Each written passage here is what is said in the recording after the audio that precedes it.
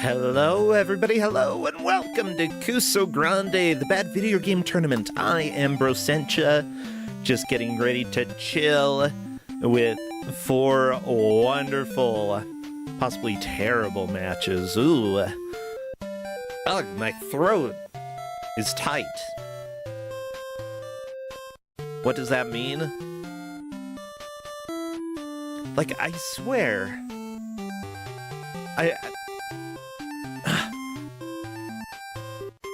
because years ago, I got tested for a nut allergy, but every time that it came back saying, no, you're not allergic to nuts, but every time I eat this trail mix, messes up my throat a little bit. Blech.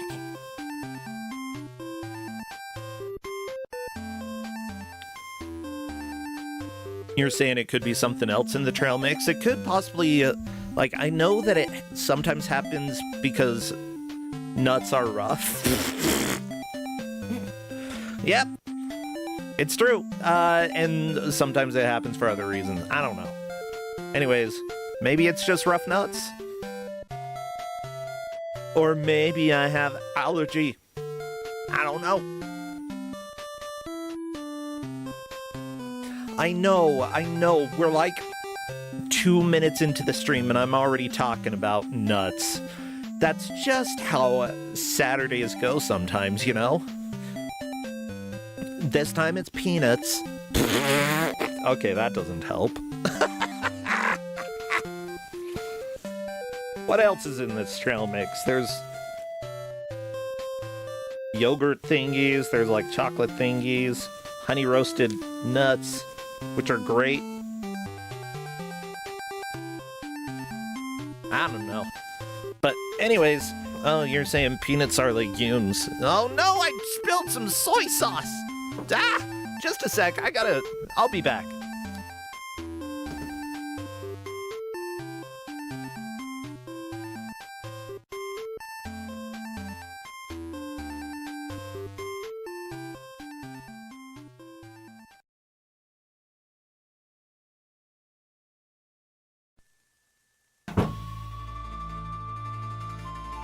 Sauce. You're even here. Like we're having food. Soy sauce. Sauce.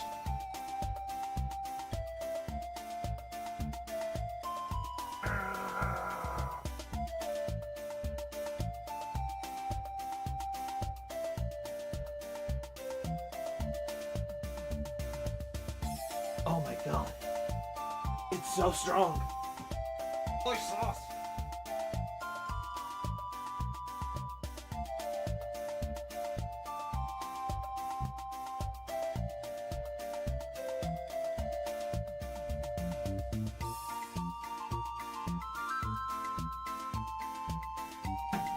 Okay, that's it. Get clean. Stupid soy sauce on the carpet. Ugh. Ah.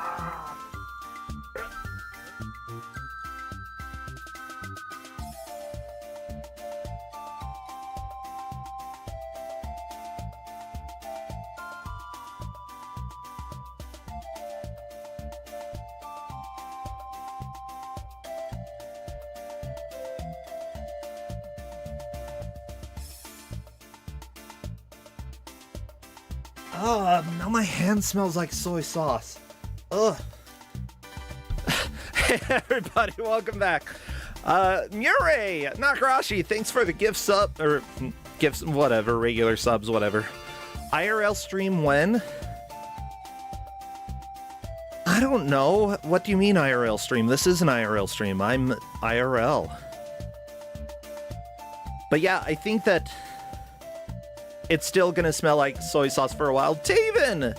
Thanks for the 999 bits. That's actually pretty significant. Yay, thank you. Wait, is Comcast happening? I don't see Comcast. I think it's fine. No, I didn't get Comcasted. I got attacked by soy sauce. Which is sort of like being Comcasted, I guess. Comcast would charge in my room and throw a freaking something. Yeah, thank you so much. Starting the hype train, I suppose. If you would like, you can keep that going.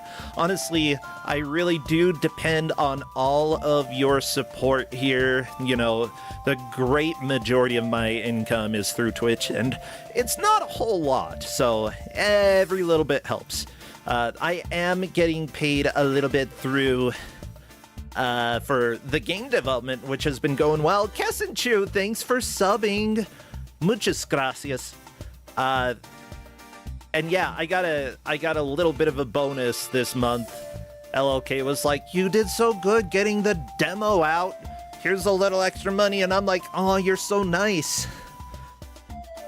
Yeah, it made me happy.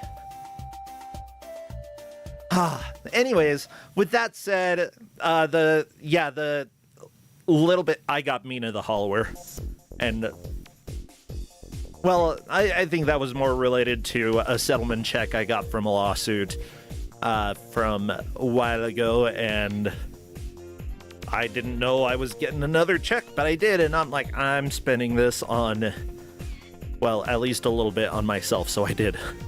Okay, everybody, it's that time. I'm delaying what the crap. We need to go and find out what is going on. Crappy, take us to the GM reveal. Or maybe go and, I don't know, arrest a grandma with the cake cop. That was a good time. A lot of good stuff. And Ubi, it was a class action suit that I was a part of. It just happened to be a really big and actually highly public one that probably everybody has heard of. But with that said, let's go ahead and reveal the GM. Say hello to our dear friend, Omega number. Omega, that's the last number. What's the last number? Omega number. Hello. Hello. What is the Omega number? It is sort of the infinity number of set theory. What's confusing with set theory is there's actually like infinity after infinity, and it can get a little bit mind-boggling. Well, there technically infinity is not a number, so the Omega number would be considered the final number in the set, which is undefined. It depends on what you're doing math with. For example, John Conway has something called surreal numbers, where infinity is a number, and you can even do things like infinity plus 1 or the square root of infinity, and it makes sense. Yeah, if you define it as a real number, then you can do stuff with it for sure. It doesn't work with the regular numbers. Thank you so much for the gift subs. I appreciate it. Woo!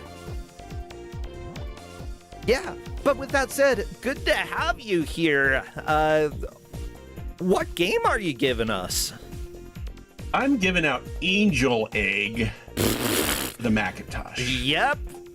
This is certainly some box art. We're going to have angel eggs. We didn't know that angels had eggs until Omega number decided to give this game out. Needsel, thank you for the Prime sub. Yeah, everybody, if you have Prime and you haven't used your sub this month, guess what? You always could here. You could support the angel eggs. You could choose not to support angel eggs. Honestly, I see an angel having an egg, and I kind of freak out. I don't like it.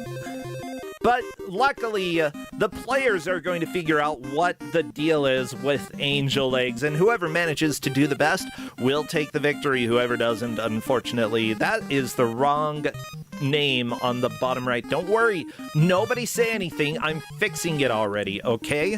I'm fixing it. I'm fixing.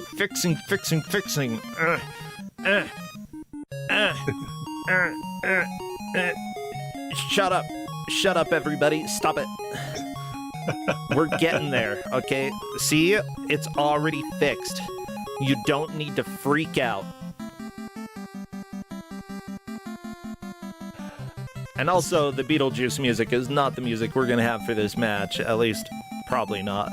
I'm gonna go ahead and stop that. But yeah, thank you so much for those who have subbed today. I appreciate the support. means that we can survive, pay the bills, and possibly do a little bit more. Though I'm hoping once we get to the point where I can like either sell pre-orders of the NES game or we are ready to sell it, that we can make a little bit of money doing that. It would be nice. Putting a lot of work into that. Holy crap. It's been fun, though, Omega Number. Like, you are in the business of making video games. Mm-hmm. Yeah. Like, video games are fun. It's just you sort of somehow, whatever you're dealing with somehow starts materializing, and it's kind of magical when it happens. Yeah, it's like, eventually you get to the point where it's like, this is actually kind of fun to share now. Mm-hmm. Yeah. Okay, well, I think we're ready. I was just about to type into Twitch chat and asking if the players are set, but they're not in Twitch chat. Oh my god. My nose. Just a second. It's okay. It's okay. Okay, I wasn't gonna sneeze, but every once in a while I get a sensation in my nose. It can happen like once or twice a day or like a couple times a week. Sensation in the nose, it's almost like what you feel before a sneeze, except there is no urge to sneeze. It's just the building up of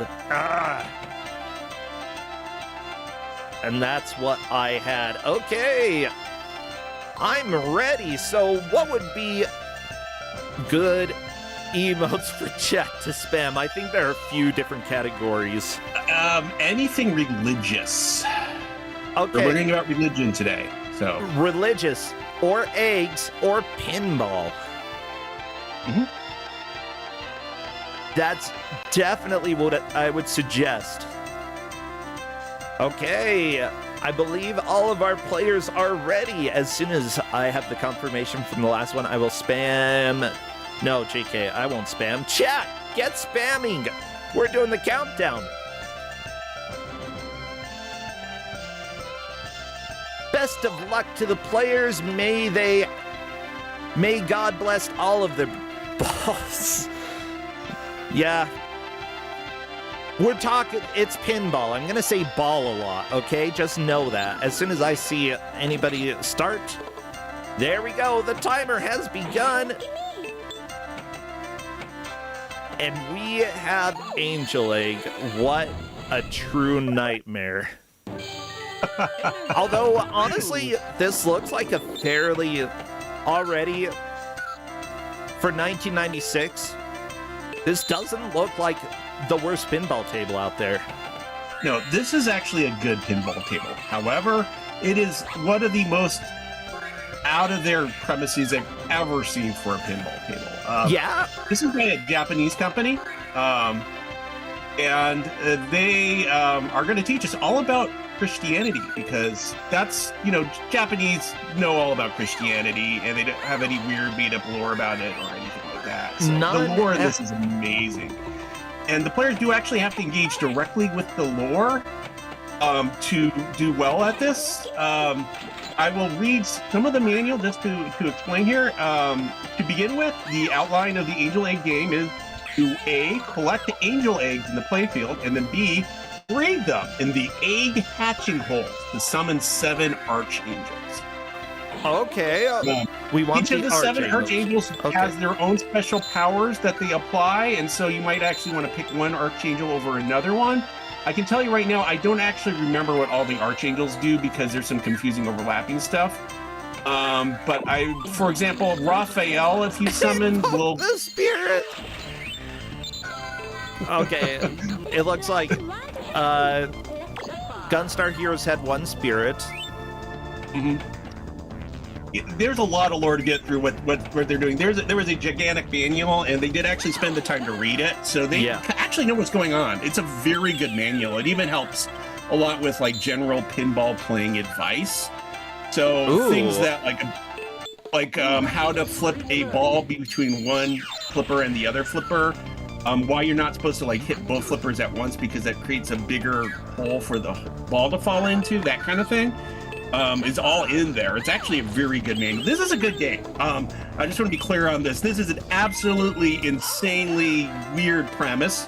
And in fact, this is the last game that I did not get a chance to give out because it was on my list of backups for But Why from last Kusogrande. So this is actually a perfectly good pinball game. It just is. Sariel has been summoned. Yes, get one of the archangels. So basically, their goal is to summon the 7 archangels, and they also have to activate a couple things like the bridge gate and the heaven gate, and a couple other things that I'll try to explain as we're going. They're archangels. Yes. And their goal is to summon the 7 archangels and then cause archangels. I'm sorry, it's archangels, right? Yes, archangels. They summon the 7 archangels. Archangels. You say angels, perfect. and then cause Genesis. If they do it wrong, they can cause Helter Skelter instead. Oh no, that was by the Beatles. Yeah, it's wild. There's so much lore in this thing.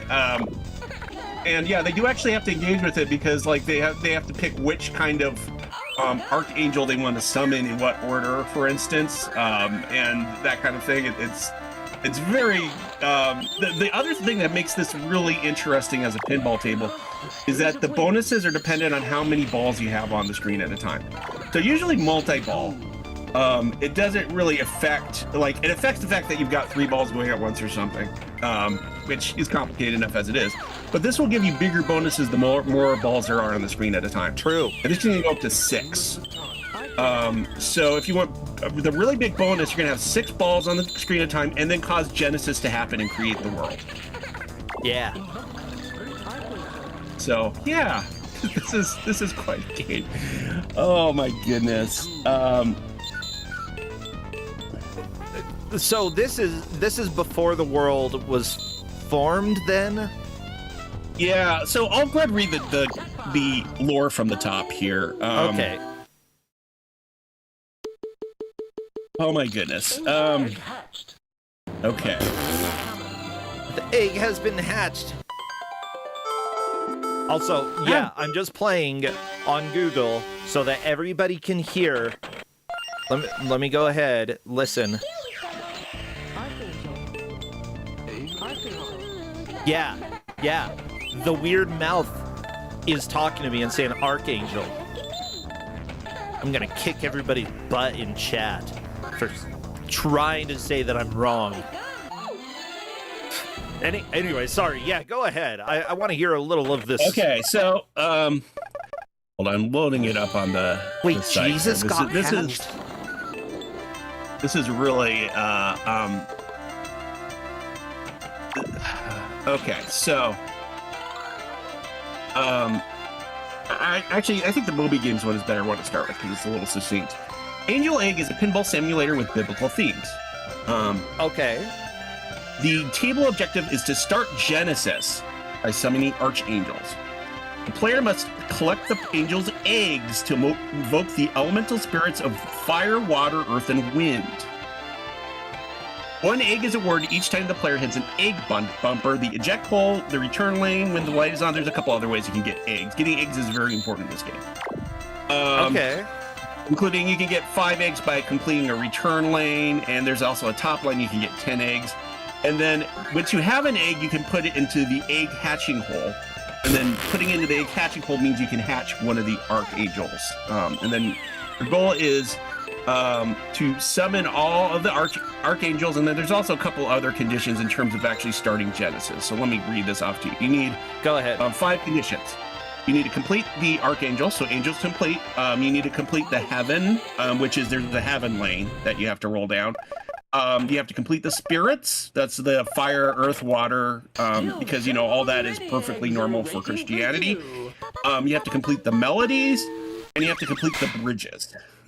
If you can do all these, you will get, as soon as you've summoned all 7 of the archangels, you will get Genesis, and you will get the humongous score. If you somehow, for example, do not have heaven complete, but you do get all 7 archangels, it'll start Helter Skelter instead. And that will be very bad. In fact, I don't actually know what happens when you start Helter Skelter. I've never managed to do that before. So, Yeah, there's a mean, lot. That sounds like a fun, bad ending. I'm pretty much a fan of it. Now, yeah, somebody in chat is asking, like, I'm not familiar with this. Is it supposed to be that bad? And let me just say, this sort of incorporates a different definition of Kusoge than you would normally have when it comes to Kusogrande. Simply put, Kusoge, we try to embrace the widest definition, which is bad, weird, strange. Like, why did somebody make this game? The obscure and unknown. And yeah, like, so far, this pinball table seems fairly legit, but my god, the theme. Oh, this is absolutely legit. This is actually I didn't feel bad.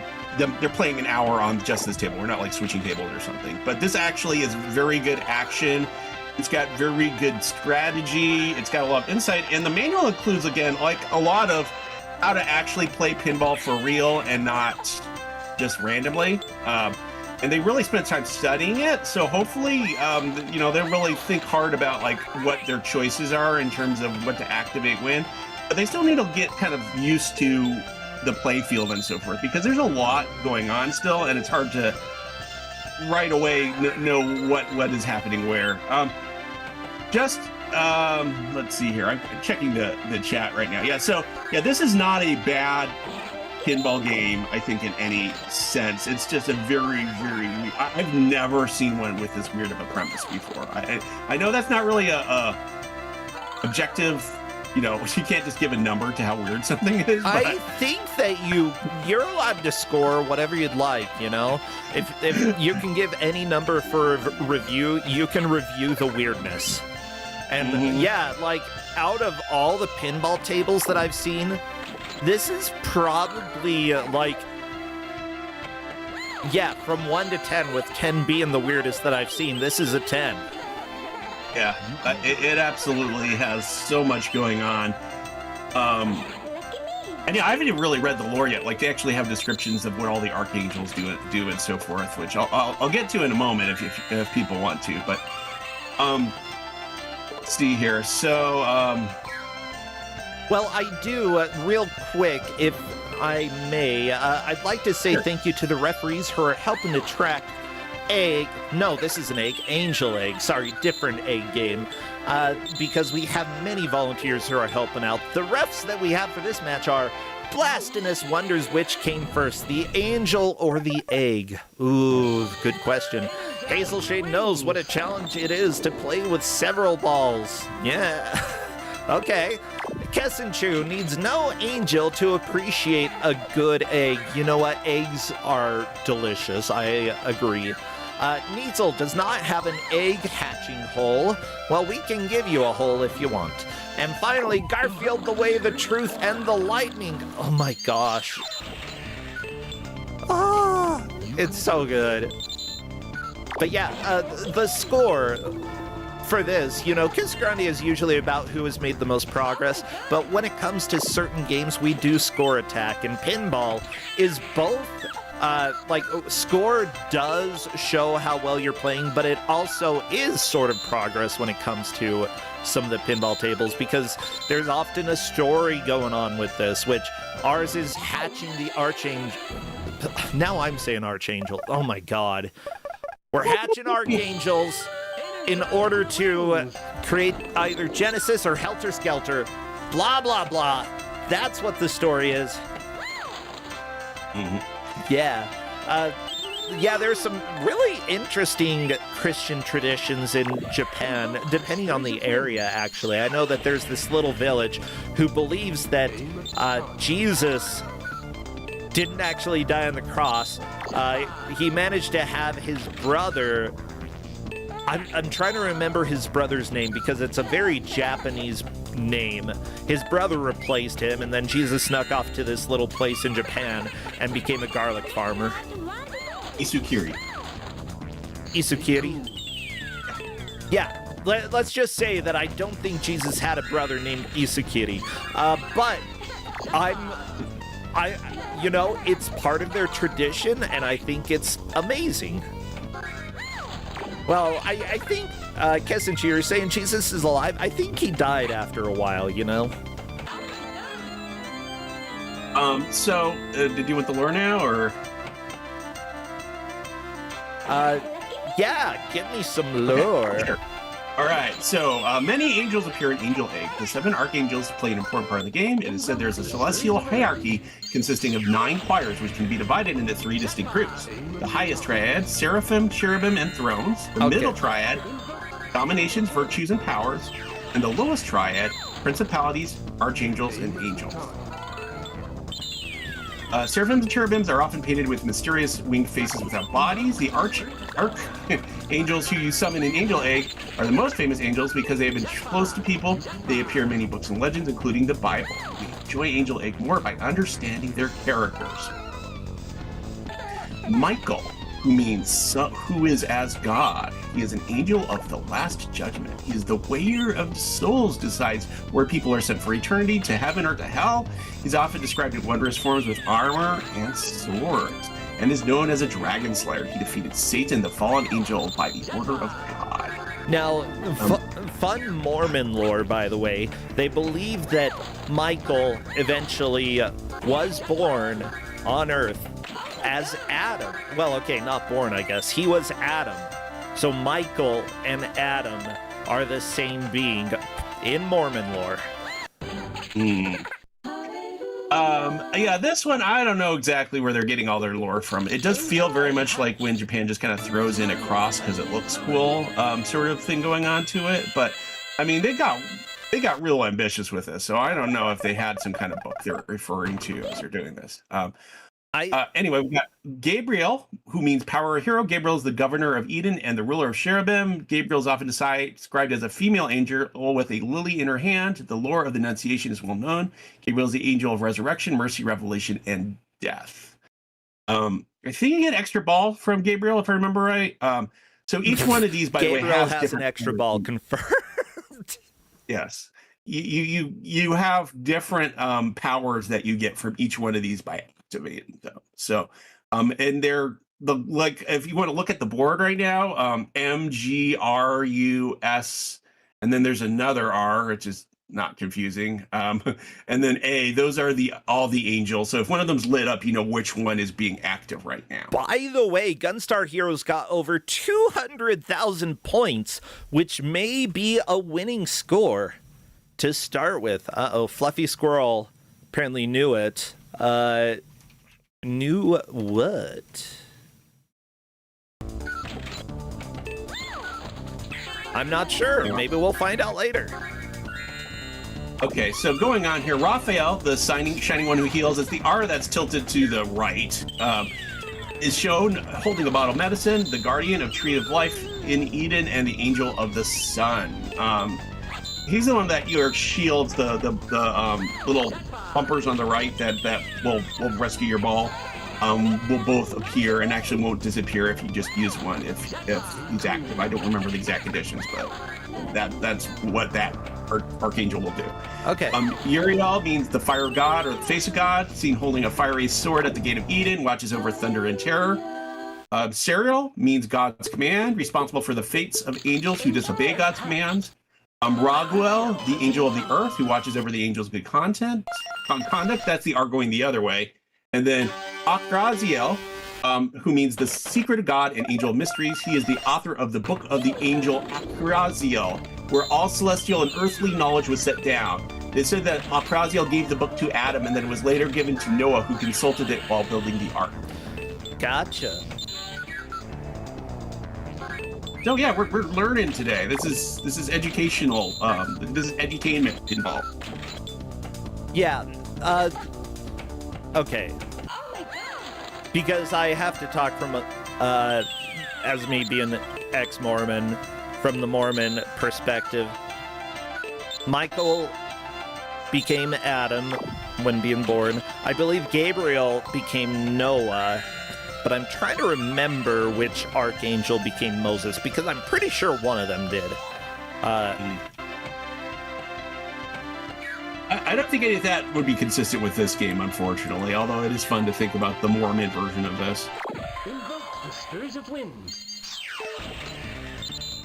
Yeah, I mean, like, a lot of the art here has very Catholic vibes, but definitely, I wouldn't say this is, like, a Catholic-themed game at all. Like, it's a Christianity theme that is a little ludicrous.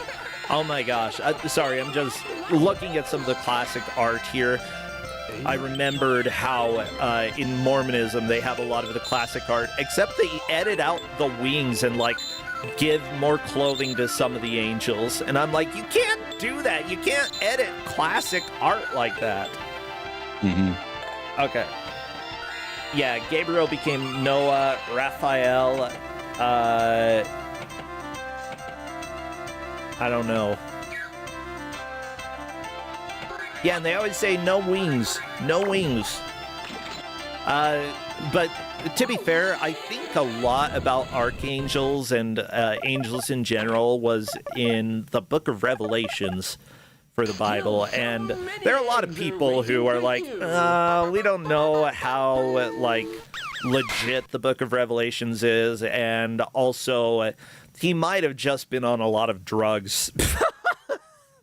Writing about stuff because, oh my god, it's a fever dream. Does the Book of Mormon have any egg hatching holes? You know, I'm trying to think. I don't recall eggs. I don't recall any eggs in the Book of Mormon. Okay, yeah, no, they definitely. I was looking and see if there was something sort of. Again, I think this is just the fever dream of the fact there were two Japanese people who made this, and they wanted to theme it around Christianity lore thing because it seemed cool. So, you know, I mean, it's just like where somebody does like one of the like Taoism kind of themed thing, and they just kind of take the imagery because it looks cool, but nothing's really consistent with how it actually gets used. You know, that's sort of how this goes a little bit, kind of. Yeah. I mean, yeah, like, I love that there are different interpretations, and I think that, honestly, like, where a lot of the Bible originally came from, you know, which was from Judaism, at least the Old Testament, you know, a lot of it is considered, you know, tales and metaphors, and I think that that's probably, in my opinion, a decent way to look at things, that, you know, learning from stories, from lore that happens, that it's not necessarily all literal, because some of those things, like a guy talking to an ass, right? No, but yeah, like, sorry, but I've never seen that happen, and I would say that nobody today has seen that happen. That's not what happens. It's got to be a metaphor. Or a story, you know, a tale that people tell in order to get a moral point across.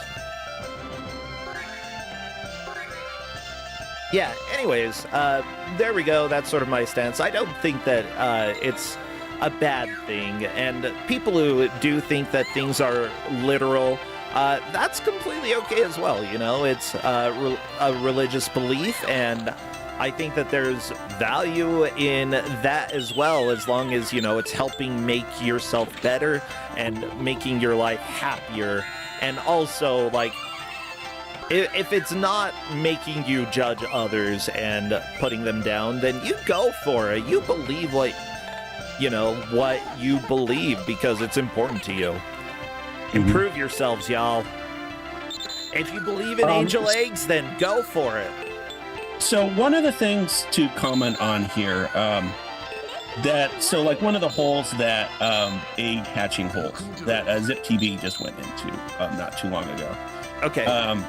There is something that's next to that. It says use nudging. In fact, that's actually like a couple spots there. Do you see that? Let's see. The board? Yes, I see it let me see if I can pull out my pointer here. Do I still have my pointer? Here. Okay, it's very big comparatively, but right around this area here. Right, yeah. So use the nudging, use and nudging also here. So literally, there is a mechanic that requires you to use nudging on the pinball. So there's not just the flippers on this. But I mean, most pinball tables are like this, but there's like, you can nudge left, you can nudge right, you can nudge below. That's actually pretty common. And then this is also like other regular pinball tables where if you nudge too much, you'll tilt. But what this game does that's a little different is it will require you to actually nudge to do all the mechanics correctly. This is mentioned in the manual. It's not as clear as maybe as it could be, so that's the one thing where I was kind of curious, even though the players spent a long time reading the manual, if they would really understand the fact that they need to be pressing the table nudge buttons to get certain things to happen. What that will eventually do is actually cause lots of multi-ball going, and then the multi-ball is what actually will give you the giant bonuses. So if you're actually willing to beat everybody else, the way to really do it in this game is to somehow get like 3 or 4 balls going at least at once and actually keep them alive and manage to get one of the bonuses going. I don't think anybody's going to hit Jet Assist in an hour. It takes a little too much figuring out and practice to cause Genesis. But I do think we could get some very big bonus from the multi-ball aspect to this game. Yeah. So whenever you see somebody who's playing with 2 balls rather than 1 ball, it will cause bigger score for 2, and then even bigger score for 3. And the manual actually even talks about multi-ball strategies when you have 4, 5, or 6. It actually does multiply quite a bit. So you're trying to keep as many balls alive at once. You can have 6 balls? Yes. You truly are an archangel at that point. My God. Yeah. The manual is full of that kind of detail. Yes. Yeah. Now people are pointing out that Gunstar Heroes had 5 at one point, which makes sense. Right. Apparently, and this is with Gunstar Heroes missing a $60 million bonus that he still managed to get 203 million points. Like, yeah, you can certainly get very, very high scores in this. Now, This is round 3 that these players are playing in. This is a 12-point match, which means that whoever comes in 3rd and 4th will be eliminated because they'll only get max 17 points. Whoever comes in 2nd will move on, but potentially only be able to make the tiebreaker, maybe not even that. And then 1st place will be moving on and have a genuine shot of making it into the bracket. So, yeah, gotta get that high score and learn Angel Eggs. Yeah, so one of the nice things about pinball, though, also is it is still anyone's game at this point. Again, the multi-ball is the biggest aspect to this, and actually understanding the multi-ball. And as soon as somebody can get that, you might see somebody's score have a gigantic jump. Oh, also, I think this is clear in their instructions, but maybe it wasn't didn't mention to you. They are allowed to keep their last attempt going after time. So if they've got one alive, they have 5 minutes at the end. Gotcha. Okay. Yeah, that should be fine. I'll just try to remember to move on and keep the interview a little short. But yeah, this was developed by Little Wing Co. They also made other games like Looney Labyrinth, 8-Ball Deluxe, Golden Logers, Flipper Crystal, and Monster Fair. Some of these sound extremely generic. This is their wildest one out of all their pinballs, but they are decent. Like, I mean, again, these are a decent pinball maker, and they genuinely are thinking. This has good physics and everything, and it even has good enough physics that, like, their list of techniques are the sort of thing that you use on regular pinball. So, like, for example, they have explicitly the deflection post transfer on there. If you don't know what that is, that's where you are wanting to move the ball from, like, the left flipper to the right flipper. So what you do is you pull the left flipper up and you just kind of hold it, and so it's just kind of wedged in there. Yeah. and then you move it so that it flips to hit the post right above the ball, and it pops to the other side. That is a really common technique on really pinball type people, but it's not something you can even necessarily do in all the electronic games because the physics just aren't good enough to handle that. They really did think in terms of like this needs to kind of match a real pinball game. So yeah, the physics are really good in this. Yeah, I just to comment again to chat here, this is not a bad game in any sense whatsoever. They know what they're doing. It's just they decided to go all out with the theming on this one, and so it's absolutely perfect for Kusogrande in that sense. I love that the people who worked on the music for this, the next game that they did is called Exodus Guilty for PlayStation and Dreamcast. That sounds intriguing. Yeah, in 1200 BC, total obedience is what the god demands from the people. Humans have no free will, but they believe that their obedience will bring them reward. The protagonist in this time period is the Flame Priest, who serves the god. Blah, blah, blah, blah, blah. I don't know. There's multi-time zapping system, which allows you to play as Ails, Kasumi, and Sui in their respective time periods, switching between them when necessary. So there's sort of like playing in 3 different time periods. Interesting. I don't know if it has anything to do with the Bible, though. It does have to do with anime. Which, by the way, there was an anime that came out in the 80s called Angel's Egg. Apparently it was an experimental post-apocalyptic science fantasy OVA film written and directed by Mamoru Oshii. Okay. I have no idea if that has anything to do with this. Nope, it doesn't. Like, there would be more anime and probably more, like, destroyed buildings and stuff. I imagine.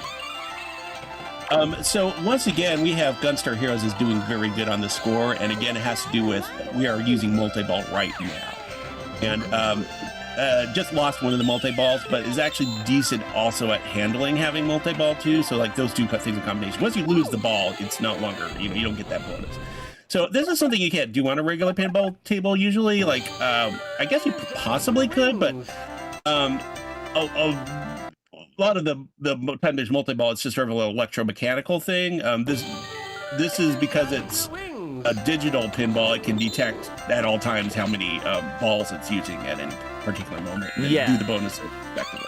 But it makes for really interesting gameplay. It's just, the players have to hit that, and they have to like be able to use their egg catching holes correctly. Yeah, they do. Use that hole correctly, boy. Oh, good to see Plasma Gun over on YouTube as well. You are always in chat over there, and I love to see you. You say, shouldn't there be 7 archangels, like the amount of virtues? How many archangels are there in this? 7. Also, Michael just got summoned on Strider's screen there. Super Jackpot is lit. Yeah, it is. Yeah, so we got Raphael, we got Michael, and then now we have 3-ball multiplay on Strider. So we may actually get, right now, his score has been is the lowest right now. He's in 4th, but this is his opportunity to actually get a very big score. That's 4 now, 4. Yeah, this is huge, and this is Strider's first ball. Yeah, no, he's clearly mastering it a little better in terms of what you're supposed to be doing with this, and how you definitely start getting the big jackpots when you have this kind of multiple. I think we got 5. So many balls. So many balls. I haven't seen this many balls in a long time. Oh my god. Yeah, this is going to definitely be a lead change once we actually have it figured out. But we still got more game to go because he still got more balls after this. It might be a lead change, but Gunstar Heroes has a very high score still. No, well, it's going to be past. So right now we're at 147 million, which is 2nd place based on the rough sheet. Yes. And this is still not done with actually playing yet, so might still get a higher score yet. So yeah. Yeah, it also depends. Does it count the jackpot after or during? We'll see. Yeah, I don't remember there's lots of different weird conditions there we go. where, like, so for example, how many angels you get and so forth get counted at the very end. So like the number of egg boost you also get at the end. So yeah, we just had the score get entered. So that is a second place now for Strider. So again, it's very essential that they actually get the multi-ball going for the big score. But this was very strongly highlighted in the manual that that's what you're supposed to do. So they should all know that that's really their goal. It's not necessarily easy to handle though, because you're still trying to parse this very complicated thing and understand what all the holes do and so forth. And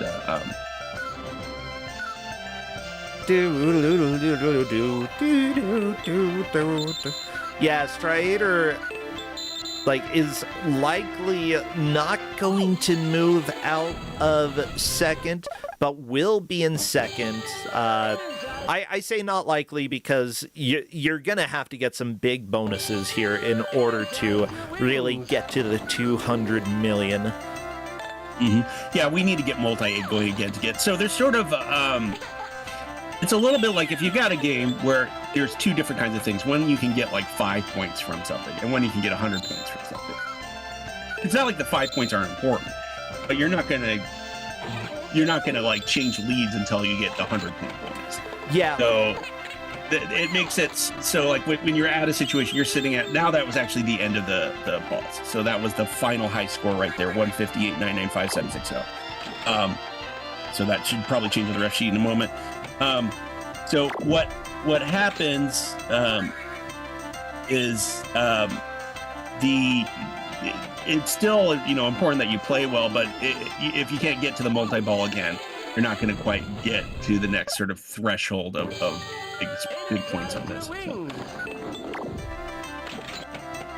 Wow, Strider doesn't even get to play pinball. Ball's just bouncing around for a while. Yeah, the difficult thing with pinball is that for a lot of people who don't play pinball regularly, it can feel very random, but pinball is absolutely a skill game. Like, once you start getting better at it, it's a lot less hit the ball randomly and hope it goes somewhere, and a lot more, okay, these are the tricks I can do to make it so that I survive, and make it so that I can actually make certain shots, and figuring out exactly how to line things up in order to make the tricky shots.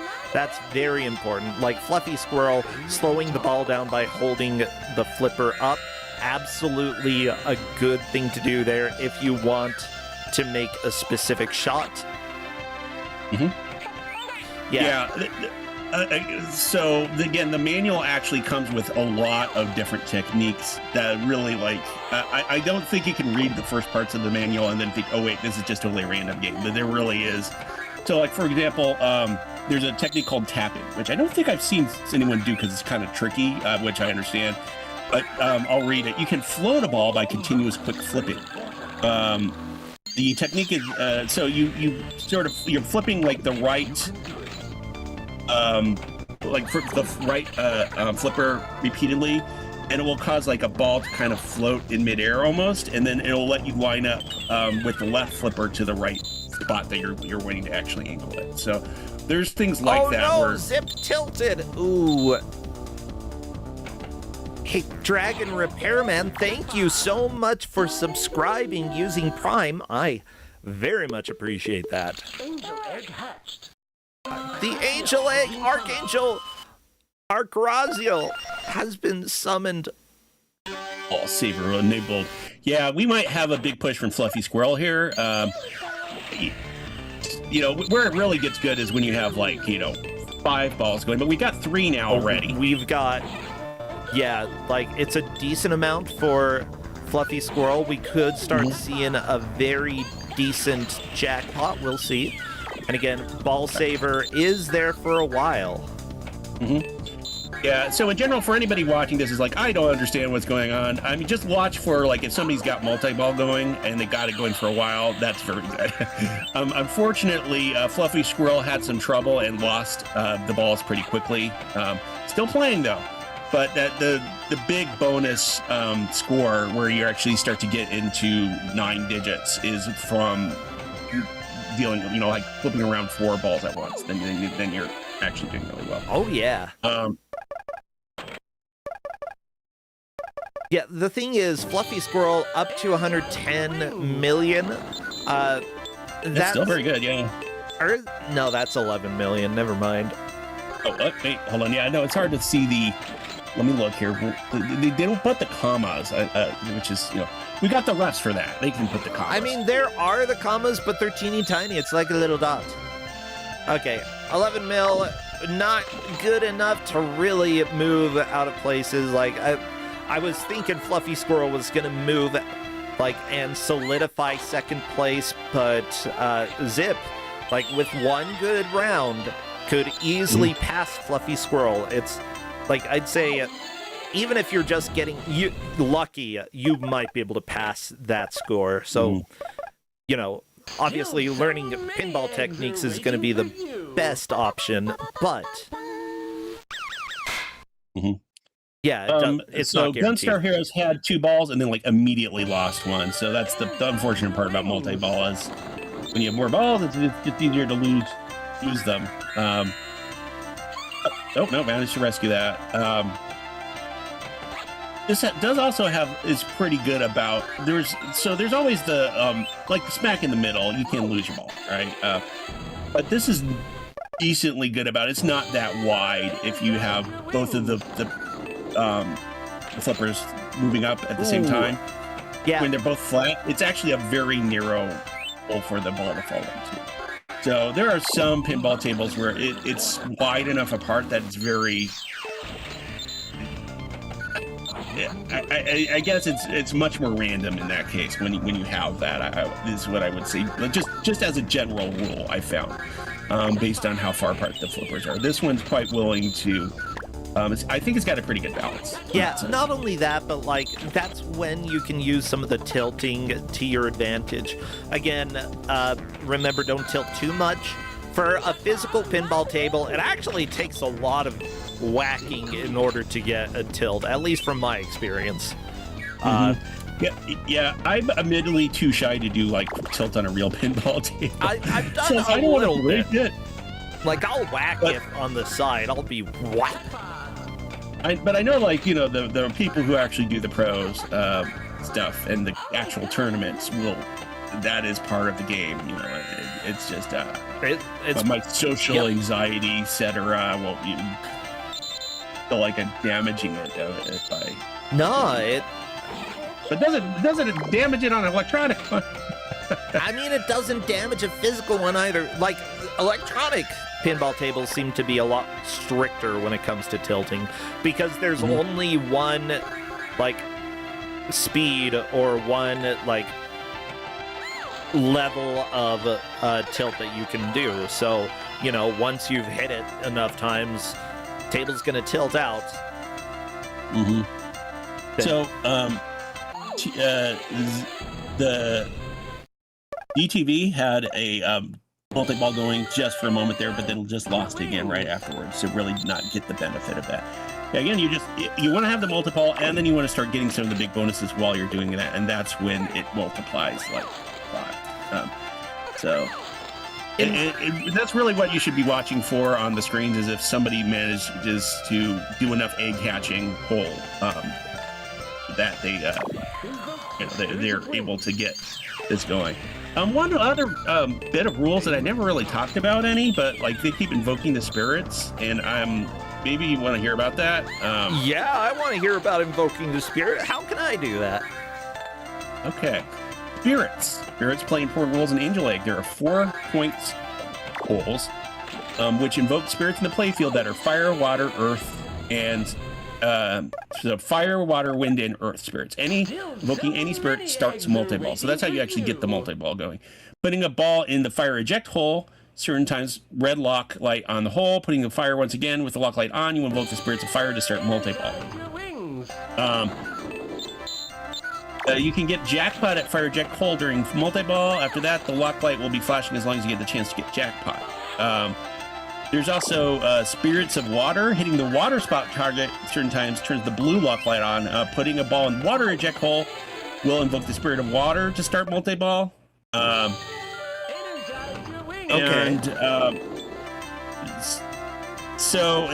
lots of like weird little lore rules. Like, so if you invoke Uriel during the spirits of water, you can actually do a reset on the jackpot lock. Like there's certain things like that going on kind of simultaneously with all that. So it's a little messy. Yeah.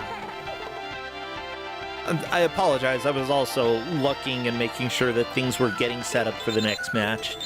We do have under 20 minutes left. Again, the players will have a little bonus time if they are on a playthrough when the hour hits. I believe we're giving them up to 5 minutes in order to finish that specific run.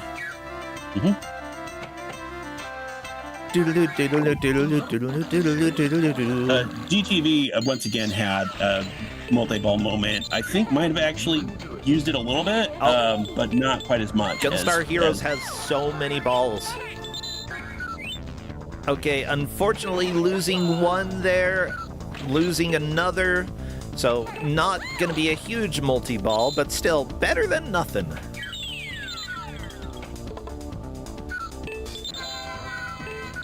Yeah, that's it's very hard to hold on to your balls when you are doing a multi-ball because it's just, first off, you're dealing with multiple objects that you have to watch. There's also the collision between them that can often throw you off. You just, having slightly less attention on any given object is always much more difficult, and it takes a long time to get to the point where you can keep your balls alive.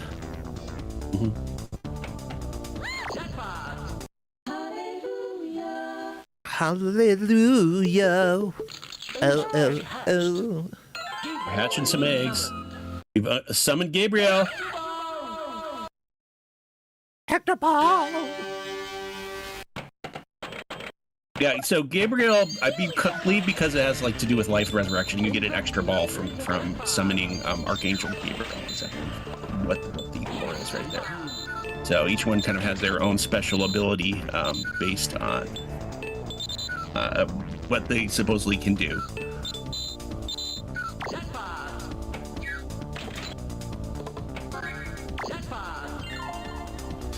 I'm just trying to see.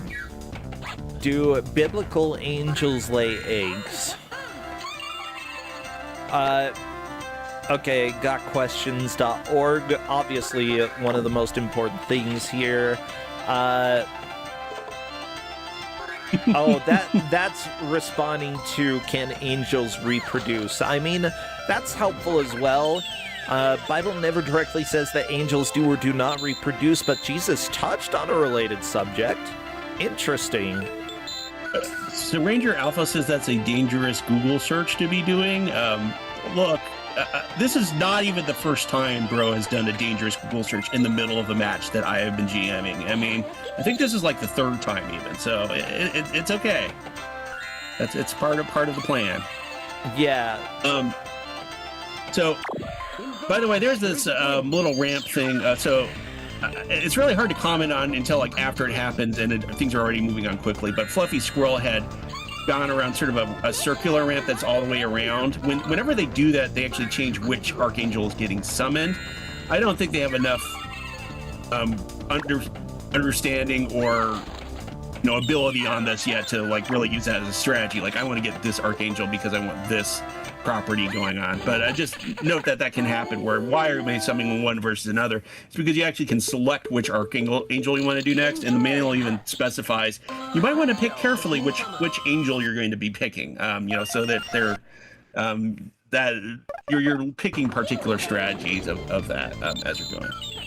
Now, I can give you the Mormon answer about whether or not angels can reproduce. And I've got a pretty solid one. Okay. The answer is, it depends on the angel. If the angel happens to be a person who has not been born on the earth, at least up until this point, then no, because they don't have body.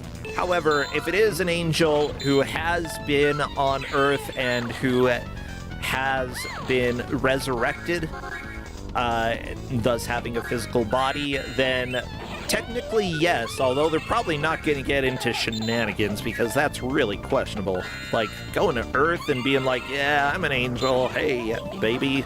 No, they're not going to do that. They're going to wait until later, until after the end of the world, you know? Fluffy Squirrel with some big multi-ball going on right now, and actually staying alive, so... Oh, just lost one. Ooh. Still 3, though, I think. How many eggs per angel clutch? I don't know. That's... You need a lot of eggs. Mind you, I know that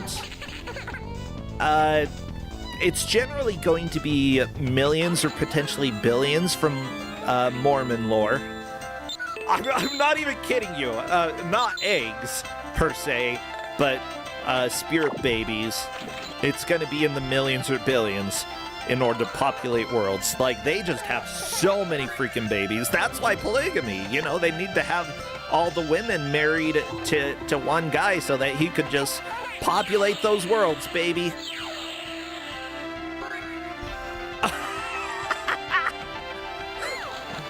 Mormonism gets wild. Yes, it does. Yeah.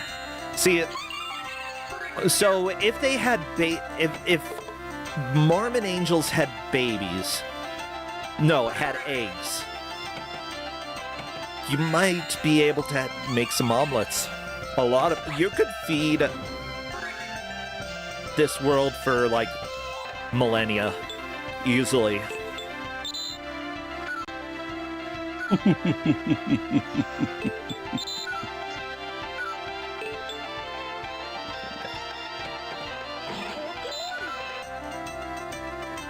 What if the angel eggs go off? Like, I think the angel's gonna try to sit on them and defend them as long as possible, you know?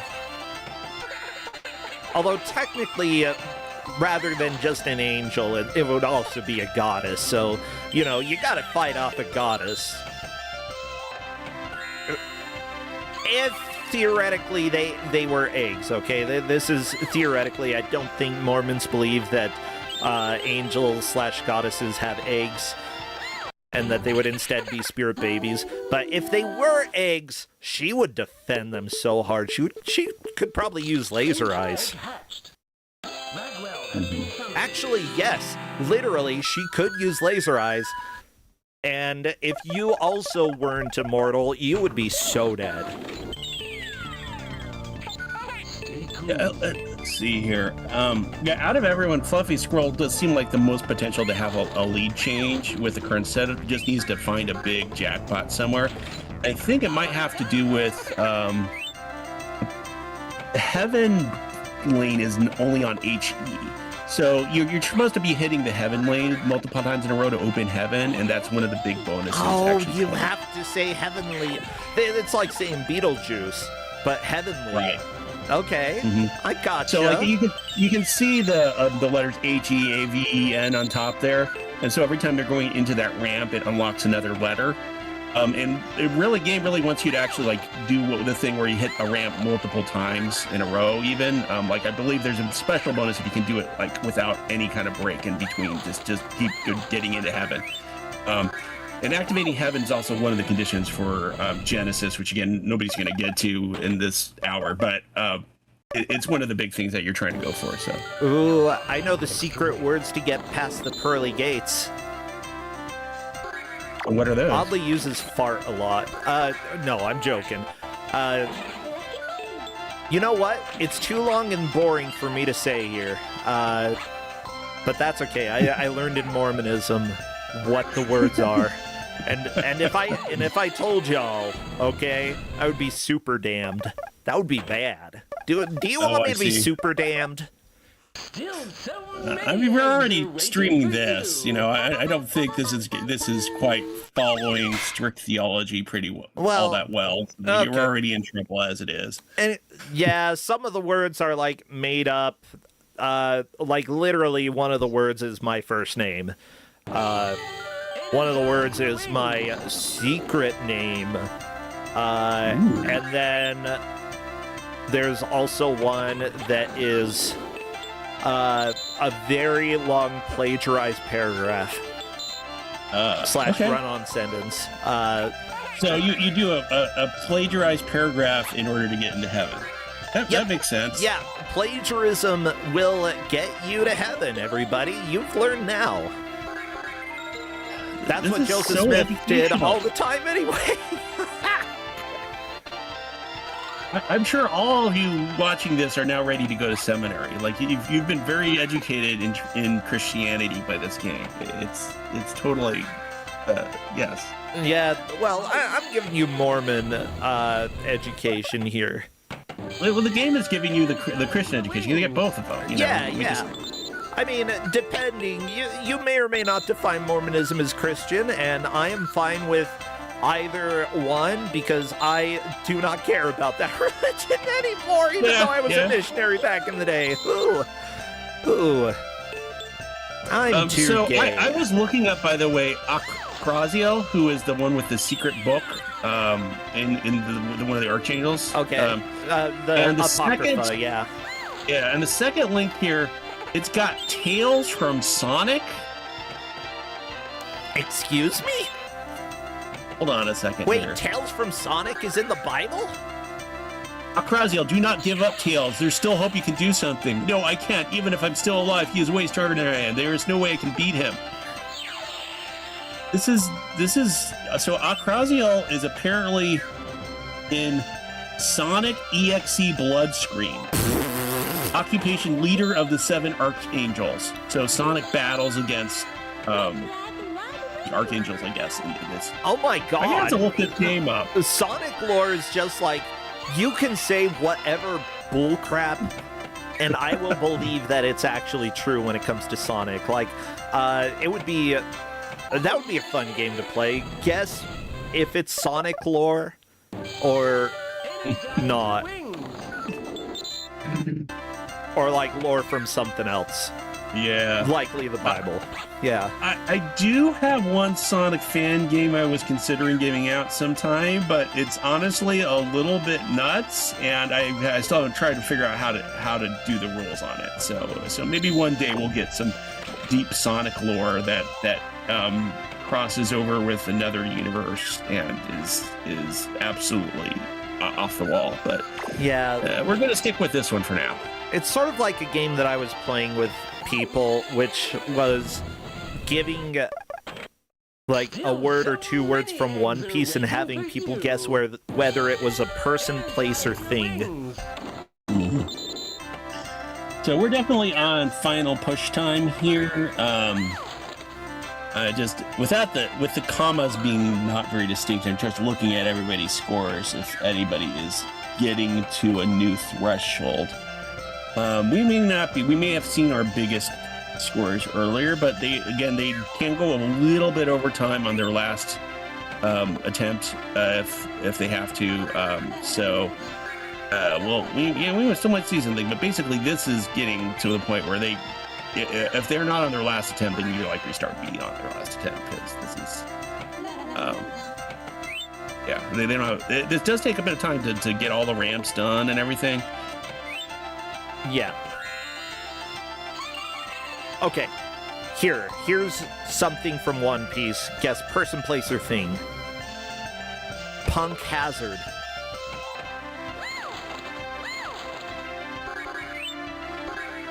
What? Punk Hazard. Is that a place?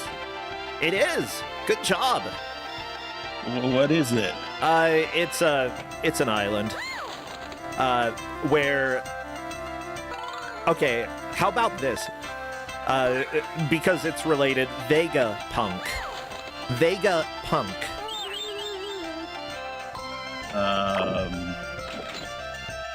Is that like Vega from Street Fighter 2 somehow has a cousin or something? We'll do person. I mean, yes, it is a person, Dr. Vegapunk, who did experiments on Punk Hazard. Good. Trafalgar Law.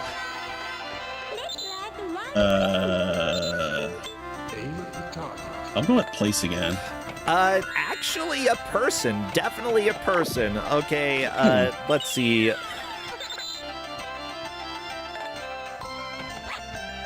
I need to look this one up just to make sure that I get it correct.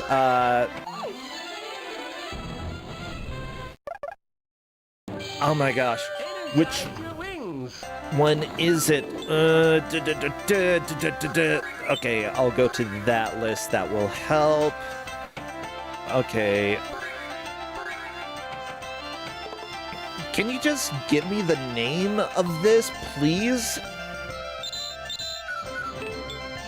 Okay, fine. I'll do another one. Great, now I forgot. Oh, how about Knock-Up Stream? Mm-hmm. Hi, Juniper Theory. Yeah, this one's kind of here for being weird, as opposed to really just straight out bad. Kusogrande can deal with weird just as much as bad. I mean, sometimes they're both. But in this case, I would call this weird more than bad. Yeah. So. Also, Raichana, thank you so much for the raid. We are very close to the end of this match, and we're having a bunch of fun. Okay, knock-up stream is a thing. Okay, final one, Tequila Wolf. Person. Actually, I would have accepted place or thing. It's a bridge. Okay. Yeah, One Piece is amazing. The end. So, Juniper, I did give out Pinball Advance for Game Boy Advance, which is worse than this one. There's some other bad ones, maybe one day, but I think that this is I'm not doing any more pinball probably for Kusogrande unless I don't know, unless something really special comes out. I think we're good. But yeah, I had this hanging on from last Kusogrande. Like, it was one that if they really start vetoing hard on why, I mean, I did have some backup options, and we didn't have to get that far. So, by the way, we are going to keep the timer running after we hit the hour because it will go until the last player has finished their final attempt or 5 minutes hits. Okay. So yeah, this is their last chance to restart, but everybody is already into a run. So the one who's probably the one watching right now is Strader, because we have Super Jackpot going, we have Multi-Ball going, we have possible something big going on here. We got 3 balls going at once. Yeah. What? Still have 3 balls because we lost one, but then we had 4. Yeah, Striator has a good multi-ball going right now. There were 4, now there are 3 balls left. Still, like, as long as you can keep at least one of them, the bonuses keeps going, or 2 of them. But unfortunately, Striator lost all the rest of the balls. Just 1 ball left. That's okay, you can function with 1. Oh no! No balls. Oh my god! Thank you so much for that sound effect. Fluffy Squirrel is off to a very, early start. A lot of eggs, which if you can hatch those, great. Unfortunately, the eggs go away when you lose your ball. Oh, Spirit of Earth. Good. And, yeah, Fluffy Squirrel already getting onto a I almost said jackpot. Again, they only have 5 minutes, so when this ends, then if no, if players are still going, it just counts their score up until that point, and then it is done. As they say in Genesis. You can do it. It's done, baby cakes. We baked this earth. Oh my gosh, one of my favorite things to do is read the Bible in Pidgin. Pidgin is an amazing language. It's English. It's very, very similar to English, but a lot of the words sound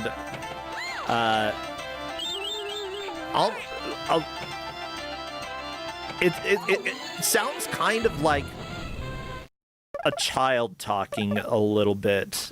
Just like the type of words that are formal in Pidgin definitely sound super informal in English, and it's such a beautiful language. I love it.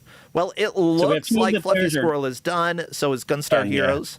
So that locks in Fluffy Squirrel in third, potentially fourth if Zip can manage to have a good run, which this run is going okay.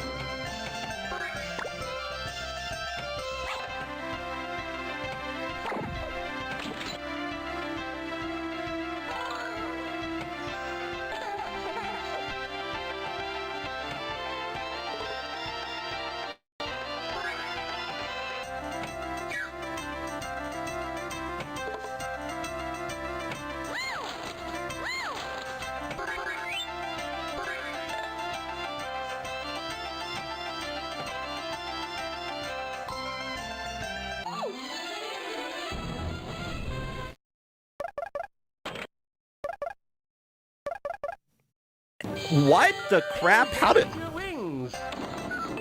it get turned down that far? What even is going on? Did I mute Discord as well? How did I mute Discord? That's okay, chat. He was just giving the 5 secret words to unlock the Nirvana at the end of the world, and that's the only time it's going to happen. You missed it. Sorry. I apologize. Yeah, I told you everything that's needed in order to make it to heaven. Dang it. Well, you know what? That, everybody, is time. I genuinely don't know how I muted myself. I don't. But, at least you got to enjoy weird baby crying. You got to hear about the spirit, Striator putting a baby up on screen. Zip, very nice push from fourth into third. Fluffy Squirrel was in third for a long time, like even up to the hour mark. But Zip managed to move out of that fourth place right towards the end. Gunstar is the victor, though. So let me go ahead and welcome Gunstar into the voice chat. Yeah, I kind of want to play this pinball table. Like, it gives me a lot of, the Windows pinball game that everybody played, Mm-hmm. Yeah, it Came out around the same time. Yeah, it has the visual style there. Gunstar Heroes, welcome and congratulations with 203 million points as your best. Oh. Sure, you set that fairly early, but it was such a good run. Oh, yeah, that was yeah. I was getting kind of mad at myself near the end because I was like, I can do better. I can feel it in there. And I just, the way the thing bounces, it's, older tables, it's really hard to get a feel for how balls are gonna physics because it's, very dated. So it's gonna bounce. Like, Which it's dated, but I feel like it runs fairly well. Oh no, this was quite a fun little pinball game, honestly. Like, this is, the sound and the graphics definitely give it that Kuso feel, but in terms of actual playability, it's not any, I'd put it on par with Space Cadet. Yeah, I think I'd rather play this than Space Cadet, which I played a lot when I was a kid. Space Cadet's mean. I mean, yeah, it's great, but this is weird. And it's like, what? Angels don't have eggs. We checked. I'm gonna take Angel Egg here. I know there might be some other things that say there's there, but I don't know. They make a convincing argument. Oh, yeah. So, overall, you felt like the pinball table was fairly good. Have you played a lot of pinball before? Yes, digital pinball is a genre that I like immensely, and I like real pinball. In fact, I am literally my landlord at my store is a pinball head, and I have a pinball hall above my store, so I'm surrounded by pinball. I love that. Honestly, I'm not too surprised that you're big into pinball. I mean, you do a lot of retro game stuff. It wouldn't have surprised me at all. But, you never know in Kusogrande what you're going to end up with. And today it ended up being pinball. You did fantastic here. Yeah. Were there any, problems or anything confusing with this table? So confusing. Luckily, it has we got at the beginning. There's a very detailed manual. So if you're willing to sit there and you kind of have an idea, you kind of know where to shoot for. That being said, knowing where to shoot and actually hitting the shot, two different things. And I will say and I don't know if people picked up on it during it. I don't know if it was trouble for the other players, but there's a drain that happens when your ball falls out from the 3 bumpers on the right side.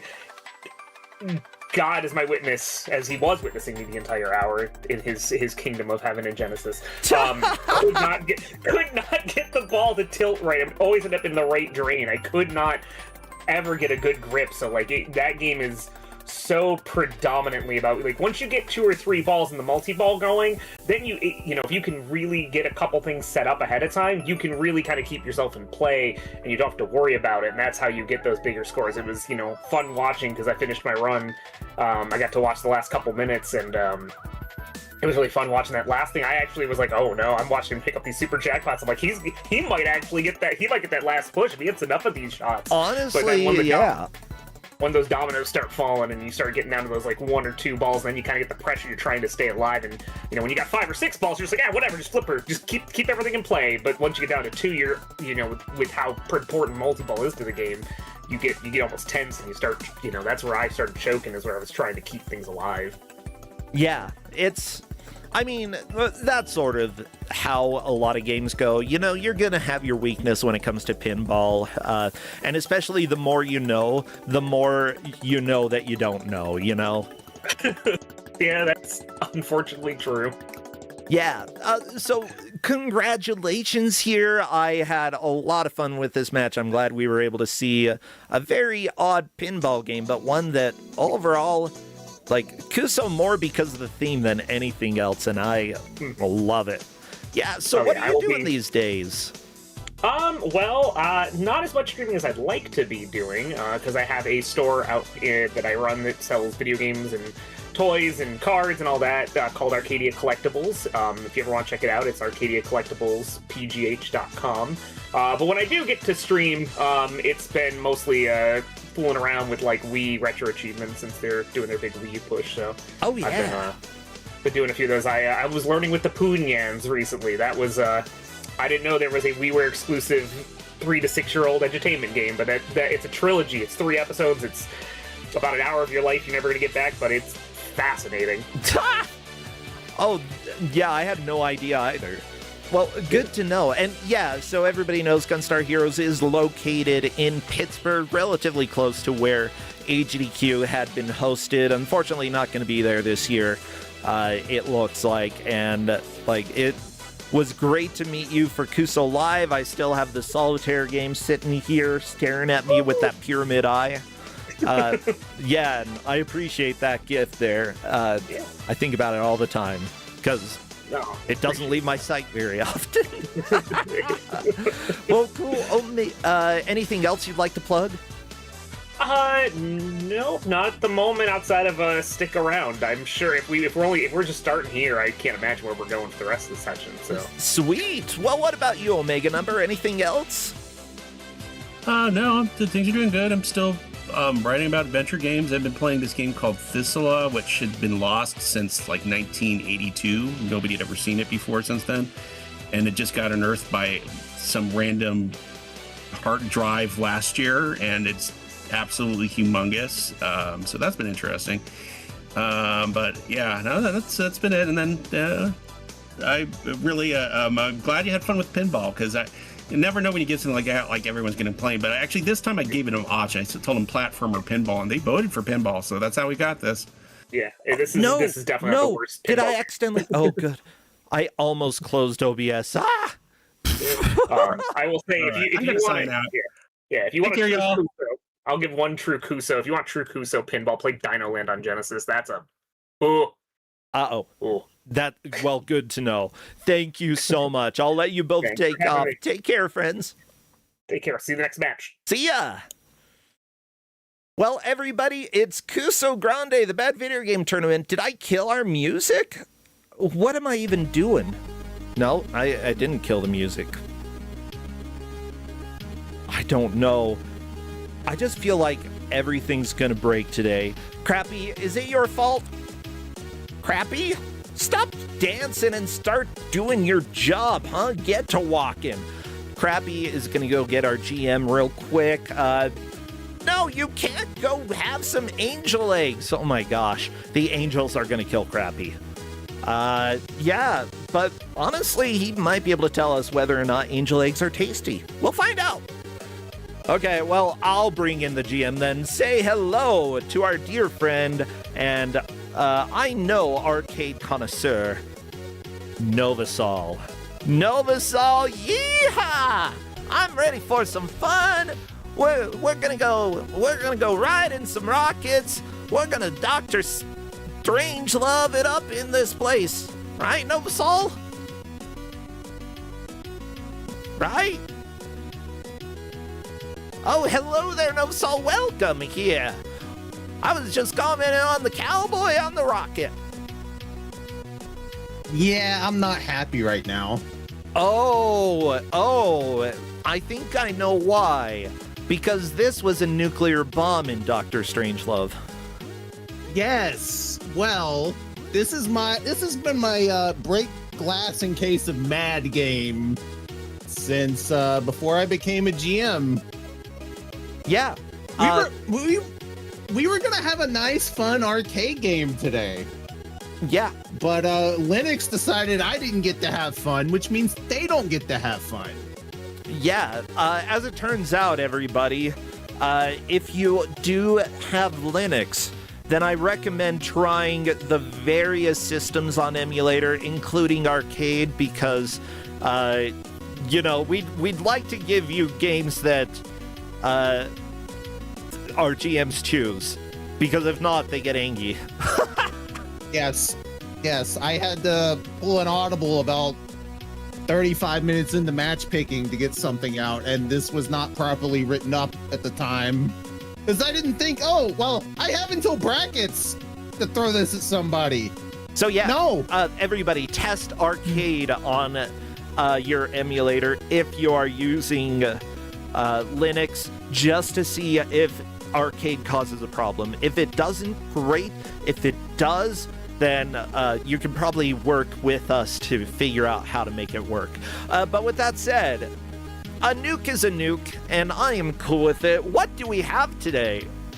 We have Fatal Rewind for the Genesis. I hate this game. I know nothing about this game. And you know what is funny? 2 of the players are GMs, because we've got deadly zombies coming in today.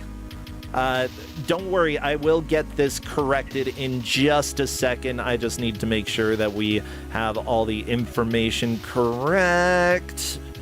Because welcome to my life.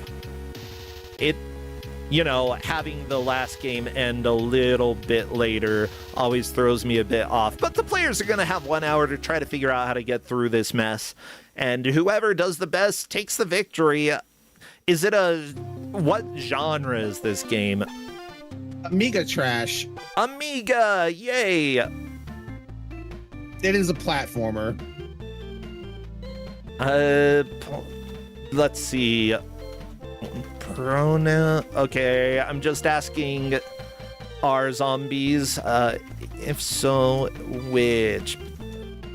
Also, If I got they the year want wrong. pronouns listed, you got the year wrong. Oh no! It's 1991. 1991. Okay, I will get that corrected. Whatever. 93, 91. It's all the same. It's not like the internet came out one of those years.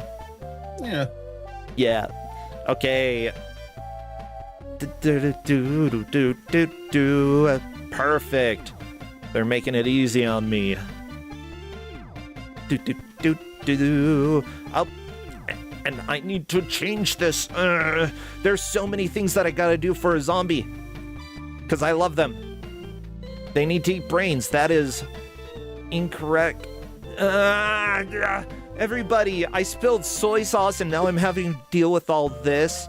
And my life is hard. Make my life easier by trying the demo of my NES game if you would like. Yeah, I made a demo. I should have an improved demo coming out next week, though. So don't rush too much because there will hopefully be some things fixed. Yeah, but it's been a lot of fun to actually make it. It has some beautiful glitches, but per chat, from what people have said, it doesn't have as many glitches as I made it seem like it did, so that's good. But I do know some people have had some soft locks as well, which is expected. I know which ones those are, and I know that I need to deal with them. Okay, just one more thing to change, because these are deadly zombies. You need to be red. Scary zombie. Bleh. And there we go. Moving on to our players. We've got At the Violet Hour, Buster Curry, Smart Person, and Polk Kitsune. All four will be trying to play as much of this game as possible. Good luck. Oh, I guess I've got audio playing from... What am I doing? I'm just so confused today. Yeah, so am I. I didn't want to have to do this to them. I really didn't.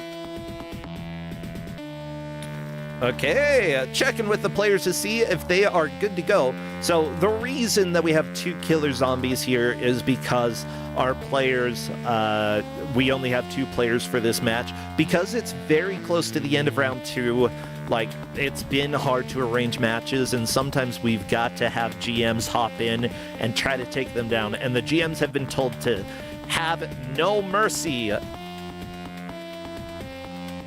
In fact, I'm telling them now, have no mercy. They are ready, so what would be good emotes to spam? Guns, skeletons, any kind of like acid or lava, I guess. Keys. Indeed, spam, spam, spam, and thank you so much, Mystery Funhouse, for rating. You can spam mystery emotes as well. We love to see those. Horizontal gold key is certainly appropriate here, and this looks familiar. Well, I mean, it is very clearly an Amiga port. Yeah, I was like, I didn't know we had an Amiga game today, but this is Fatal Rewind for the Genesis, which, what are we rewinding here? Our brains? It's a reference to the fact that the central mechanic is that when you die, you can rewind. Oh, so like on Braid. your next. Yeah, kind of like Braid, actually, and you can choose to interrupt it at any point and resume. Gotcha. Like, is it right when you die that you rewind? Or do you have to pick up like a cassette tape? you have to you have to push a button when it respawns you. Gotcha. Well, the players will slowly figure things out. We'll see if anybody figures out how the rewind function works. The thing is, like, rewinding back to where you died is a little scary because you have low health at that point. Smart person appears to be doing the rewind. Very nice. Yeah, so this is kind of a maze. They're going to be looking for keys to open doors and make their way to the top of each level. Lava or various other deadly chemicals are rising and will kill them. So they have to, it's a race to the top. Oh, yeah. I think that, like, just my instinct at the very beginning of this match is that the rewind function, I would probably mostly use it if I died due to instant death. Because otherwise, rewinding too close to where I had been before puts me at a huge risk of being low health. And very easy way to die. If you have like a good run through a level and then you can just resume right before you would have died. Yes. So that's the way I used it, is just aborting a bad fate. People are noting that this robot looks weird, and I agree. What is this robot? I don't know. I'm gonna be honest, I wasn't completely prepared to give this out. I mean, This was- you did. This is a nuke. Yes. Well, not just that. Like, I had lost my original write-up for this even. And then I thought, well, I don't need it yet. I'll just do it later because I'm probably not going to try to give this out before brackets. And then anger happened. Yeah, mind you, like, there are times where we give a lot of information to the players. There are times where we are like, here's the game, here's the manual, here's essentially how you make progress. There you go. Yeah, that's what they got this time. Yeah, you specifically stated, let me go ahead and check. We're doing progress. It seems fairly non-linear, but the game flow is to collect keys, then open doors, then climb to the top. Progress can be tracked by level reached, followed by doors open, followed by keys collected. Level 6 makes players spell psygnosis. Of course, okay. So if, in theory, anybody made it that far, they would be able to track it based off of spelling psygnosis. Yeah, they have 3 lives and no continues, so good luck. No continues. Can you earn continues? No, it's an Amiga port. No, of course not. Why would you think there'd be something nice? Yeah, it's psygnosis. They're not here to be kind. Okay. I'm looking at the manual to find information about this. Fatal Rewind takes place on a futuristic holographic game show called Fatal Rewind. Fatal Rewind takes place on Fatal Rewind. That's good to know. You are a contestant. At the beginning of the game, you're standing slightly dazed at the bottom of the first pit of death. Right, this is no day at the beach. From the get-go, you're in trouble. Suddenly, hostile artificial life forms, or halves, are released to turn your confusion into a living nightmare.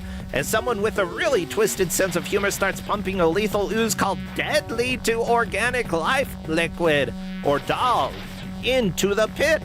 Not surprisingly, your objective is to escape from this nasty environment with most of your body parts intact. Your armored torso provides a bit of protection, but you won't have much time to learn how it works. Camouflage containers concealing weapons, tools, or access keys are scattered throughout the pit. Shoot them to reveal their contents and crouch over the object to collect it. Jumping at a wall activates your climbing equipment. If you fall, pressing the D-pad in the direction of the nearest wall gives you a chance to save your butt. So there we go. Essentially, this is a holographic game show that you're in. I assume that your body has been holographically changed because it talks about you, like, your armored torso provides a bit of protection, but you won't have much time to learn how it works. So they're like, yeah, you're all messed up now, sonny. Enjoy! Yeah, it's kind of in the same vein as the Smash TV premise, where it's just an ultra-violent game show. Yeah, or the Arnold Schwarzenegger movie, Running Man. Yeah. Which we've had versions of Running Man on Kusogrande before. One thing to note is that it appears that this level wraps horizontally, so if you just keep going right, you will not ever reach the end. You need to go up. Yep, you are constantly going up. Yep, it looks like Buster has opened one of the lasers. I believe that's a door opened, right? Yeah, the laser barriers are a door. Well, we will put the tracking information up in just a second, but I do want to give a shout out to the referees for helping to track this match. We've got Nakarashi wants to explore the 12 tasteful pits of death. KM got blindsided by a nuclear impact. True that. Garfield the lightning blinked and then this game happened. And also, Taven guarantees 0 nanoseconds of boredom for the refs. We've finally, backup referee here, Oracle Alapex provides a smart Alec remark. Well, that wasn't very smart, Alecky, but you know, you've got time. Ooh, a smart person, by the way, experimenting with some of the different weapons that you can get. Those lasers seem pretty strong. They are, but they only last a limited time. So they're not that useful. Oh yeah, you just kinda, limited you just kind of ammo. Yeah, you just kind of churn through them. Yeah, one difficult thing that I'm seeing people deal with is that if they get to like the corner of a platform, they'll often just end up walking onto the wall instead of jumping. Yeah. Yeah, so figuring out where your placement needs to be is a big issue. Brown. There we go, smart person making the jump using their healing items, since there are some healing items that you can collect through this. Like, they're starting to understand how this works pretty well. Yeah, but there's still quite a lot of game to go. Oh, well, I mean, 12 levels, right? I believe so. And there's no continues, so we're going to be seeing a lot of this level. Yep. Oh, we're not seeing a completion for sure. No. I would like to at least see them get to, I think it's level 4 that has the jump scare skeleton with a machine gun. That would be fun. Yeah. That would make me laugh. You know, They'd be upset, but I'd laugh. there would be a fairly easy way to implement a rewind, quote-unquote rewind, which is actually fast forward. Whatever, it's complicated. But it would be very easy to implement. Why? Because all you have to do is set it so that everything that happens, even if it looks like it's random, it's not. And if you do that, then it can run at any speed. Yeah, you would just have an input buffer that you record, and then you'd set it to the same RNG seed, right? Yep. Or if there is technically no RNG because it just runs based off of clock cycles or how many frames have passed since the game was started, easy peasy. Yeah, this is a very doable and likely fairly easy mechanic to implement. That doesn't mean that it's any less cool. I like the idea of being able to fast forward and get back to where you were, and especially Yeah, it's a clever... Yeah. Oh, sorry. Oh, deciding if it's worth it, you know? Yeah, it's mostly knowing when to disengage from the rewind and take control. Yeah. That's important. It looks like Polk and Buster are on to the next area here. Is this 1-2 or 2-1 that they're on? I don't know. I think it's 2-1. Okay. It tells you on the level transition, but I didn't catch it. Yeah, it looks like the refs have caught it, though, which is why the refs were like, well, we get no downtime. Yeah. Sorry I didn't about want to that. do this to them. The game I had in mind was a score attack, but we can't have nice things. Refs, it's the player's fault. Okay, it's Linux's fault. I don't know. It is Linux's fault. I had other games, but they were all arcade games, and we would have run into the exact same problem. So this was it. One thing I don't like, by the way, is that the manual decides to call the liquid doll. That's the acronym.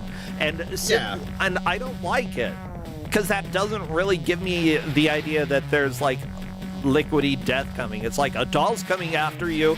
A doll's gonna reach you. It's like, so what? It's a freaking doll. You just knock it over. What is What's this, the problem? Chucky? I'm pretty sure I could take Chucky. Oh, just swift Not kick to the afraid of him. face. Like, yeah, the thing is, if you're prepared for a doll with a knife, like, you're gonna be able to take him. It's fine. Look, I can handle adults with knives. I think I could take a doll. I've never had to deal with an adult with a knife. I might have been an overshare, but I've had a with a life. shard of glass. Yes, I had to deal with that. I didn't fight them. I talked them into giving it to me in exchange for a tie. Being a Mormon missionary has some wild moments, Novasol.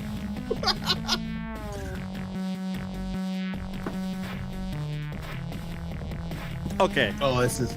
Sorry, I've got an Oreo in my mouth. So, Man, I go ahead. haven't had Oreos in forever. Like, aren't they really tiny now? I got double stuffed Oreos. They're not tiny to me. Stream That's good. Hatman, thank you for the raid. Yeah, so the story of talking the woman out of like into giving me the shard of glass. I was in a very poor area in Brazil, in a place that's kind of sketchy anyway, like the entire town, Ponta Porã, which is right on the border of Brazil and Paraguay. And yeah, in a poor area of that town. Oh, no. It was whatever. The setting doesn't matter. It was in Brazil. And this lady that I knew, had a husband who, like, at night, as we were walking through there, probably shouldn't have been there after dark, but we were. Guy runs past us. It's kind of foggy outside. He's like, help! And we're like, what? What's the matter? He's like, my wife's gonna kill me! And he runs past us to his house, and I'm like, uh-oh. This doesn't sound good. So we see the lady, like, coming through the fog, walking down the street, sort of stumbling. She's very clearly drunk, and she's holding a shard of glass in her hand, and we're like, oh, hey, how are you doing? She's like, I am going to go and kill my husband.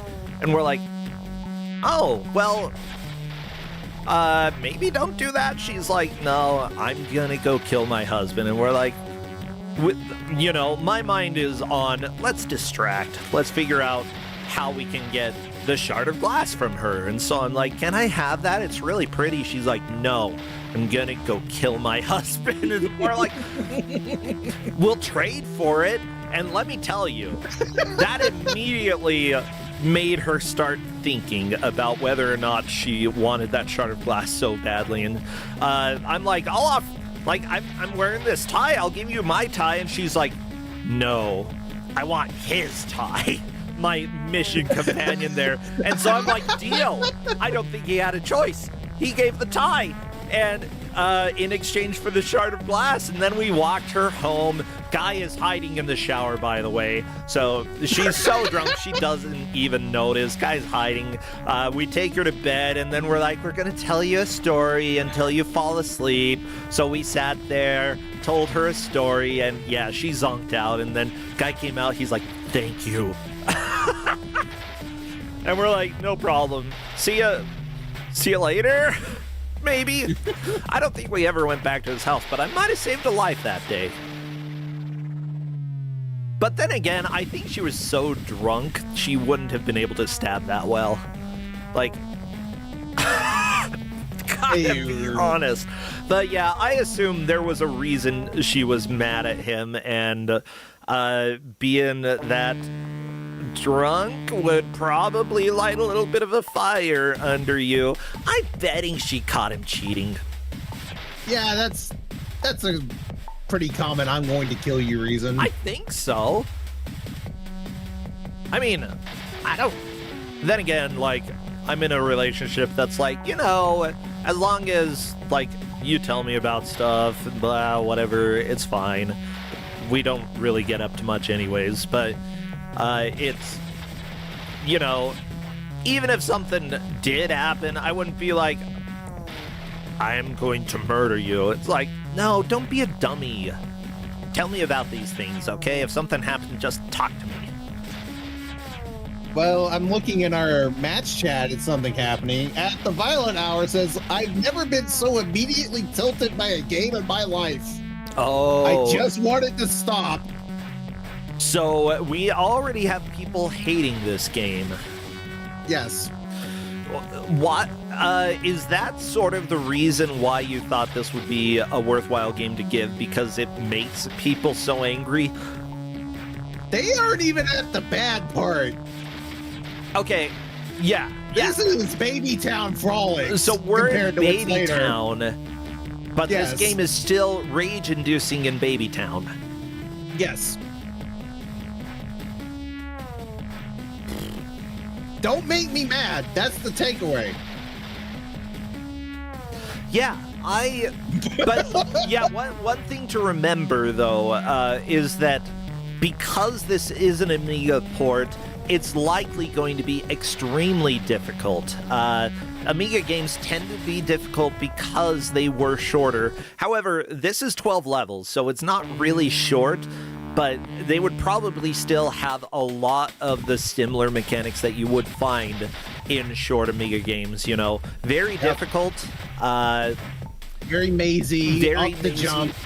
Like, constant enemies always coming, you know. Enemies that move more in a pattern and less in a, oh, it looks like a computer is trying to think. Like, come on, like, VVVVVV enemy movement is very Amiga-esque. This is a little fancier than that. Wait, this is up to jump?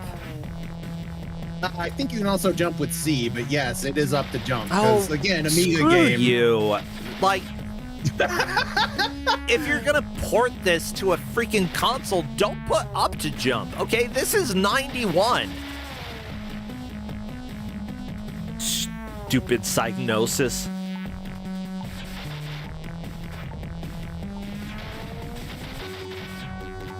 I feel bad for Violet Hour because they have not figured out you can shoot boxes to open them. Yeah, it And that's does kind of say in important. the manual a little bit about that there are collectibles, and yeah, if you do not figure that out, you're in trouble. Simply put, Violet Hour just keeps going through these levels. I want to switch and see if we've got different music, so let me go ahead and apparently mute myself because I can't stop doing that today. My God. Okay, moving over to Smart Person, who is also giving us... It's the same music. Yep. Well, never mind. I don't need to hear that then. I don't care. This is stupid. Maybe I should have let them have at least one continue, because then we might have gotten to see the skeleton. Oh, wait, so you can give continues. Yeah, I just didn't. I could have given him more lives and continues. I chose not to do that. You are truly evil. Like, that's rude.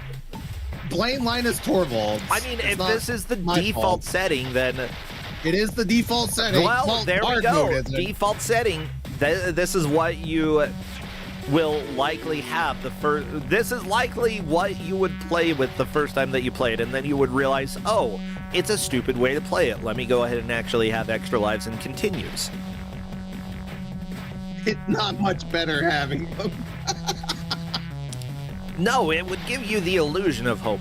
Polk, by the way, using the fast forward, again, in Fatal Rewind, of course, you don't rewind, you fast forward. That's how it works in Rewind Land. In order to get back to where she was before, which I love that as a mechanic. It's nice to be able to speed up part of the level. Just remember where you took a lot of damage so you don't have that happen again. Mm-hmm. The annoying thing, though, is that if you died to the doll, aka the lava, they could have called it. Just call it lava, okay? I don't care about your stupid doll crap. I mean, it looks more like acid. I don't think lava is green. I mean, depending on the metal, there could be green lava somewhere. I don't know. Like, if you melted uranium, would it be green? I think you probably wouldn't live long enough to find out. You can have glass. You can have glass between you and the uranium.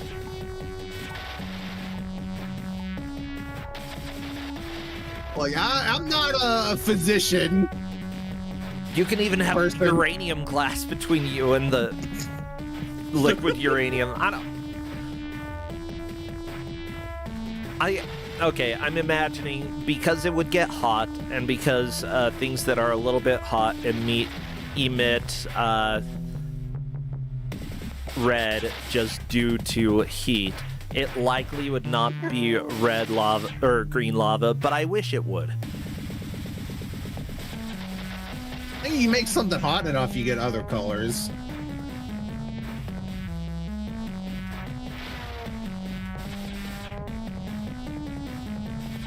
Although I would think you would just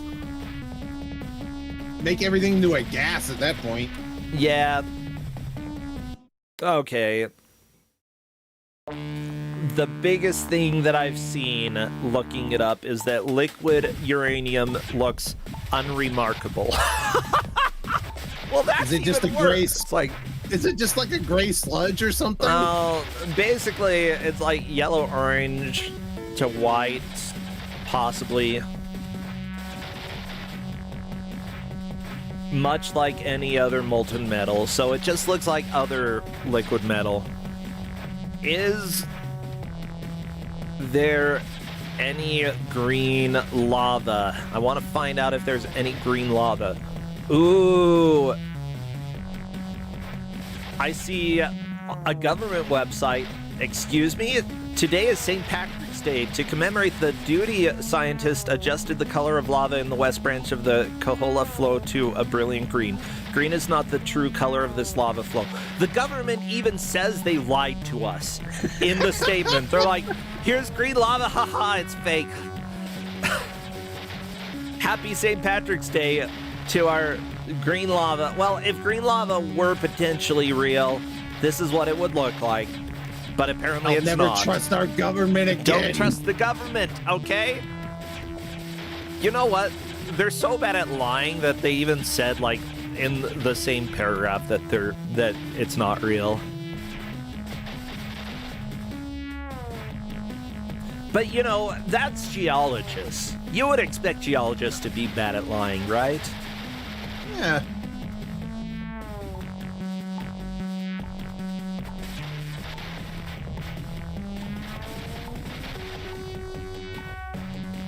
Oh my god, someone took that picture and posted it on Reddit in the Nature is Effin' Lit subreddit.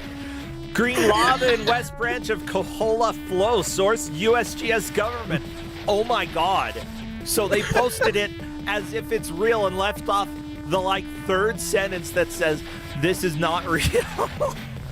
And people are like, why in corners is it normal? Like very bad and lazy Photoshop job. Google search just doesn't confirm it too. Like filter applied badly. Nah, it's a Photoshop job. Worst Photoshop ever. Wow, people roasting this. I mean, they did actually change the color, right? With Photoshop, yes. Yeah, all right. It's kind of hard to tell exactly how doctored it was just from the tiny picture, but yeah.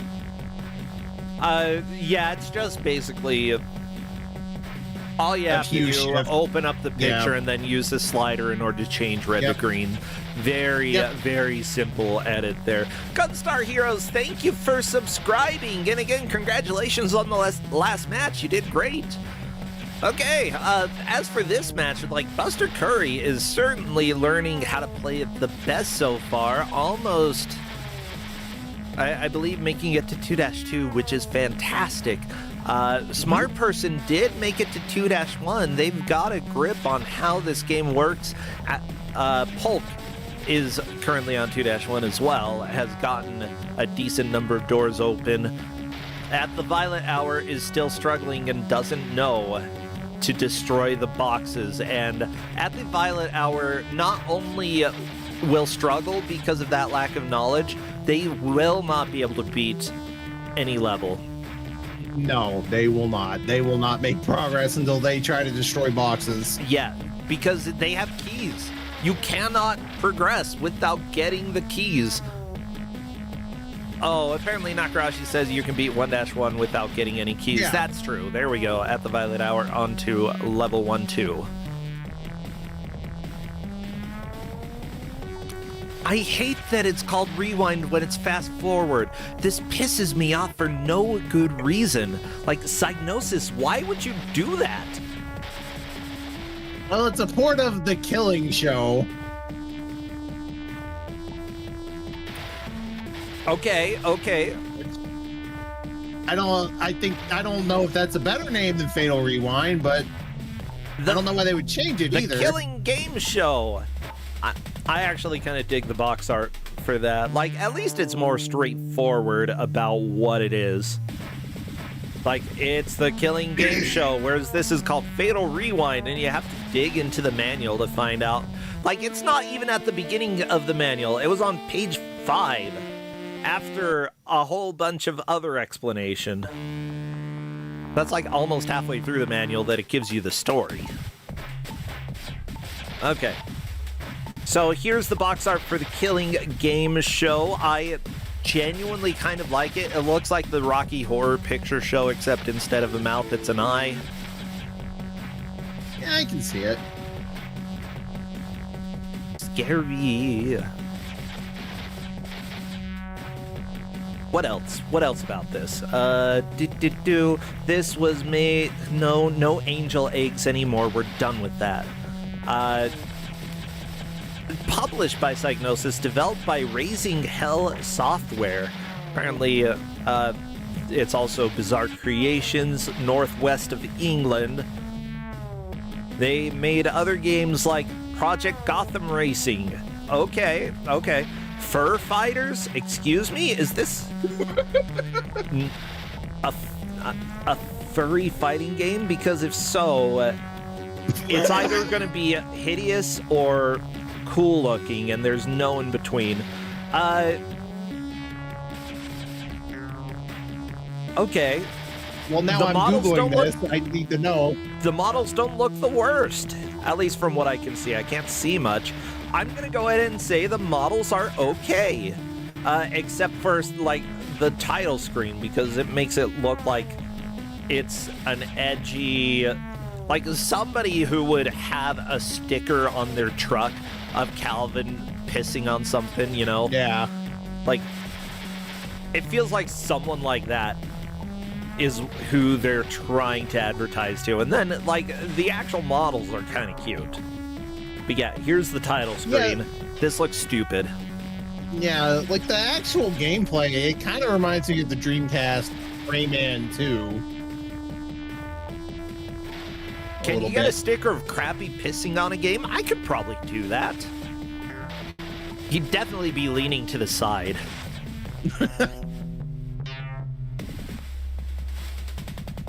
The Fur Fighters dev made this game. That is correct, Camlone Mousewolf. Yes. And Fur Fighters is actually kind of... I want more pictures of the characters, okay? Instead, I'm getting a lot of crappy pictures of his butt. Not even good butt pics. Like, come on.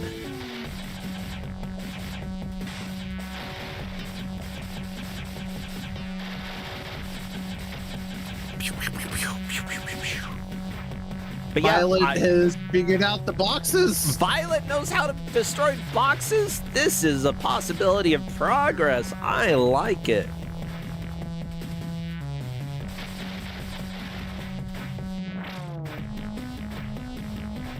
If I were in that position, though, I would feel extremely bad finding that out halfway through a match. Yeah. Okay, never mind. Some of these models scare me. From the front, like from the back, they look like they might be passable, but like if they are the models that they use on the packaging here, then it is an atrocity. Let me pull it up. Dang it. I wish this wasn't what the models look like, because they are like, the styles don't match. What even is the triangle man on the left side? Like, is that an animal? I don't know. And then, I don't know. like the three in the back, their style does not match the three in the front at all. I don't understand. Violet, you keep trying to make that jump and it doesn't work. No! You must learn the jump. You must learn that you you destroy the box on the left because it has a key in it. Oh yeah, that would be better to learn. Yeah. Buster and Polk, though, doing about equally well on this level, although Buster has opened up one more door. Now remember, this is a killer zombie match. The GMs who are playing, Buster Curry and Polk, they are both not listening or watching to the match because they are doing this blind. They will count when it comes to points. If they both manage to beat one of the players here, that player is eliminated from Kusogrande. Well, I mean, if a player comes in last, they will be eliminated.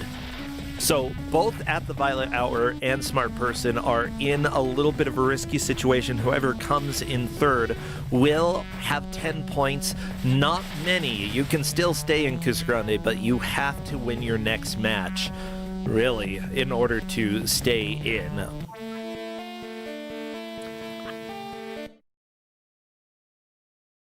So yeah, the stakes are pretty high here. Beat the zombies, but our zombies, again, we've told them no mercy. They are here trying to win because that is the job that they have. And you know, a lot of the zombies that we have, a lot of our GMs come from people who have played in Kusogrande a lot, and usually people who have done pretty well. That's not always the case. Sometimes we do have zombies with particular weaknesses, but you know, they're still generally going to be a little bit scary to go up against. I kind of wanted to sign up to zombie for this one, and I'm glad I didn't because I hurt my wrist yesterday. Oh no, what did you do? Did you attack somebody with a knife? I'm usually the one getting attacked, but no, I fell, I tripped and fell. Just landed on my wrist. Oh no! I am very big, so that's a lot of weight to just fall onto a wrist. Yeah, I agree. Well, honestly, you can hurt your wrist. Hurt your wrist with subway wrist. Like if you fell and then you fell on like a box of chocolate, that could hurt your wrist. At the Violet Hour, trying to use the key. How do you use the key? Down and B. Down and B. Well, it's funny because Buster Curry in Match Chat even posted a picture of that specific interaction from the manual. Uh-oh. Somebody made a sprite version of me and put it in general. I wonder what...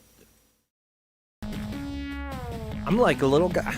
Okay, I dig this. This is like a very much 8-bit vibe picture here. I'm calling it little guy. I'm concerned about your eye situation. That's kinda how going my off the eyes side of your normally head. look. I mean, I Okay. have glasses, but you know they don't have. The bottom frames, you know, aren't very apparent. There is no bottom to the frame, so we'll just say that like these happen to be These are glasses. glasses that you can't really see that well. That's fair. Yeah, there we go. Oh my god. Can you just open the picture? See? Final Girl. I appreciate it. Oh, it's for Game Boy Color. That's perfect. Yeah. You can put, like, glasses frames if you want, but it's also welcome to sprite art when you're dealing with very little area when it comes to art. Just make what you can.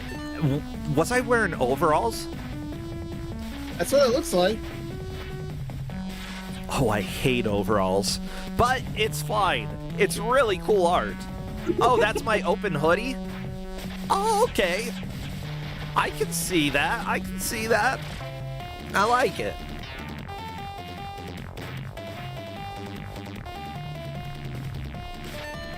Also, one fun thing about doing sprite art. Oh no, Buster, game over. Polk, still, nope. Polk got a game over too. Smart person might be able to make some progress here. We are so entranced by this game that we're talking about literally anything other than the game. Fun thing about sprite art, like the artist that I'm working with for my NES game, they made a picture of a sprite and a picture of a sprite. No, they made a sprite and it was called Potted Plant. But like I looked at them and I was like, I was like, hamburgers. I don't know why you call them plants. Maybe it's like in this world, hamburgers are kind of like plants. I don't know. Let me see if I can get a picture of these sprites. I'm struggling to imagine that if the color palette wouldn't be lining up for at least half of it. Okay, I'll take a screenshot real quick. Okay. And you will see why, like, I assure you, they look like burgers. But you can also see how they are actually plant. Okay, crop, save.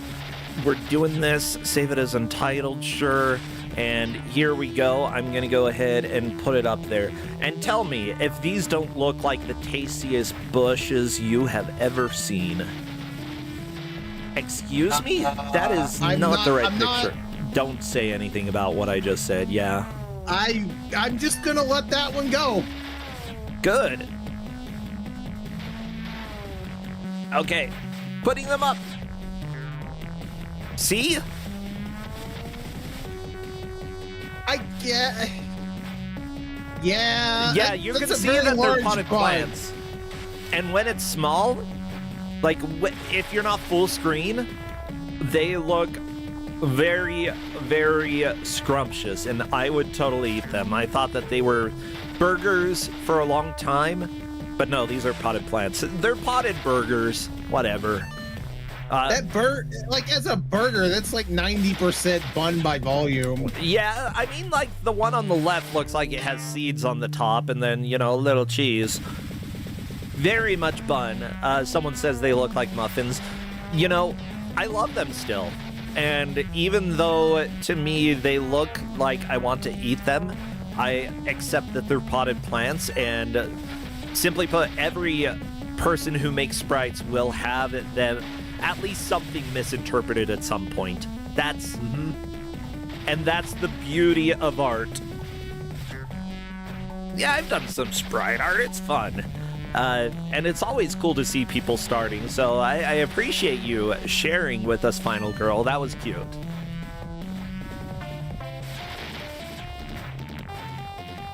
Bad Chop apparently doesn't want a burger that's 95% top bun. Here's the deal. If it's a really tasty bun, it might be better than the rest of the stuff on the burger. But you got to make it right, you know? If you do that, then Like if the bun is burger, if the bun is better than the burger. Why was that hard to say? That's a skill issue. I'm sorry. I'm sorry, but like sometimes bread is delicious. Garlic bread, tasty. Sometimes I'd rather eat garlic bread than ground beef, you know? I mean, yeah, if it's, I don't know. Like, I would rather have a burger as long as it's prepared properly. I'd say if it's prepared properly and like seasoned well, I still might take the garlic bread. But, you know, there would be an argument there.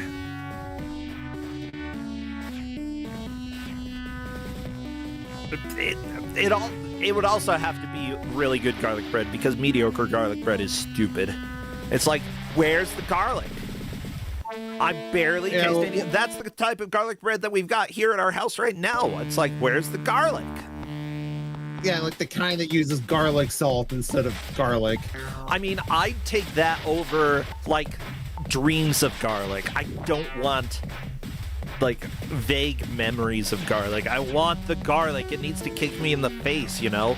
If I wince a little bit because of the sharpness of the garlic, then we are good, you know? You know how to make me happy. Like, a vampire should not be able to come into your zip code. Yeah, exactly.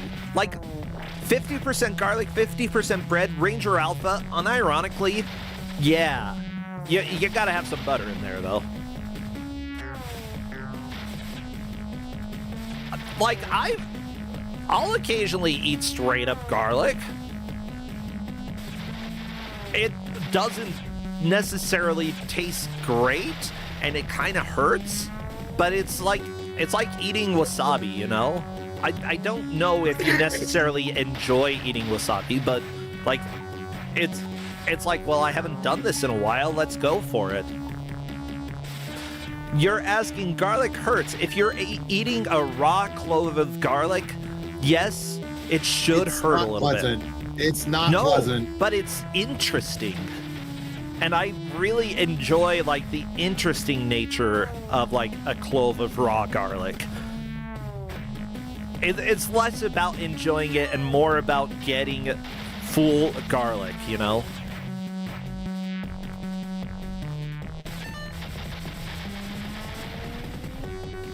Maybe I'm a little weird. I don't know if people, like, think about, you know what? Let's just go ahead and not enjoy eating this. I mean, personally, if I'm eating something, I like to enjoy it. Yeah, but occasionally I like to experience, like, straight up vinegar because it's just an interesting flavor. Do I like it? No. It's kind of gross. But it's still something that I kind of enjoy every once in a while, you know?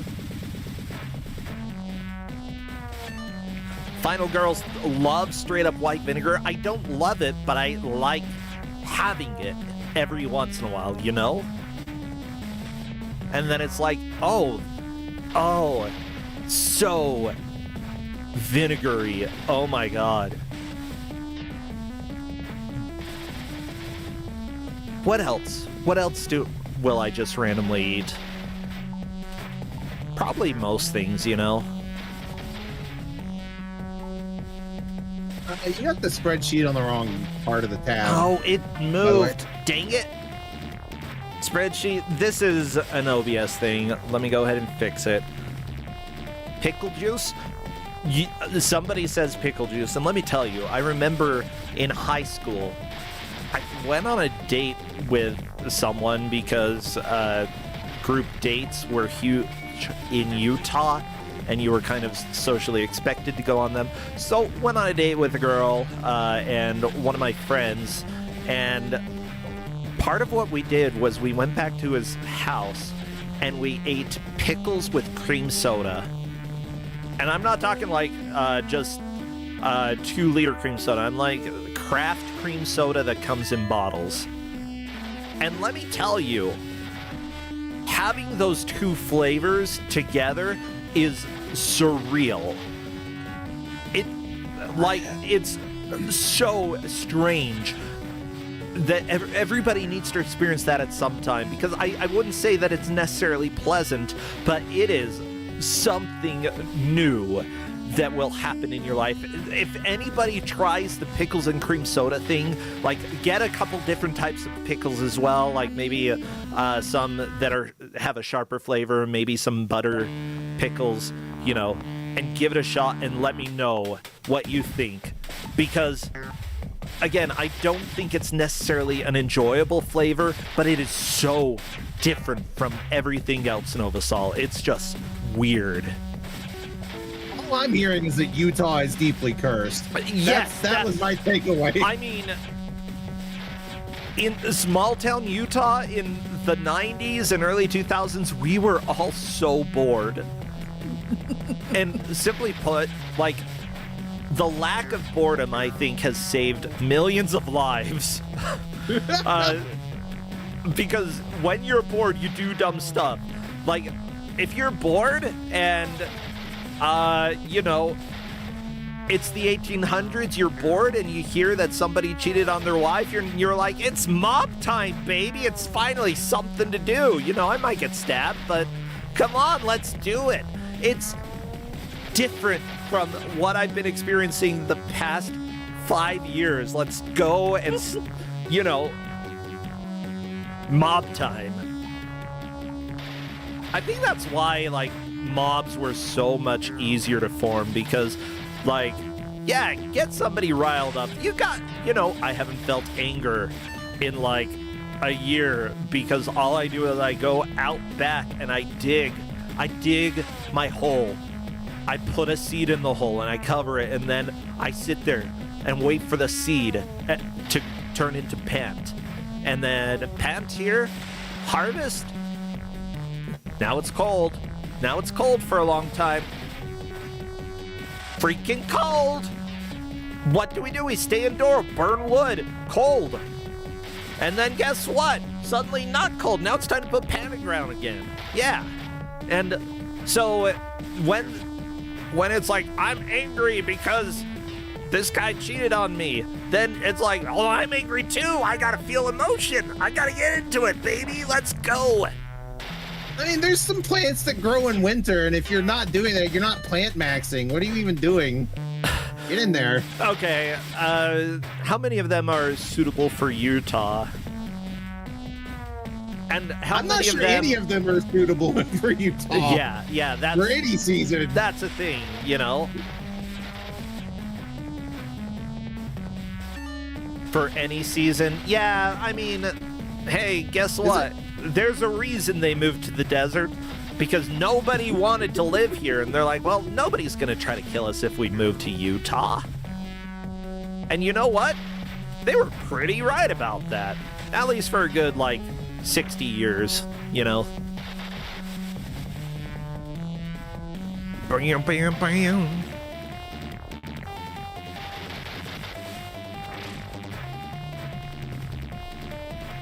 Somebody in chat is saying that except for the locusts. Yeah, there is what's known as the Mormon cricket. That's its official name. And they were named because of a folk tale of early pioneers, like, showing up, planting stuff, and then all of the grasshoppers came, and the crickets came to eat. Well, it was crickets. All the crickets came to eat our plants. We are so sad. We need to pray a bunch and stuff. And then the seagulls came and ate the crickets. All of the crickets, and they go and vomit the crickets into the Salt Lake and come back and eat more crickets. They were like Greek culture, the seagulls, you know? And they're like, the seagulls saved our crops. What a happy story. That's why our state bird is a California gull. Guess what? That never happened. As it turns out, seagulls don't just show up and decide to eat so many crickets that they'll vomit and eat more. No, that's not how nature works, okay? Well, sorry, I was laughing at Smart Person. They went AFK and it went on the attract screen, and we very briefly got to see the jump scare skeleton. Oh! Well, And now it's gone. dang it. Okay, well, I missed the jump scare skeleton. Guess what? We have less than 10 minutes left in this match, and honestly, I haven't talked about this game much at all. I mean, we talked about the rewind mechanics. That's kind of it. It's so samey. It's Amiga trash. Yeah, it published by Psygnosis, baby. Okay, what about the music? Who worked on the music here? Tony Williams? What else did you work on, Tony? Like, the music's kind of interesting. You worked on Perfect Assassin, Lemmings, and Oh No More Lemmings? Wait, you did the music for Lemmings? What the crap? And Smash TV, yeah. Yep, original Lemmings, Buster Bros, whatever that is. The Ninja Warriors for Commodore 64. Beneath a Steel Sky? Okay. Mario Artist Paint Studio. What the crap? Okay, so this was a, like, really good musician who worked on this. And honestly, the music's okay. It's got a vibe to it that I wouldn't say, like, I would put this anywhere in the top 10 music tracks I've heard, but it fits. It's got a vibe to it that I enjoy. It's very Genesis to me. Yeah, For better or worse. it's inoffensive, but unfortunately it's kind of forgettable as well. Well, maybe It's mostly just because there's one thing and it's on a loop. But it's very short. Yeah. it was Buster fairly long. Brothers- There's a lot of dynamic nature to that. Yeah, Buster Brothers is Pang. what? Pang? Okay, Yeah, the so arcade is made by the Mitchell Corporation. and they did ports, created Pang. Yes. Oh, I have Pang. That's cool. Right now, just taking a look at how the players are doing, Buster and Polk Kitsune have both made it to 2-2. Polk has a little bit more progress. In third place is Smart Person, making it to 2-1. And at the Violet Hour still hasn't beaten 1-2. Technically, both of them have a chance of making a comeback. It is unlikely, but they really need to push, because coming in last means you're eliminated, and that means that you can't play bad video games like this anymore. And, you know, they have stated that, you know, they absolutely dislike this game. So maybe it's best if they are eliminated, you know? I don't think anybody wants to play this. I mean, Buster Curry seems to be enjoying it.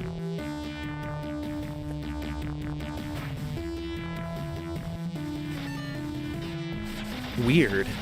But, you know, that kind of... No, they said that they're starting to understand the game. Understanding doesn't mean in the enjoying. match chat.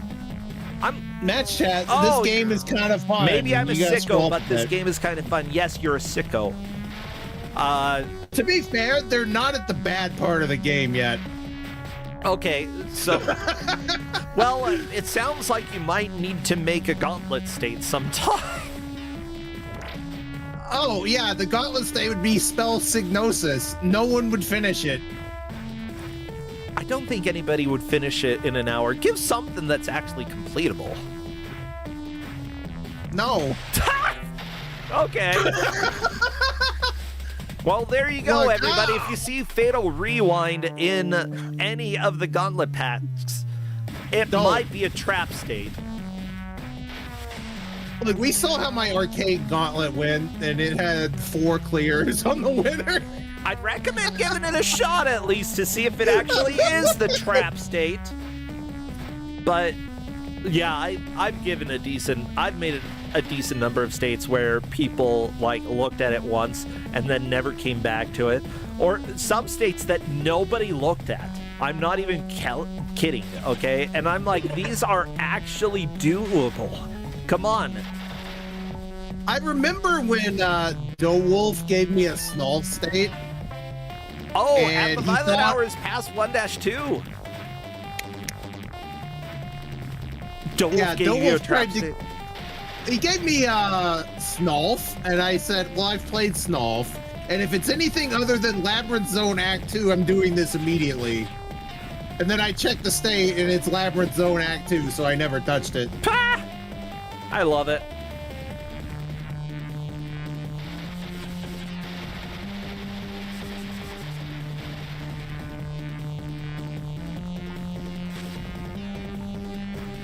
Okay, Well, the Violet's music not- actually did change. This is kind of Yeah. fun now. Violet could move into third place. Yeah, they're only 2 doors behind. Yeah, mind you, Smart Person is also on this stage, so it's very close between them. Oh no, Smart Person!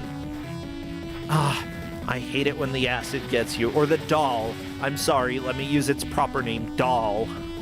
Stupid game. Don't let the doll get you!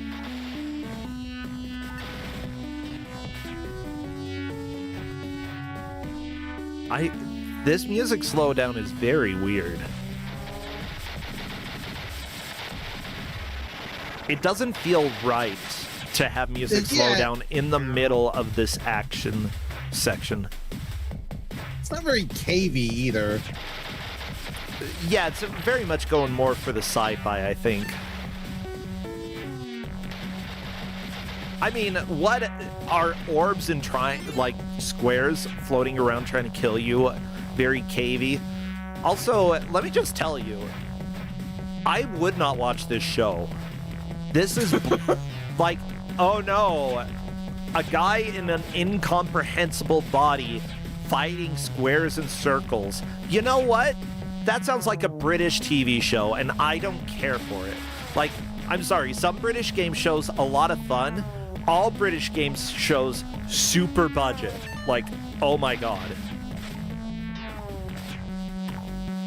Like Crystal Maze? I've seen enough Crystal Maze. You know what? They did not spend a lot of money on that thing. And you know what? It's okay because it works for that show. It's camp and it's enjoyable, and I have a lot of fun. But you cannot say that a game that looks like this in the UK as a TV show would at all be enjoyable to watch. No, it would be I could just imagine the scene on Matilda with the parents watching the game show, like sticky money, like putting honey all over their bodies and catching money. Guess what? That's better than this show. And Matilda was like, this is brainless entertainment when they could be reading books. And you know what? I would praise them for watching that over this, okay? Because this is stupid. There, Taskmaster, that's a fantastic show that they do a lot with a very small budget, but they always talk about the budget too. I've still never seen a single episode of that show. I gotta show you. You must come hang out so we can Taskmaster. It's one of those things where I look at something and see how many seasons it is, and then I'm like, nope. Luckily, that's a big investment. Nope, there are specific seasons that you can watch because you don't have to keep watching one in order to see the next one. Just like any game show, like Jeopardy, you don't have to watch all of Jeopardy to get to the current season, you know? Think of it like that. A series, whatever. I don't care. Would you go back and watch all of Jeopardy? No, I wouldn't either. Because I Maybe I'm have just built something called a different. brain. You would go watch all of Jeopardy? What's the matter If I with were you? interested in it. If I were interested in it, yeah. Actually, yeah, I could see myself doing that one day in the future. Well, you know what? It looks like that is time. All of our players made some progress and made it to World 2, but our two zombies made it to 2-2. Smart person made it to 2-1 with 3 doors open at the Violet Hour, only opened 2 doors, which means that it is Polk in first, Buster Curry in second, Smart person third, Violet Hour fourth, and unfortunately eliminated. But because this is a zombie match, I want to welcome everybody to come and chat.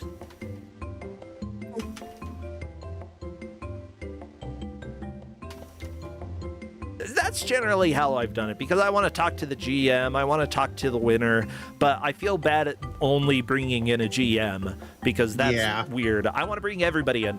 Hello there, smart person. How smart do you feel for joining this tournament now?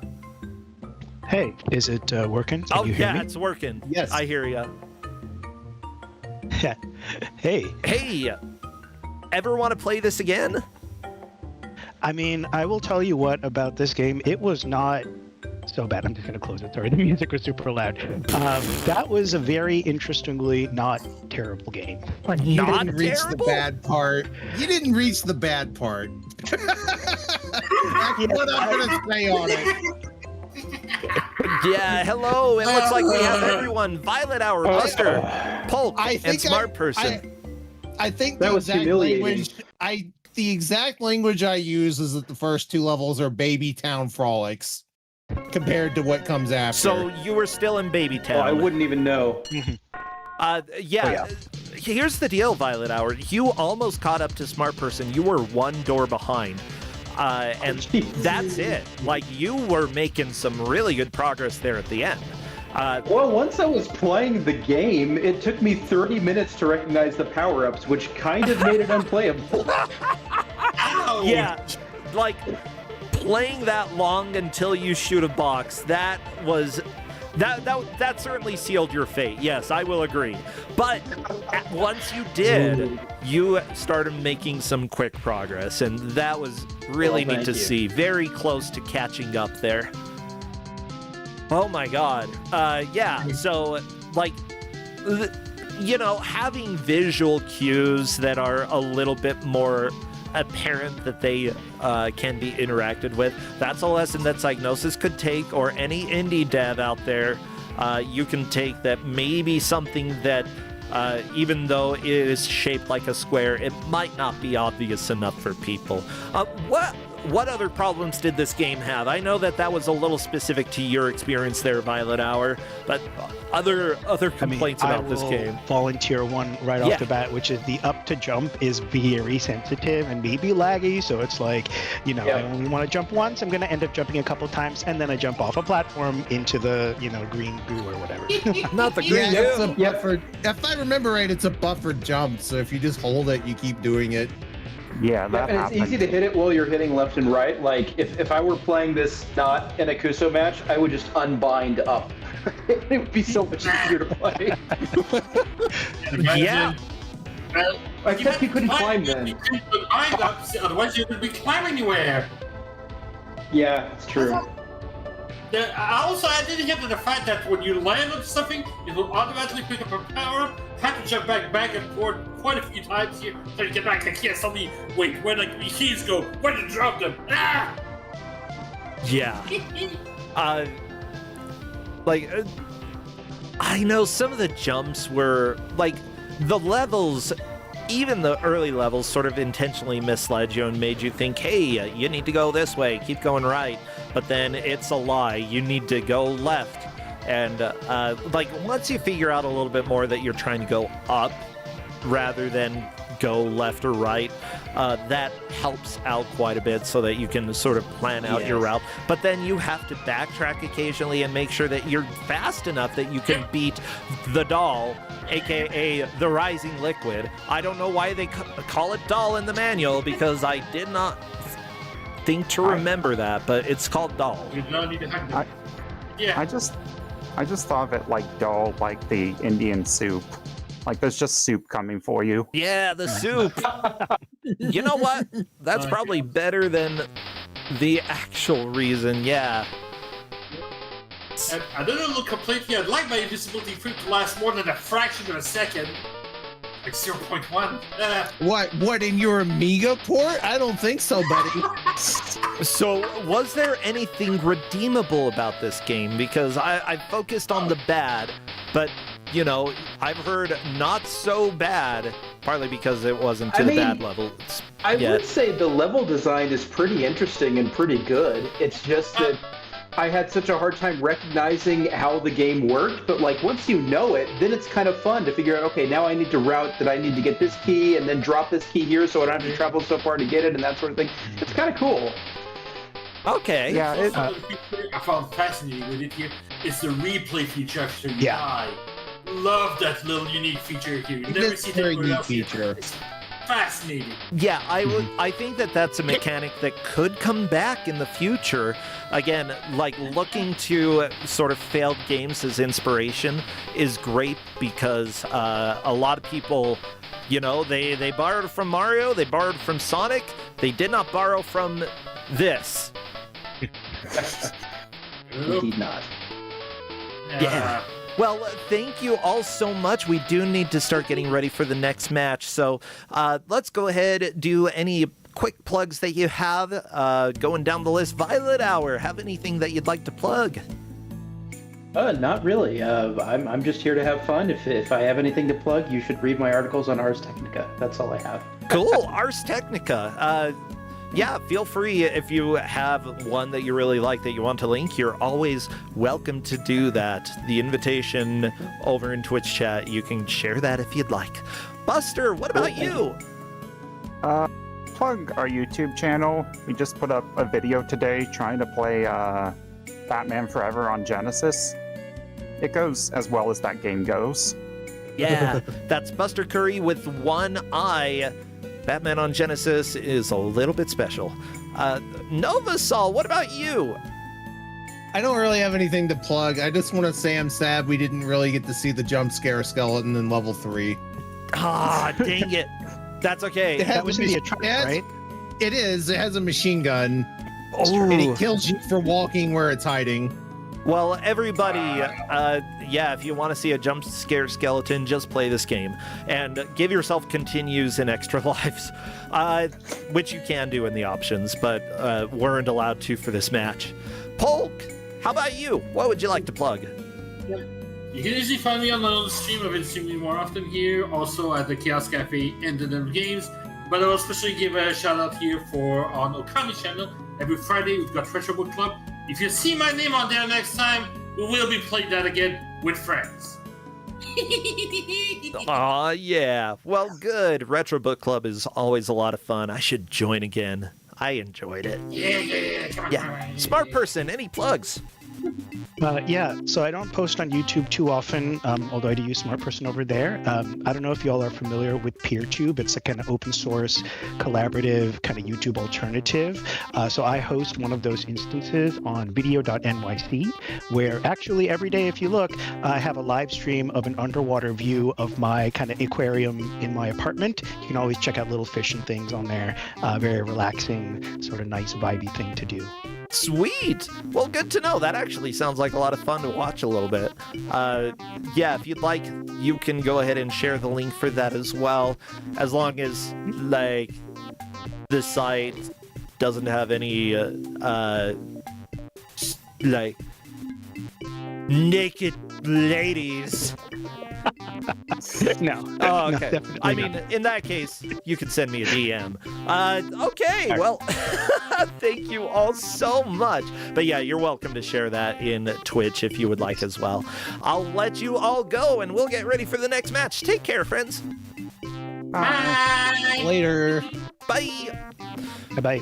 Well, how do I get out of here? I know, right? Hang up the phone. Click the hang up the phone button. All right, I'm just going to close Discord and whatever. We'll be fine. Thanks. Sorry about that. Bye. Well, everybody, this is Kusogrande. We need to run to a little bit of a break. And by we, I mean, I'm going to wee-wee. Okay, be back in a couple minutes.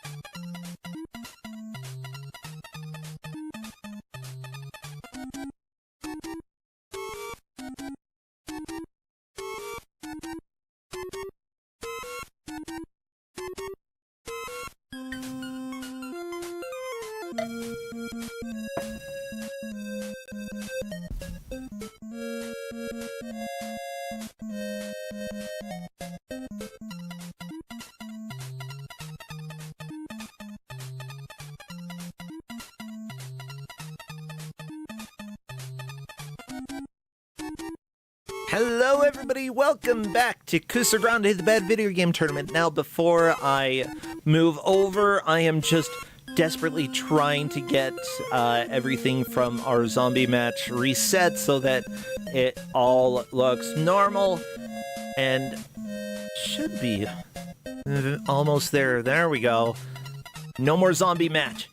Okay, and I can't dilly-dally anymore. Oh no, I forgot to make the Crappy transition video. Crappy, do you want to hurry and figure out how to get over there?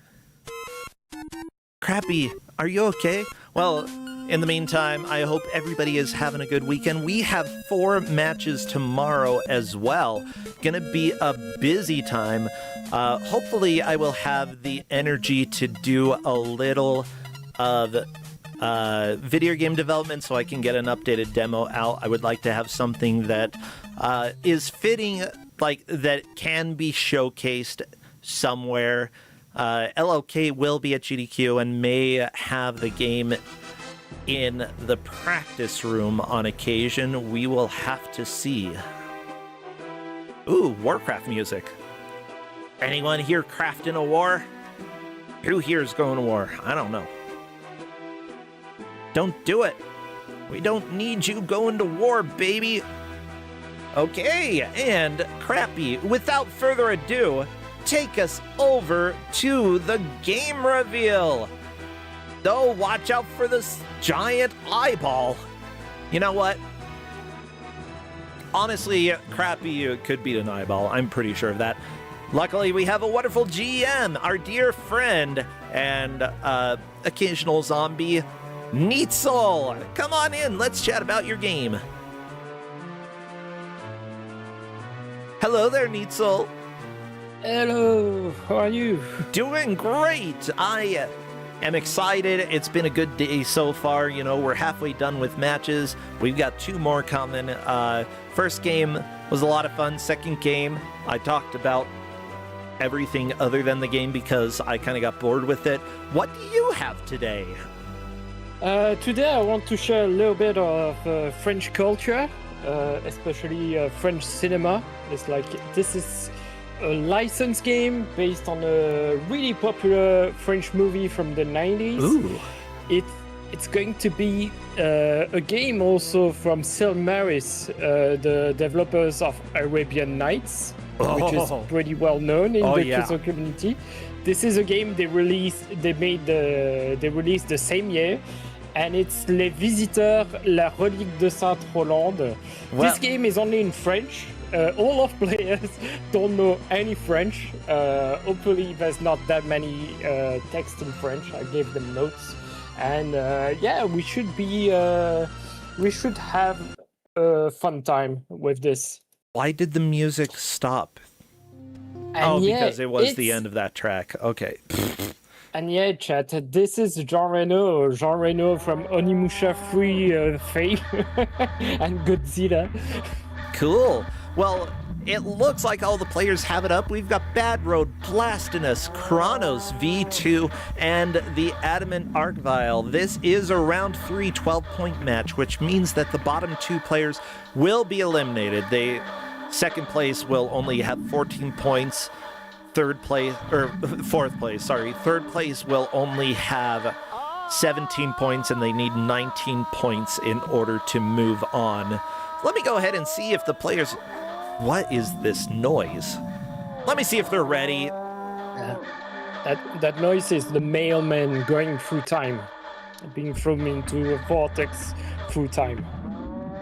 Because this movie and this game is all about time travel. Yeah. Well, so this is all about time travel. What would be good emotes for chat to spam? Knights, bullying as well. We won't see bullying because that's later in the game, but knights, orcs, anything angel related, because we might see an angel. Oh, as yes! Well. Eggs!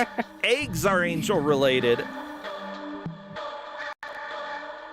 Yeah, I don't remember. No, I don't think we are collecting eggs in this, but we're going to collect a lot of vegetables as well. So anything medieval related will be fine. Perfect, well. because we're doing the countdown armor. now.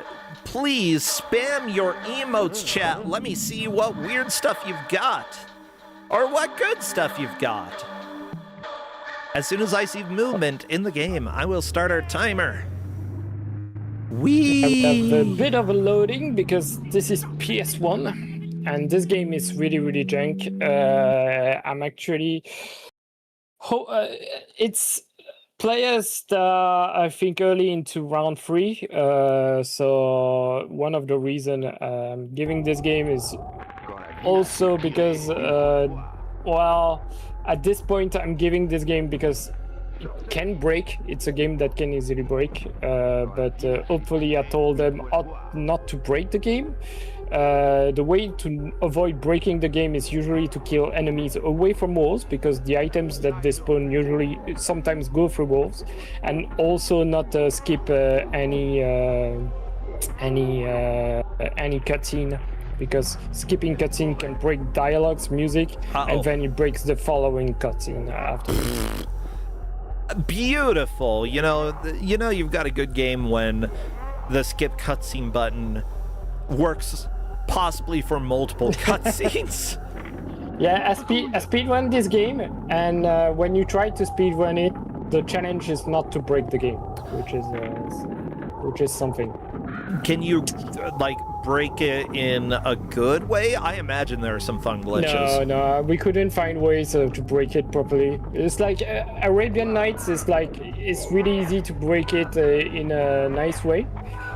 This one we couldn't find ways because the movement is not you can't do as interesting movement in this game as in Arabian Nights. Like Arabian Nights, you can climb on stuff, do backflips, and so you can break the collisions really easily. In this, we couldn't find anything so far. Even from enemy knockback?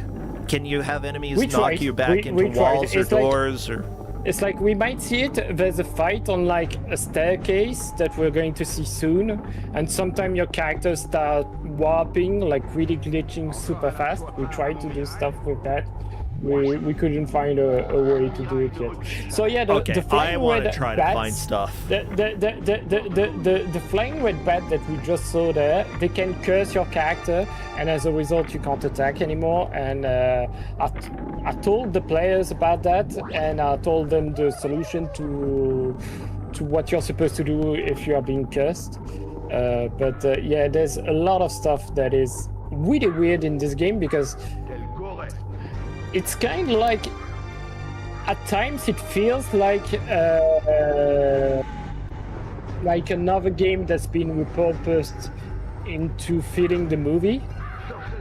And but there are so many really elements that are specific to the movie that it can't be like that. Like the enemies are just weird. The enemies don't fit the mood of the movie at all. It's like we don't have orcs, we don't have pumpkin enemies in the movie. Actually, the story of the movie is about a knight and his servant being sent to the 20th century. And so it's a comedy about, well, you know, it's the classic fish out of water, funny situations that you get. And so, yeah, there's a bit of commentary about like class. Yeah, jambon. Social classes. Yeah, the jambon allows you the ham allows you to heal. So healing ham, precisely what I want. So yeah, right now everyone is a little bit lost, which is normal with this game. Yeah, I believe it. So the game has a weird story because it takes elements from the movie but makes a completely new story. So at the beginning of the movie, there's a witch that curses the main character, and so and that's the reason that he's being forced to go to the 20th century. In the game, what happens is that the witch takes items from the 20th century, brings it to a time period after the death of the knight. And so you are being sent to that time with the knight when he's actually dead. And you have to collect all these items from the 20th century to bring them back to the 20th century. And you have a second character that hopefully we'll see that is in the 20th century and has to bring back specific items from medieval times. So yeah, the story is really complicated for no good reason. Just leave the items, okay? Either people will find them and improve the world for the future, or they'll be confused and probably just have it as an item of worship for a while. I don't know. Maybe not the lottery ticket, though. Most of the stuff that you get, you couldn't be able to do a lot of. I think you get a plunge later on. Oh, look at Bedward Screen. That character is wonderful. Oh, this is the little angel. That, Hi, Angel. So it's the only character like that in the game. It's not in the movie. Obviously, I don't know why he's like that. He's the character that can disable the curse that you have on you if one of the player gets cursed. Gotcha. So that's the curse healing fairy. I mean, angel, whatever. I don't care. So yeah, the well on the adamant archival screen. Yes. What you have to do is actually what you have to do is actually combine two items. You need the rope and the bucket, and you have to use the rope first and then the bucket. Okay. We'll see how long it takes for somebody to figure that out. Yeah, this game, even though the players can't speak French, the game doesn't give much information. So most of the time it's more like, hey, this is an area you can interact with, and that's about it. So. Yeah. It looks like we do have a special scoring sheet for this game, which is always exciting. Thank you so much. Let me see if I can find the specific scratch pad. Okay, going down, looking at it now. I believe we're almost there. Let me get it captured. Oh, so nice. It'll take just a second. So yeah, something that's a bit annoying with a lot of PS1 games is that most of the time they are a bit harder to track, so it needs a little bit more work. But yeah, I love showcasing PS1 games. Yeah. Usually it's a time period that's always interesting to explore since the early days of 3D games. This obviously has 10 controls, as you might have noticed. So it's mostly people running around, then stopping, turning, and then starting to run again. Yeah. It's a blast to control, as you might imagine. I mean, it makes me think a little bit of... I mean, Tomb Raider has that sort of control. Alone in the Dark, although the camera doesn't follow you with Alone in the Dark. Like, it will take a while to get used to it, but you can. So the Adamant managed to get the plunge, so that's really, really good. That's really, really nice. Good. I want to think... Yeah. Oh, go ahead. Yeah, go ahead. That's fine. Well, thank you to the referees for helping with this match. I appreciate everything they're doing. Of course, I also love to go and read through all... Oh, no, they put most of their names in French. I'm not going to be able to read these. Okay, so the referees are Nakarashi, arbitre, mauvais jeu video.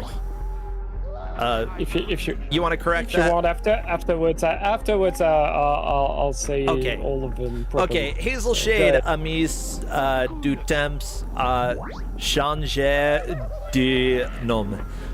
We also have Kessenchu, now call it todos os I'm trying to remember if it's a... Yeah, I think so. Icheng necessarios para progredir. It's Portuguese. I think it's just eating. Okay, and finally, Taven est content que le match précédent soit terminé. And we also have Linkura est l'arbitre remplaçant. There we go. That's all right. So yeah, so Nakarashi arbitre mauvais jeu vidéo, so it means that Nakarashi is reffing a bad video game right now. Alzeshade a mis du temps à changer de nom. Alzeshade took time to change their name. Ooh. Third one, I don't know Portuguese. Yeah, that's okay. Kessenchu não coletou todos os itens necessários para progredir. Basically, Kessenchu did not collect all of the items necessary to progress. Taven est content que le match précédent soit terminé. Taven is happy that the previous match is over. And Linkura est l'arbitre remplaçant. Linkura is the backup referee. Aha! Perfect. Well, thank you all so much for messing me up. Now, the way that this match is being scored is based off of different objectives that they have. So the early ones, so the lottery ticket, the rope, the bucket, the sink plunger, and finally there will be a switch puzzle and a second key. Yeah, the switch puzzle is what we're seeing on the Blastinus screen right now. So you have steps on the floor. You have to walk on them on the right order to be able to unlock the next section. The only feedback that you get is a little audio feedback, and you see the door close in front of you if you mess up. So there's no additional feedback at all. You just have to try a different combination and figure out how it works. The jumping in this game, so you press triangle to jump, it's pretty terrible. Later on, hopefully, if we reach level 3, we're going to have a little bit more platforming in the game. I'm really not sure if anyone will reach that point, because this game is really, really obtuse. Yeah. Oh no, Blastnose. Oh, there we go. It's open. Here we go. That's fine. Yes. So yeah, he probably didn't understand what he did, and that's kind of normal with this game. Soon, in the second section, you'll encounter another puzzle, which gives no clue at all, and it's really, really hard to figure out what you're supposed to do. I'll ask you, what do you think we're supposed to do in that room? See if you can figure it out. Okay, what are you supposed to do? In Blasnus's room? It's later on, so it's when we enter a room full of shields. I think right now Blastinus is just looking at the notes that I gave earlier. Fight the witch. Oh, witch comes and pushes you. Okay. So yeah, this movie franchise, there's been like 3 movies. At the point of release of this game, there's been 2 movies. There are multiple video games, like there's a game on Game Boy Color. This was only released in France.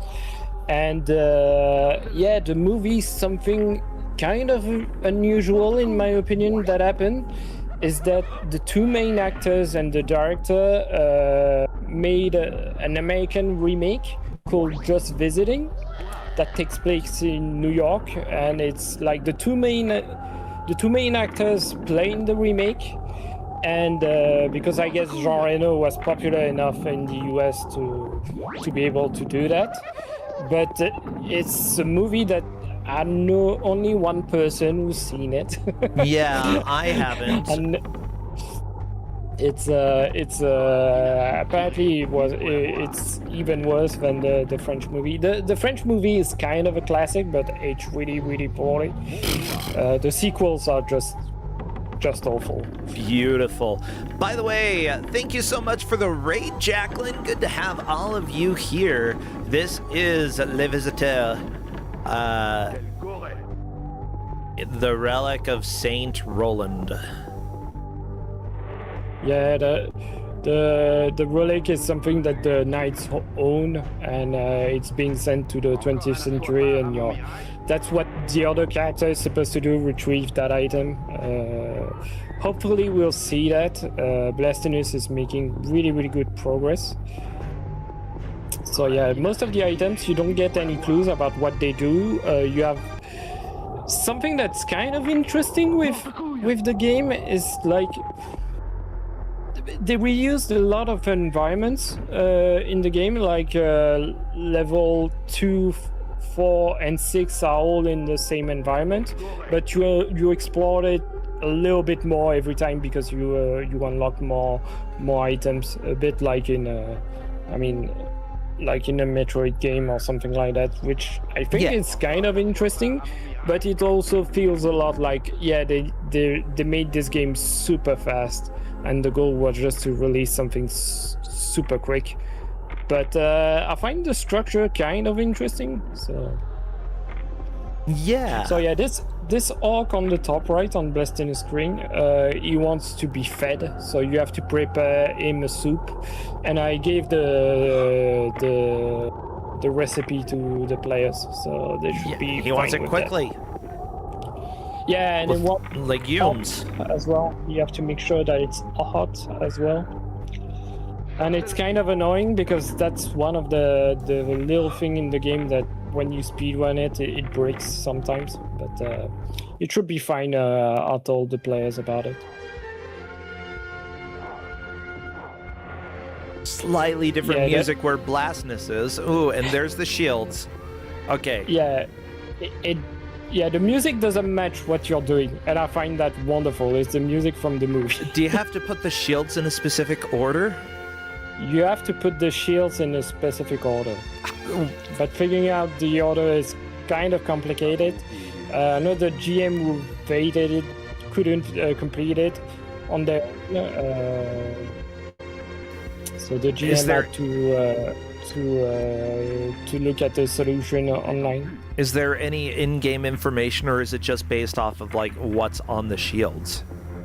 It's based on what's on the shields, and there are no additional information. There are 2 shields that you can't move, the ones at the end. Like the 2 black shields, you can't move them. Okay, and you can't move the picture. I'm guessing what we're doing is... Oh, thank you, Justin. He heated up some lasagna.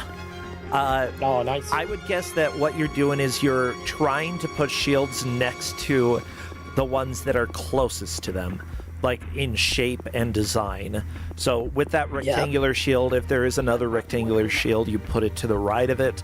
And then you'll also be matching, like, when there are three, like the Y shape, there probably will be a transition halfway through to the Y-shaped shields because it'll be similar shape but not similar design. So yes, the square or rectangular shield should go there, and then I would probably try to put definitely one of the plus shields next to it. You're not that far off. That's actually really good. So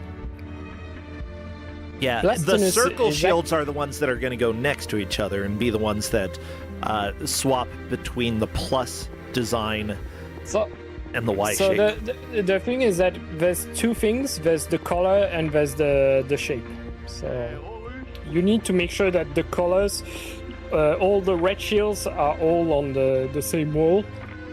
And you have to make sure that the shape matches the one that is right next to it. Wait, there are non-red shields?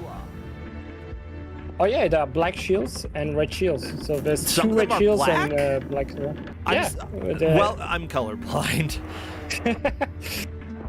Yeah, I didn't see anything about any player being colorblind, so that should be fine. But Blastinus actually figured it out really fast.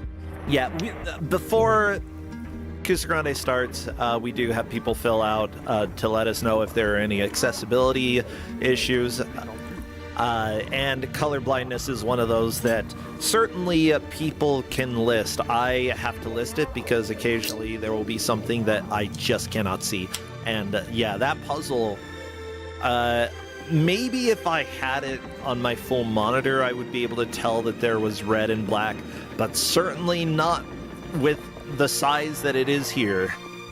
And so that would have been an issue for me.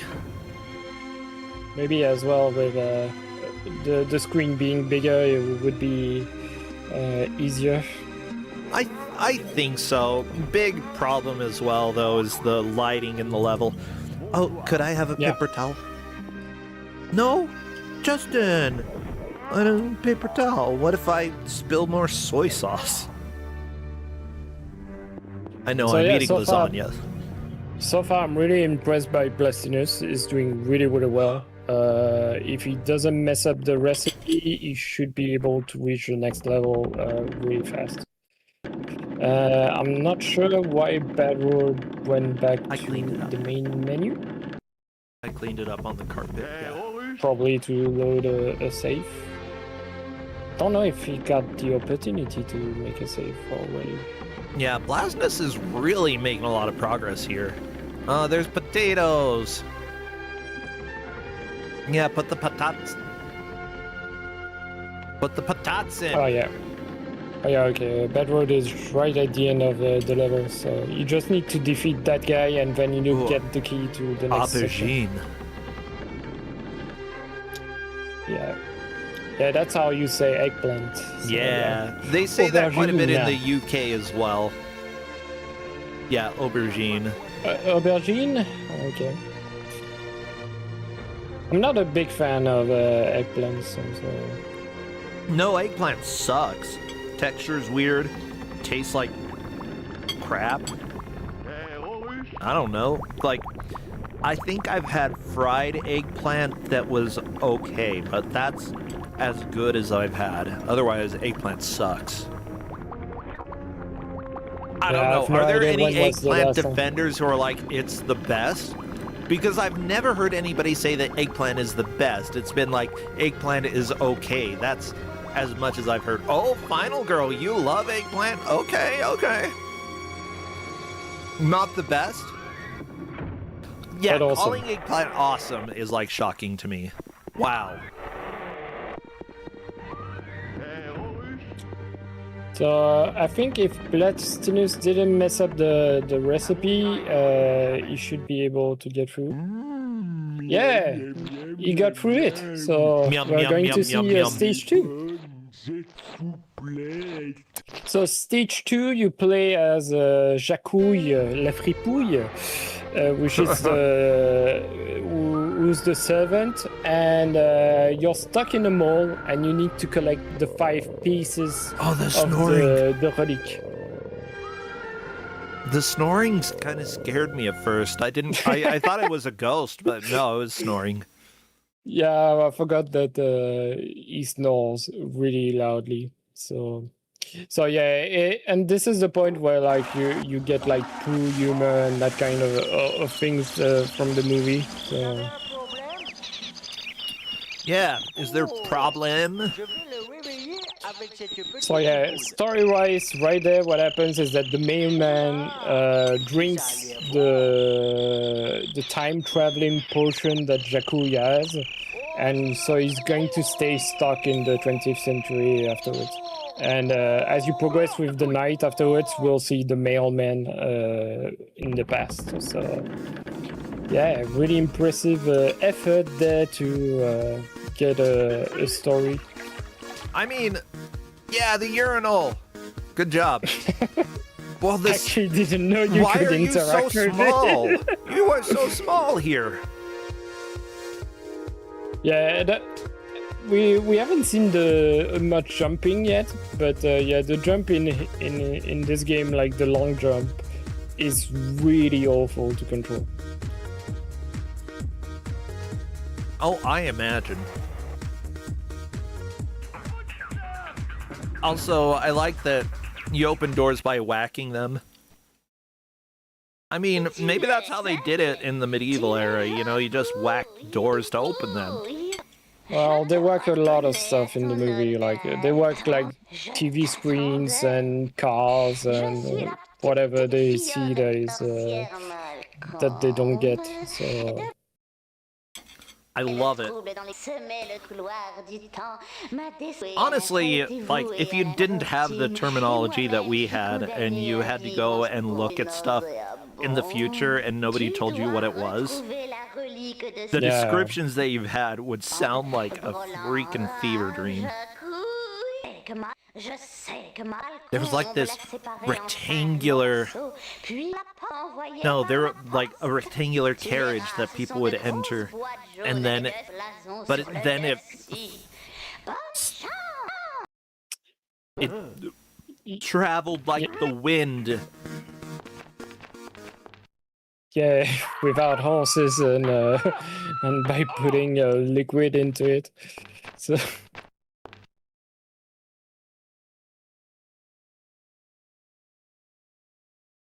So yeah, I think Blastinus is probably reading most the powerful. notes. Yeah. So yeah, I didn't look at how Badwood was doing with his puzzle. Not sure how long he's been there. So yeah, Blastinus, what he's supposed to do in this level, so in the mailbox, the yellow boxes, you have parts of the relic hidden. There's 5 of them, and you have to find them all around the mall. The mall is massive. It's like on 3 different levels, and it's kind of a nightmare to navigate the first time you play the game.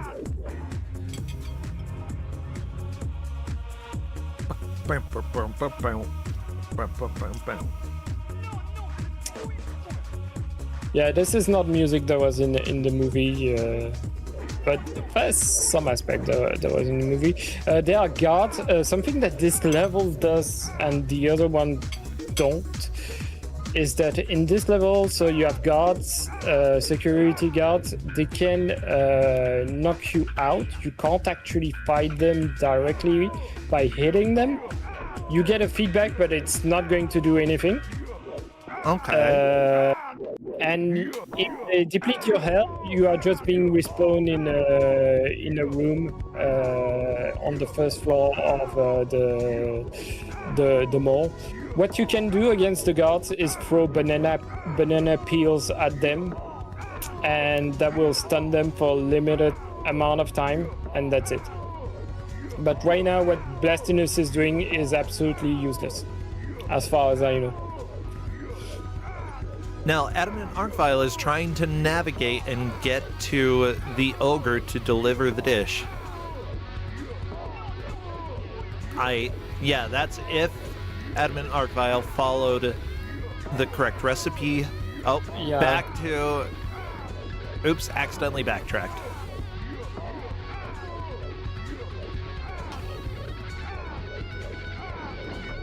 That or purposefully backtracked. Did he have? So I'm not seeing the ingredients listed on Badworld cheat. So I imagine he didn't have it yet. So well done on Blastinus on finding a new glitch for this game and throwing the guard into the wall. Oh, beautiful! Like I said, this game is really, really broken. Yeah, I swear there's got to be some way to clip through walls. In a good way. Yeah, the thing is that behind walls, then not that much. I managed to clip through walls like by having the character play an animation, and while he plays that animation, like from a cutscene, you get him through the wall, but afterwards you can't do anything. So really the big thing that we've been trying to do was the big skip that might be interesting is in the first level. There's a door that's locked, and if we could get through that door early in the game, we would skip like 2 levels. Oh, really? Even 3. So that would be really, really nice. And we tried skipping that for a long time, but yeah, we couldn't figure it out. I want to try. I'll send you the link to the game. Yes! Yeah, there's a PC version as well for this game, and it's not as broken as the PS1 version. But yeah, the PC version has struggled to make it work. Yeah. So... I believe it. Yeah, for people who are wondering though, glitch hunting is a lot of fun, but honestly, it's usually based off of like knowledge that you have of other games. Yeah, because they teach you more or less what you gotta do. Yeah, like you know that, like during specific animations, maybe you can clip through things. Like you know that stairs and slope are usually really vulnerable. Switch corners round as well. You gotta switch the round shield. Not that round shield, the other round shield. So close. Yeah, it looks like Admin Arcvile back in that room again. Don't really need to do that since... Or no, I guess you do. You made soup, but you didn't do the puzzle. Yeah, you need to clear the puzzle. Yeah, I think I've played enough PS2 crap that, like, seeing a puzzle like this, it was pretty intuitive what you have to do. For me. Well, yeah, Blastinus is a bit worried in chat that if the character wasn't holding anything important, he wasn't.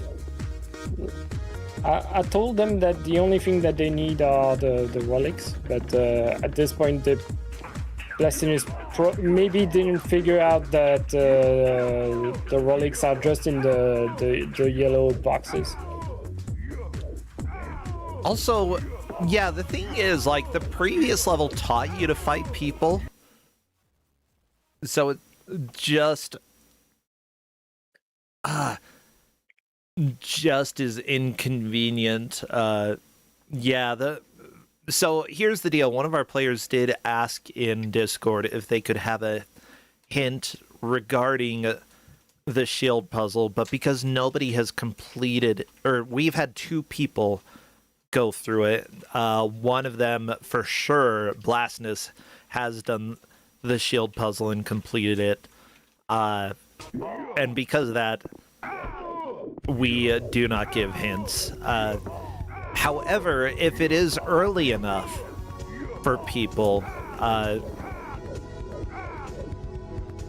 then it isn't a big deal, because usually the person who's asking has spent time on it, and it's a benefit to everybody to get that information. So the person asking who's in the lead would end up like getting the biggest disadvantage, you know?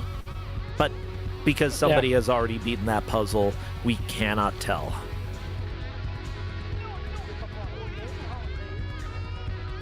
Plus, you got the logic as well, like really, really close. The only thing that was missing for you was the color. So... Yeah, the black and the red, they're just so similar to me that... Okay, occasionally I can see that there's red. Like, at the right angle, if the shield is really big...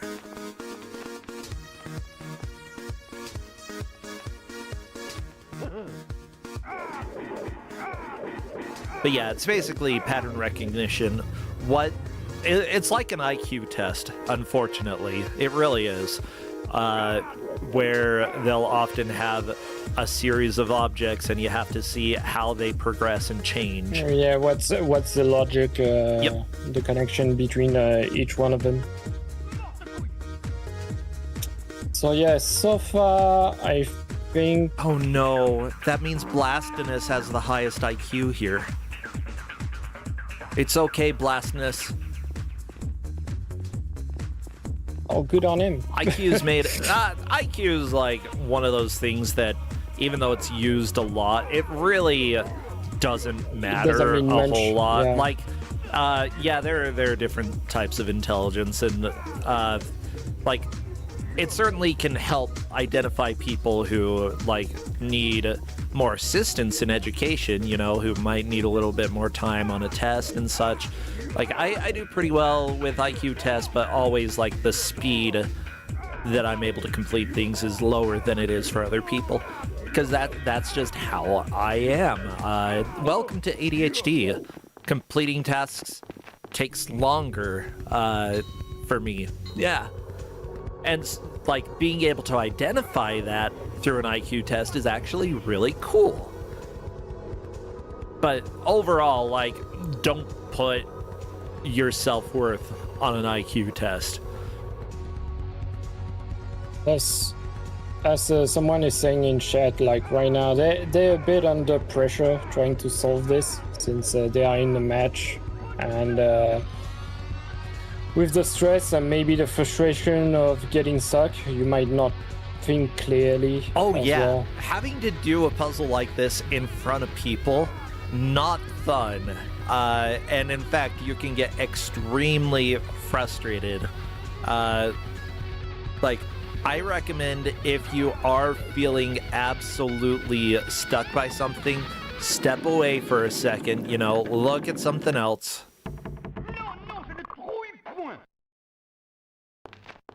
So yeah, I think Kronos is almost there. Like,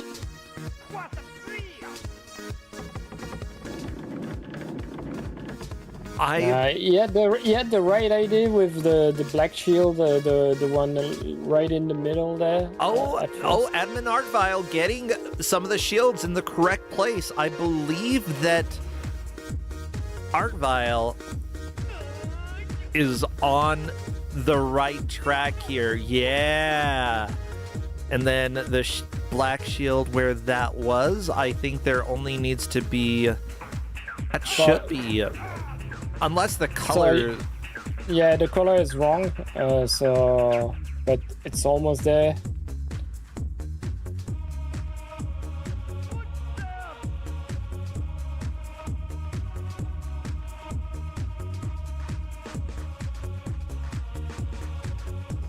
Yeah, from what Tomino was saying is that Adamant had the solution, but the red was on the wrong side.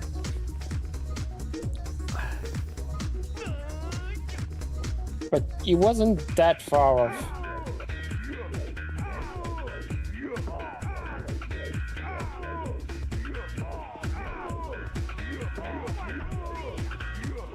The problem as well, if we gave a clue like right now, just because few people are stuck, is that Blastinus level is actually not that long. If one of the mistakes that Blastinus is doing is that he imagines that he can actually fight these guys, and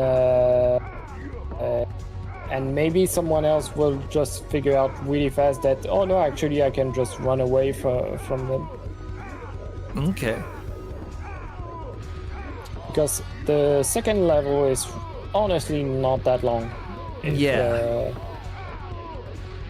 If you get the luck to stumble on the yellow boxes, or if you're really good at remembering how you navigate a place, it's actually fairly quick.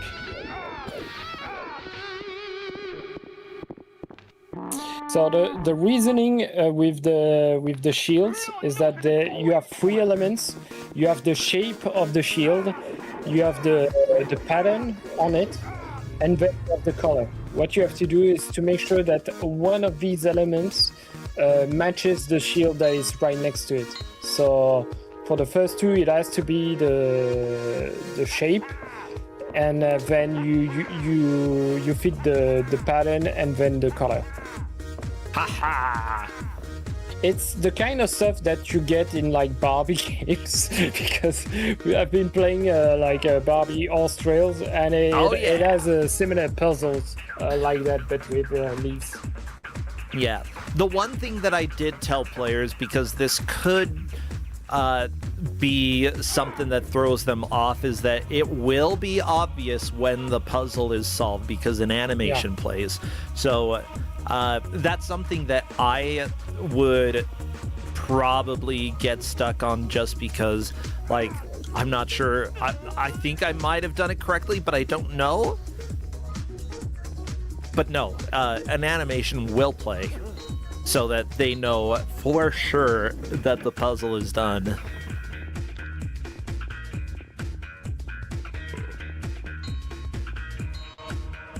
Ding, ding. Is this Silent Hill 3? Why not? It's one kind of hell. So yeah, the music, I don't know who did this music, because I don't think it's part of the movie. The music that you get in like the other players level is music from the movie. This one, I don't know from where it comes from. I don't know, but I'm taking a look to see if there is any credit the game here. is on Moby Games. Gosh. The game is on Moby Games. Hey, Bad Road solved it.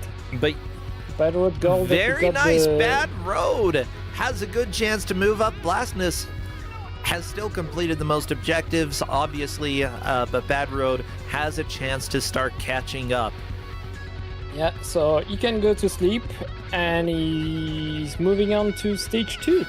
Yeah. So now the big thing is that will he try, just like Blastinus, trying to get rid of the enemies, and or just move on? So.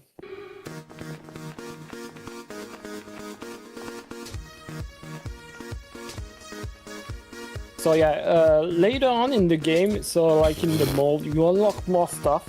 There's like a bowling game that you need to play. Okay. And the bowling game is probably one of the worst bowling mini game that you Admin you have ever played. Has it probably. There we go. Completed. The shields are in the right order. It's just up to Kronos. Everybody spent a decent amount of time on it, though some people spent more time. Are you gonna complain about this game in Discord? Maybe not yet, but I can feel the frustration from here.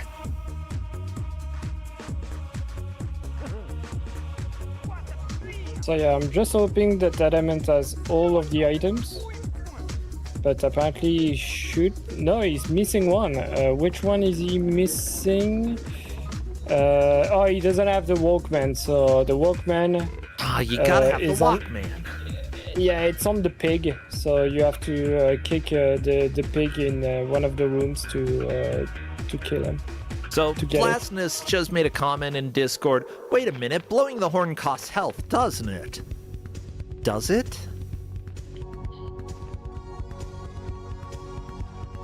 I don't know. I wouldn't think it would cost health, but then again, sometimes you notice something that, like, people who speedrun, don't need to worry about too much. That would be a new one, in my opinion. It's like you use it in the run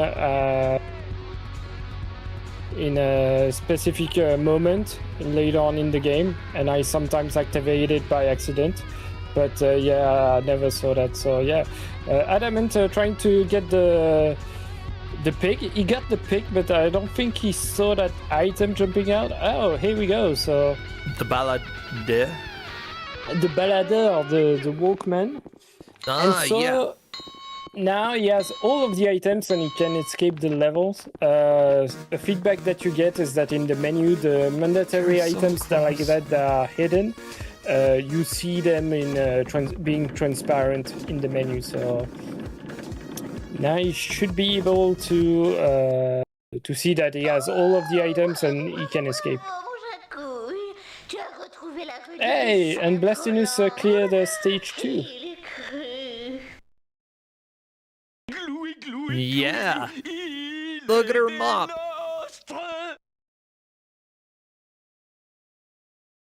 Okay. Oh, Kronos, no.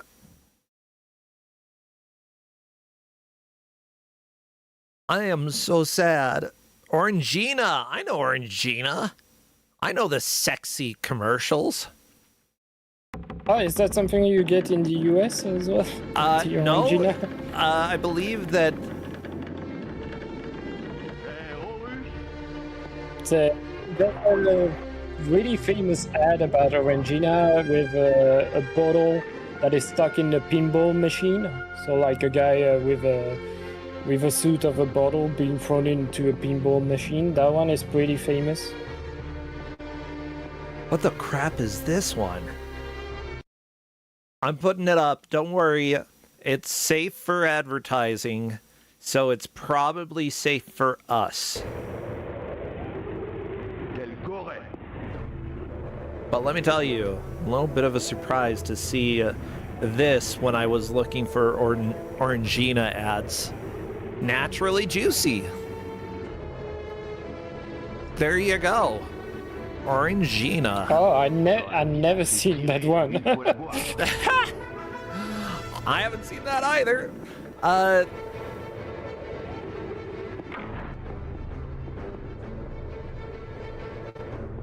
What else? Oh yeah, you had the Animal Lust advertisements as well. Let me go ahead and pop this one up. Don't worry, it's family friendly. It was allowed to be on TV. And so it's allowed to be on here. Oh yeah. See? So, some of the ads that whoa. Yeah. Okay, I never seen these ones. So I don't know from when they are. So maybe Tomino can tell me more about it. He's also a French speaker. Maybe we had that as well. Maybe. Sharif, you've never seen these? These are like advertisements that.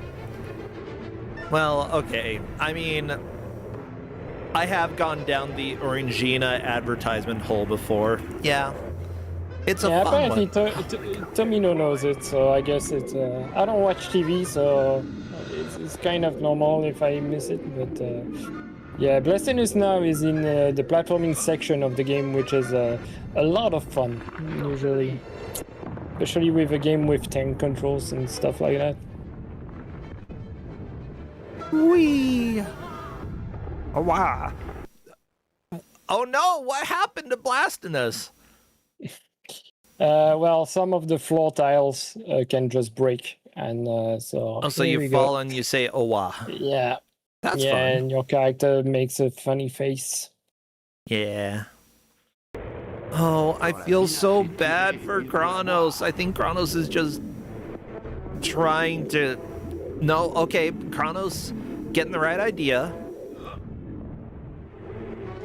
Not that far off.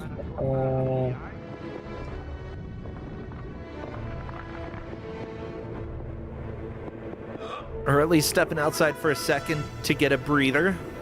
I mean, that's fair. Okay, got a breather. It was beautiful out there. You took some damage, possibly. Now it's shield time again. Yeah. Yeah, occasionally just pausing, doing something else is the correct thing because reorienting yourself helps out. Kronos is typing in Discord, saying, I genuinely don't think I'm going to solve this puzzle. Ah, well.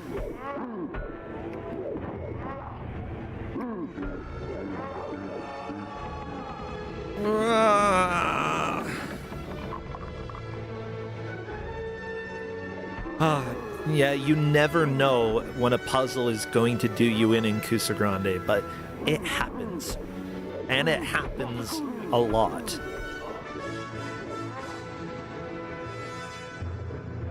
Actually, he almost got it there. So, like, he has a right one. No, don't change that one. Like, he was super close to it. Like, yeah, look around.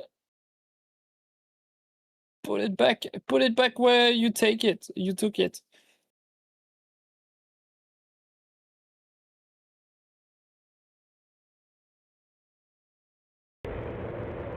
Bonos. Oh, Bad Road got a banana. Yeah, in this place you mostly collect food. It's kind of useless. Oh. Bananas are used as weapons, and that's about it. But they're just there to stun the guards. Okay. And it's kind of useless because they can move again like really, really fast. Blasness deciding not to fight weird zombie lady, just jumping over her and continuing. I'd say if you are able to jump over a zombie with all of this armor on, it's fine. Just do it. Go. You know, I'm not going to stop you. That would be asking for danger, and I don't need that type of danger. Okay, so the element collected his first relic, so now he knows that he can break those mailbox. Yeah.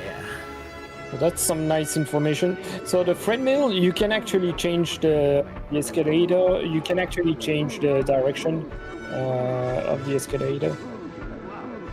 You know, I'm glad that the defend actually defends pretty much from any damage. Yeah, it kind of works. Really, the combat in the game, you shouldn't focus on that. You should just move away because enemies anyway don't deal that much damage, and it's just better to just run off. Oh my gosh, I just recently, this week, watched the movie Secret Mall Apartment. It's a documentary about... Yeah, it's a documentary about some artists who realized that there was this space in this mall behind walls, and they're like, what if we create this apartment inside the mall? It wasn't for them to live in. It was they did some interesting urban art stuff before, but yeah, so figuring out how to sneak in and sneak past security, or when security caught them, how to talk to them in order for them to not be suspicious that they were moving into the mall.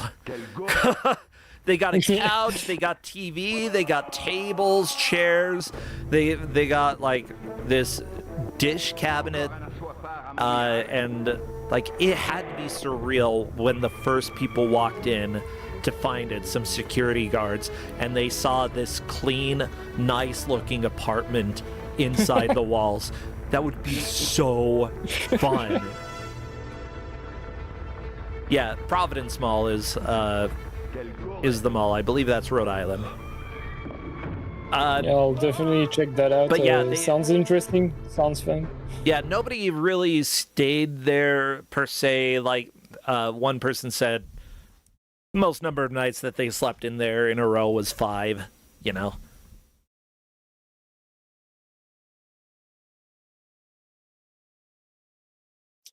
So yeah, so far, Blastinus is definitely in the lead, and then Adamant is second, Bad Road third, and Kronos is last.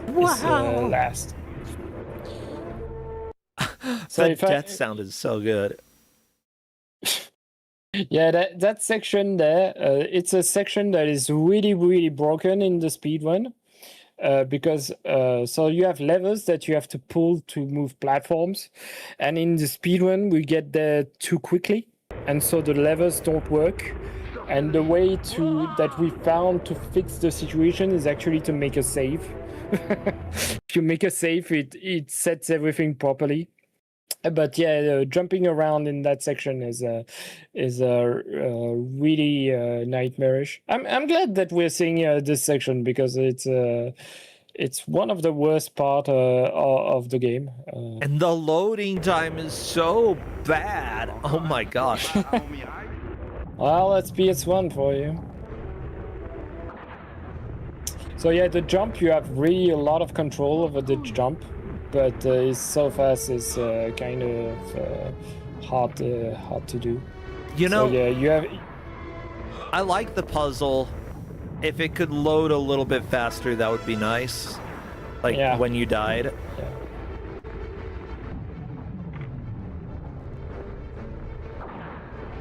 And Blastinus almost get it, almost through. So yeah, the Couldn't last you part, make that last jump? Yeah, you can make that last jump. You can actually jump above 2 platforms. I don't know what pulling that last lever is going to do. I think it's just there for I think Blastinus tried, but it didn't do anything. Yeah, it doesn't do anything. So. Adamant Artvile is moving on to this next area. Wow, Adamant Artvile already into second. Holy crap, that was huge. Like, you know, I didn't think that they would be able to catch up to Bad Road, but not only passing Bad Road, moving to the next level, Kronos has time to move out of last place. Yeah, it's possible. It's possible. He still has to figure out. I think he didn't. Yeah, he solved the puzzle. Did I miss it? He did. Yes, he did. Yeah. So what he's missing is the Walkman that the pig is carrying.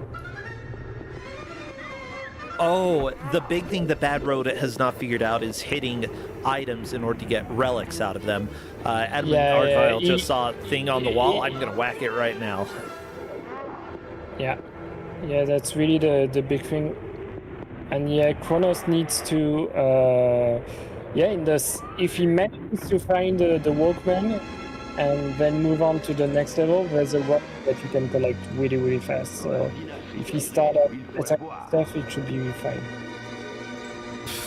I still love that pig that runs around in the castle, just sort of runs around in a square. He's super annoying because he runs away from you, and so hitting him as well, the collisions is so bad, it's super, super complicated. Oh, Kronos found a bed.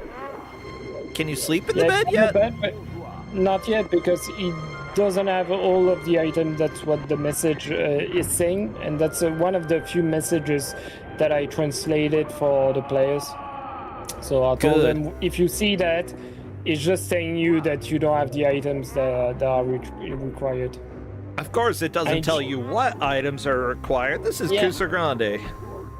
It tells you the item. If you look at the menu, you can see them being transparent. The thing is that it doesn't make sense because it's a pig carrying around a Walkman. So you wouldn't think that what you have to do is actually hit a pig to get a Walkman.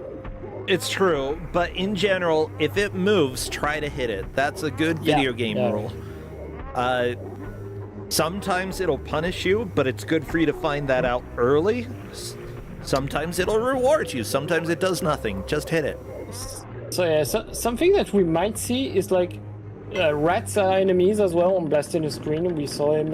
We saw one recently, and the rats they can stun lock you like really, really fast. They're really annoying to deal with. And we might have time to see a second weapon that you get, which is the crossbow. And the crossbow, when you equip it, the frame rate goes down by half because the game can't handle the crossbow at all. Why? I love it. I don't know. It's something that we get in the speedrun that is super annoying.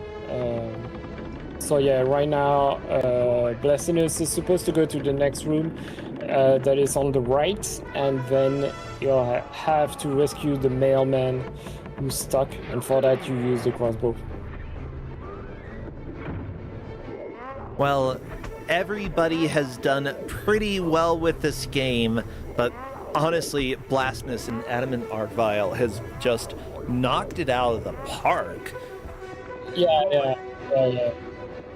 They both did really, really well. Just solving that shield puzzle is again the GM who vetted this used a video, and I think Kronos figured out that he can actually attack the pig. So or at least is trying to.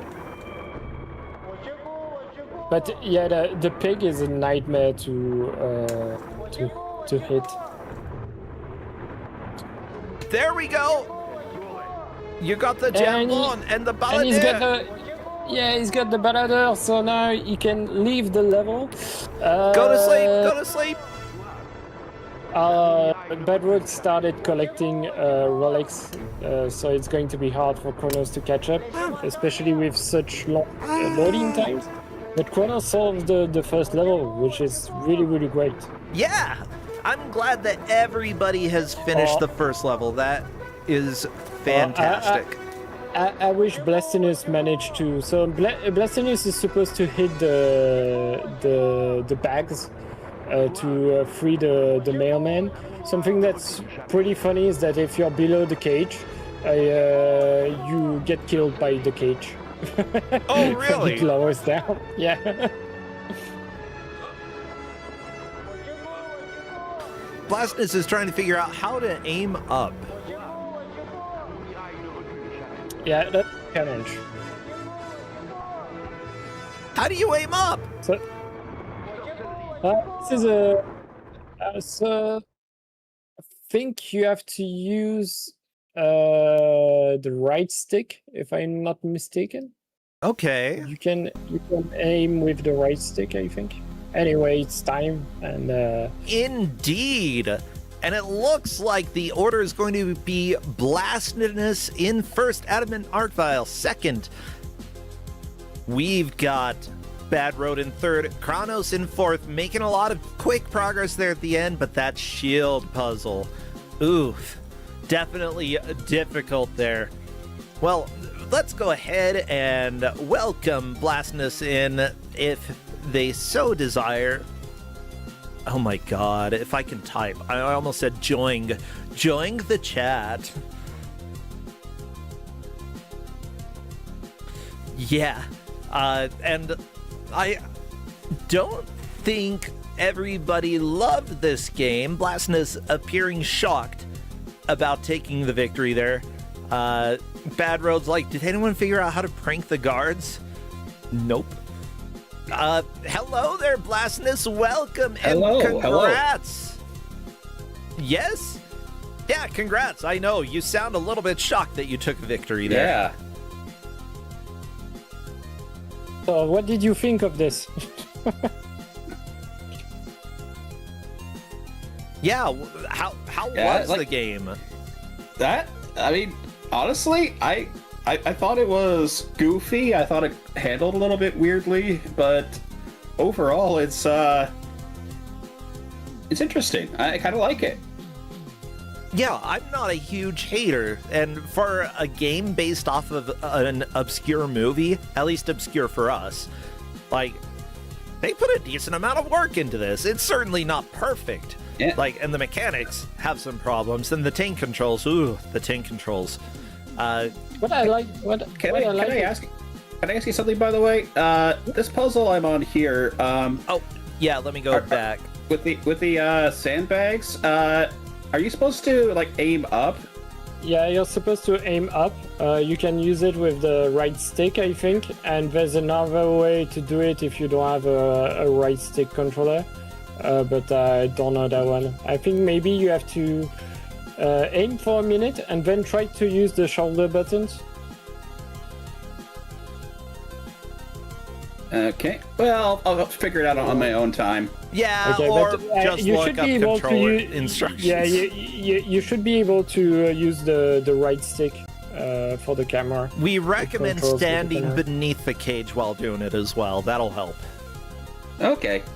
But yeah, like I did feel like I was making consistent progress, but I got hung up like for quite a while, like running through the shopping mall, so I thought that was going to put me a bit behind. Yeah, like I think everybody playing thought that they had something that was going to put them behind. Like the shield puzzle was a big problem for most people here, and in general, like if you feel like you are in last, probably everybody's going to feel that way, and you know, it should put a little less stress on you. It's like, okay, these parts suck. Everybody will feel it suck. I don't need to overthink this. Let's just try to get through it. Yeah. I'm usually pretty good with puzzles, so I guess the shield thing it did confuse me a little bit, but then yeah, I just kind of realized, oh, that there are patterns here. Yeah.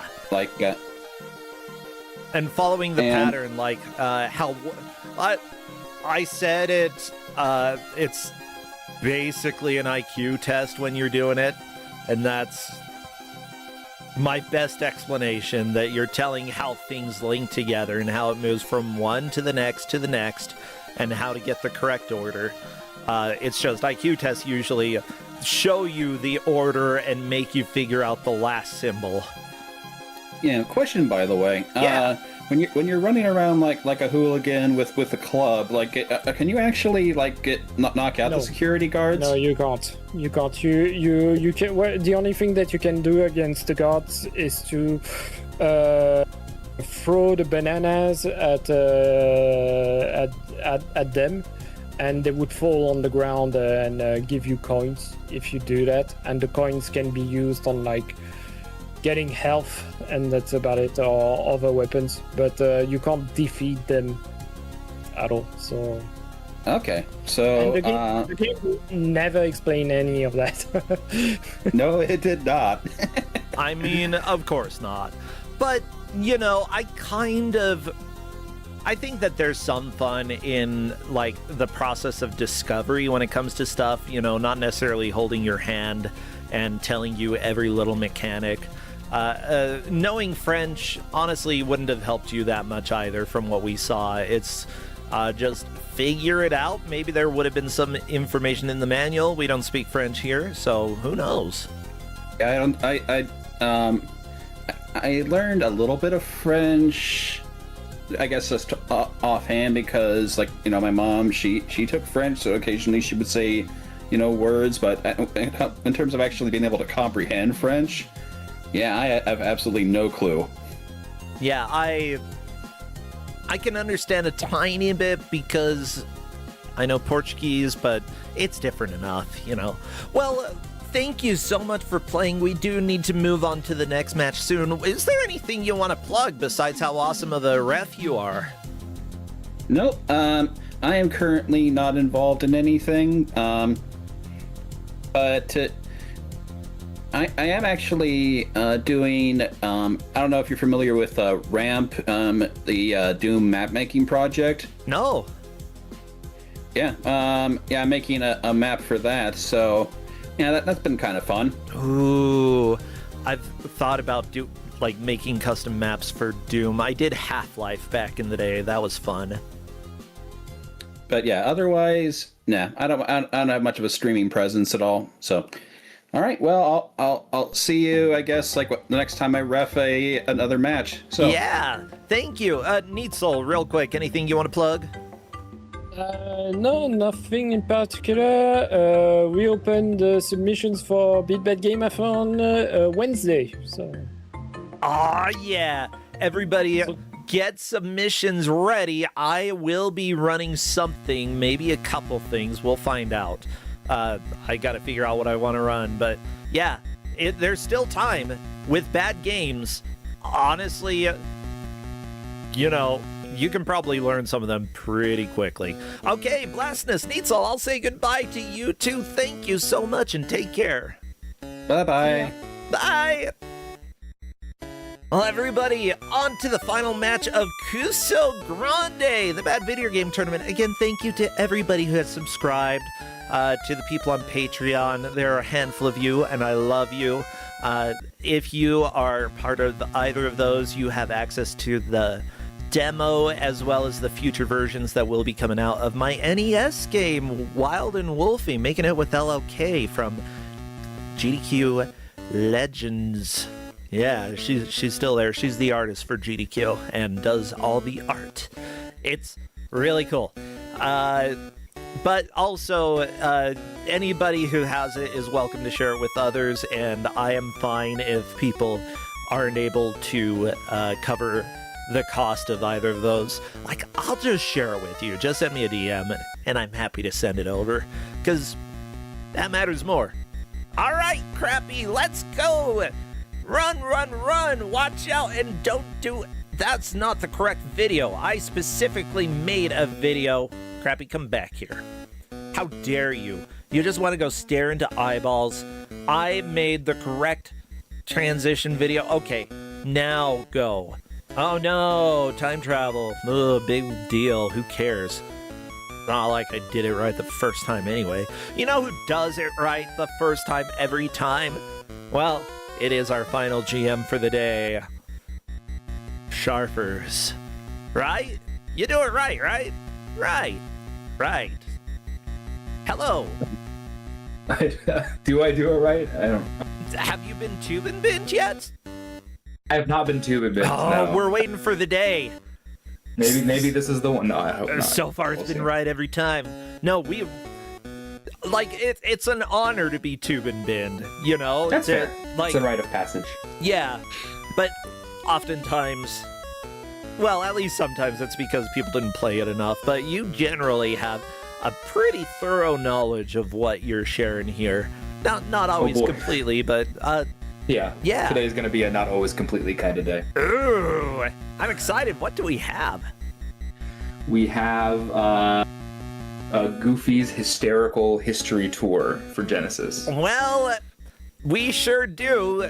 You often need a second hand to catch a bee. We'll see what these players are able to catch over the next hour or so.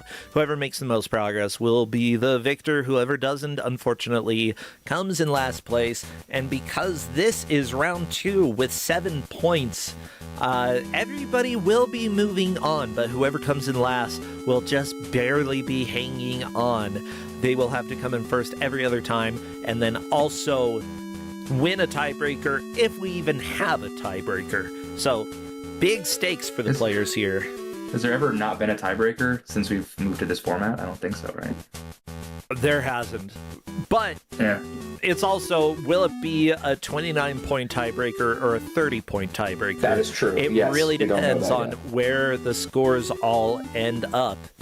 Let's go ahead and stop the wonderful Iron Sword music, which I love.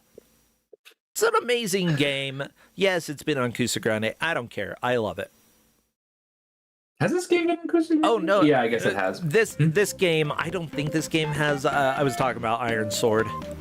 Oh yeah, Iron Sword's definitely been on Kusogrande. Yeah, which I will defend that game, but It's I'll okay. also give it. It's okay. Yeah. Yeah. Now, the players that we have for this match are Alara, who has been in Kuso Live before. We've got Brad Harmer, Hey Magellan, and Murray. Let me go ahead and check to see if the players are ready, because I certainly am. Yeah, what would be good emotes for chat to spam? I guess bees. And Goofy. Goofy and bees, anything that makes you a little goofy is fine too. Yeah, your goofiest emotes. Either, yeah, like the silly stuff. good Superman 64. Yeah, it looks like all the players are ready.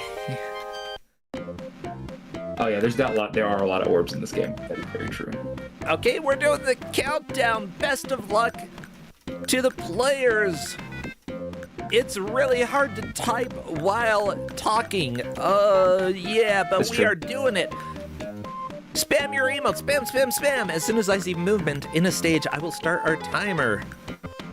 Okay, and there we go. Go time. We'll see what this game is all about. Oh, that is an ugly Scrooge. So yeah, there's a horrifically long cutscene here to start. It's like super duper long, so I told them to skip it because it gives you almost no information. But basically, something custodian of a museum, go back in time stuff. Now we're here. Okay, so your main weapon is your stretchy hand, which... Yeah, they call it an extendo arm. It's basically, what if Bionic Commando was really, really unfun? That's like sort of the premise of the game. Oh no! Oh, Bionic Commando for me as a kid was already unfun. Well, you can jump, so it's not quite as bad. Yeah, what's up with Bionic Commando and not being able to jump? Well, it's because they wanted the. Are you too robot? There we go. You're super heavy? That's probably it. I don't know, it was just so that you had to use the extendo arm instead of just platforming everywhere. Well, you know what? Just make platforms high enough that you can't jump to them. Wow, video game design, everybody. Woof. I mean, you're the expert, right? I'm merely learning from the master. I only play them. I've only put one game out. I've got a second one in the works. Yeah, you got a demo. You got one in a demo. You're good. We got one in a demo, and the demo, like, I did level design. I did everything except for the art. Mm-hmm. And it's actually, like, it was super easy to export and be like, okay, this automatically runs on BizHawk. That's cool. Yeah, right, because it's it's just like a .nes file, right? Yeah, it's just weird to, like, have it by default work well, and then I didn't have to change anything. I'm like, oh my god, finally, one thing that NES Maker did well. Yeah, I've been closely watching your many frustrations with NES Maker. As like somebody who does understand like assembly, like it's been fun to watch you like. It's so fun. Like I genuinely like the software, but there are times. It's not perfect. Nothing's perfect. No software's perfect. And it also should be should have been advertised as you will be using assembly. There is no getting around it if you want to make a game. But no, they advertise no coding required. I'm like, nope. Nope. I mean, maybe if you. I mean, it's a lie. It's a lie. It's if you want to make your game really, really basic. All right, Alara has completed a level. Well, yeah, one screen, basic with no ending, essentially. Yeah, you can do that if you don't want to do any coding. Mm-hmm. Exactly. But if you want to do anything interesting, then yeah, you're gonna have to learn assembly. And it's weird. It's not, especially if you don't have a coding background. It's like not particularly like intuitive. Honestly. Nah, it's fun though. I like assembly. It's fun. I agree. Yeah, people say that I'm messed up for saying that, but I enjoy it. Alara, trying to use balloons. I assume you just grab them with your normal goofy hand. Yeah, so we could talk about the game a little bit, but basically you're just kind of wandering around left to right. These levels are huge. They're all very, very large. They go up a lot, and sometimes you have to go up to go right, but the end of the level is always to the right of the beginning of the level, so tracking shouldn't be too hard. Yeah. So there's a whole bunch of like mechanics of the game, and some of them are important and some of them are less important. There are so you have like different types of extendo hands that you can sort of collect in the levels, and some of them like attack and some of them do other stuff. I don't think many of the mechanics work very well. That's not really. There's a lot of blind jumps. There's a lot of The collecting balloons is not useful for progress. It's useful for points. Okay. Points are useful because they can get you extra lives. There are limited continues in this game. You get 3 lives and then 3 continues. And so yeah, as you can see, Alara's already game overed once. Wow. Well, luckily we have referees who are helping to track this match and make sure we know how far the players have made it. The referees that we have today are Alagoof, Redford Ador's experimenting with his many cubes, Harp goofing, and Tyven is manipulating the rotating blue balls. Finally, Fahrenheit. I know, Justin. I'm doing it for a show. I'm allowed. I'm allowed. Yeah, we've got a rule that I can only do 3 minutes of Goofy each day. Oh, okay. I think that's fair. There's a reason this time. Mireille looks like they completed a level as well.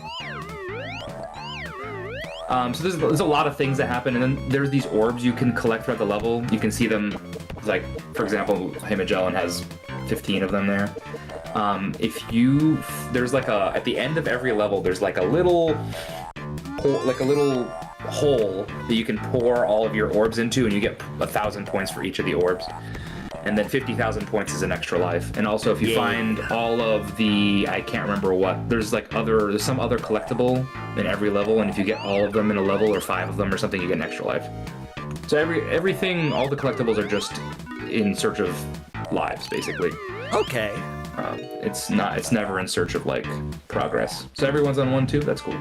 Yeah, I'm getting the tracker up in just a second for everybody, so don't worry, you will get to see more or less... I get to watch the work in progress. The accuracy, yeah, you get to see that. Right now, no progress in level really being tracked. They might be taking notes occasionally, especially when a death happens. But it's pretty even across the board right now. 1-2. Yeah, the levels within a world, so there's 4 different worlds and some number of levels within, I can't remember how many. There are 4 worlds. So the levels within the world do look like pretty samey. That's like the only big caveat. Yeah, this looks, honestly, the inability to see where you're going because of the camera, like, having a camera, the character in the middle of a camera usually isn't a bad idea if they're going slow enough. And if they're small enough. Like, those are 2 things, because if you can't see far enough to the left or the right, and you're going fast, then it can quickly become a problem. Riding the Rolling Stone is one of the cases where things are moving very fast, but it's also not really essential that you grab everything during that, so the biggest it's not really deal. essential that you grab everything at any point, really, at all. Yeah. Really, just platform. It's just, at its core, it's still a platformer. Just a bad one. It's just, there's, and Pete is always there to sabotage you as usual, like in any other goofy. He's gonna impede you. There you go. Impede is a good word. We're doing vocab today, huh? Yeah. Yeah, we're all learning together. Yeah, honestly, a little bit of like inside baseball, but I got vetoed for the first time as a GM today. Oh no! This was not my first choice, but it was on the list of choices. Well, that is fine. You know, occasionally with the veto, you bring out something a little nicer, you bring out something a little meaner. This was a little meaner for sure. Okay. I think that my first choice was the nicest game I have left. So I've had a few times where I'm like, oh, how dare you veto me, and then I give them a game that I'm like, this one's kind of good. I just had like a power rank. I've had like a power ranking of games basically. So I have like whatever X number of games left, and so I just have like a list of them. And it's like, if this one gets vetoed, then I'll just do this one, and then I just had a list. The 3rd game would have been worse than this one as well. So there you go. So lucky for them, no one knew this game. Now I'm gonna read this in Goofy voice just because I feel like it, even though it talks about Goofy. There are multiple Goofies in the world, so, you know, they all have Goofy voice. It's fine. Goofy's Last Chance. On the eve of the big opening of 4 brand new exhibits at the Ludwig von Drake History Museum, Professor Von Drake wants everything to be just right. So he's decided to have a heart-to-heart talk with one of his janitors, Goofy. The professor tells Goofy that this is his last chance to prove himself. Goofy's blundering has been slowing down the general upkeep of the museum. The other janitor, that nasty old Pete, Goofy's longtime art rival, has been letting the professor know about all the slip-ups Goofy's been making. If anything goes wrong with the debut of these exhibits tomorrow because of Goofy's goofiness, the professor will have no choice but to fire him. But Goofy knows that he can do the job. His new invention, the Extendo Hand, has tons of attachments designed to make his custodial duties easier to perform. The professor is impressed with the Extendo Hand, and Goofy's initiative tells him that if he and his new tool can get the job done tonight, he'll not only get to keep his job, but he'll be promoted to head janitor. Nothing could make Pete angrier than that. He's been hiding nearby and eavesdropping on this entire conversation. How could a klutz like Goofy deserve... Wait, where? I lost my place. How could a klutz like Goofy deserve anything, even with that stupid extendo thingy? Yeah, there we go. Oh, an idea forms in Pete's mean mind about how he can switch things around to make Goofy look bad in front of the professor. That would get him fired, and out of Pete's hair forever. So Pete decides to move pieces of the new exhibits around, hats or headgear to be exact, so that they end up in the wrong time periods. When the professor thinks that the opening has been ruined by Goofy, that'll be the end of that foul-up's career. Yeah, anyways, that's the story. Pete moved some hats around in order to try to get Goofy to be fired. Yep. Yep. That's all they need to say. I was ready for your Goofy voice. I was not. So that's good to know. Gotta prepare myself more next time. Uh-oh. Next time I give out a Goofy game, I guess. There are a handful of voices that I can do okay, and Goofy's right in there. Yeah, right in your wheelhouse. Yes, I've never been a voices guy. I'm not very good at it. Oh, I'm usually bad. I'm usually garbage. But enthusiastic, and that's what matters the most. Yeah. I did not really anticipate the levels looking this samey. Although when I played it, I did note that I had no idea where I was going at any point. But you know what? It's World I appreciate the referees. Yeah. Thank you, referees. Here's the deal. When you're designing levels, have enough variety that it kind of feels at least like a unique location. Like, yeah, you can still use the same sprites and stuff, but the way that you order them often gives a vibe to a location. I've been thinking a lot about that while working on the NES game as well, because I'm doing the level design, and I'm like, how do I make this feel new? Even though I have a set of 64 sprites. Yeah, right. That I can use. Fresh and new. Yeah. Or you can make every level look exactly like this one. Whichever one this is, I don't know. I believe somebody game over it as well, but it's okay. Still a lot of time. But yeah, it's one thing to note. Like, this game has really nice art, and they really could have, without... This game could have been amazing. Like, without making new sprites, yeah, they could have made it, the levels feel dynamic instead of the same thing over and over and over again. Yeah, there was a few things, like, there's some level design problems, and there's, like, the camera is just awful. Yeah, the blind jumps. Those are my big gripes. Sometimes you have to jump down, and you just have to, like, hope that it's not a pit, and that's kind of it. Like... And also, like, the extender art is not as easy to use as you'd think. It's, like, not particularly intuitive. You kind of have to learn how to, like, swing and, like, let go at, like, you know, at the right momentum to keep jumping and that kind of stuff. It's not really that intuitive. At least it wasn't to me. Yeah, Alara's been descending, and let me tell you, every time I'm afraid. Yep.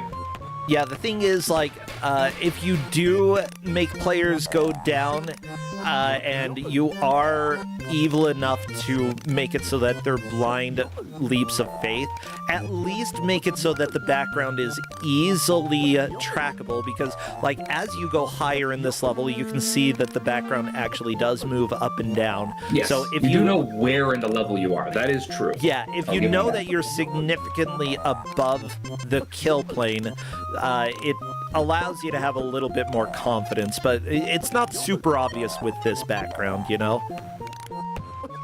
Like, Alara, I can see that she's pretty high up because you can see over the trees. And any fall here, you're probably going to hit a platform before you fall to your death. So, I suppose that's actually...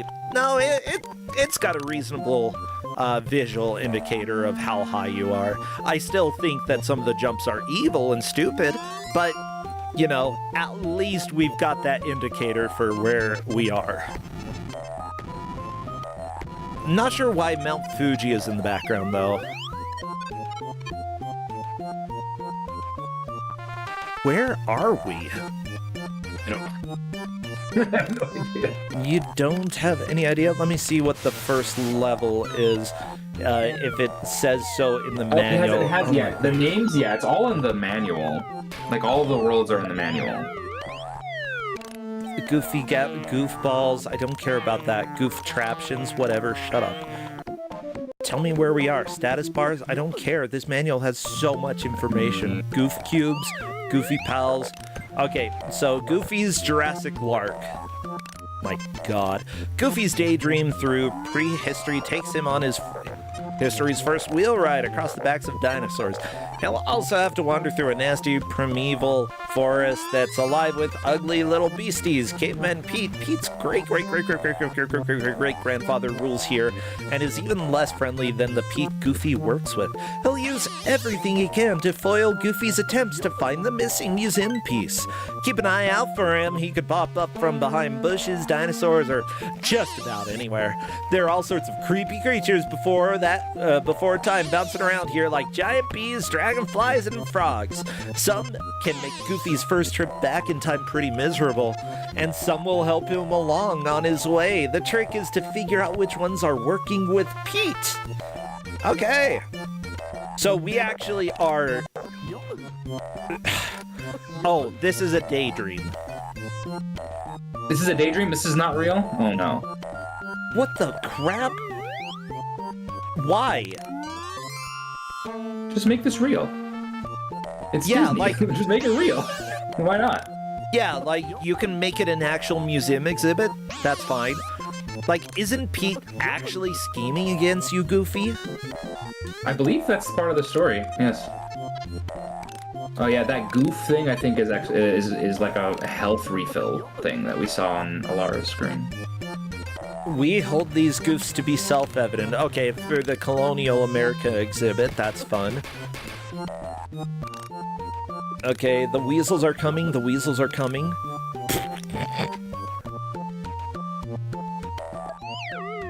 Ooh, the Wild West exhibit. You know what? I'm a huge fan of Wild West stuff. Mm-hmm. It's fun. And honestly, like,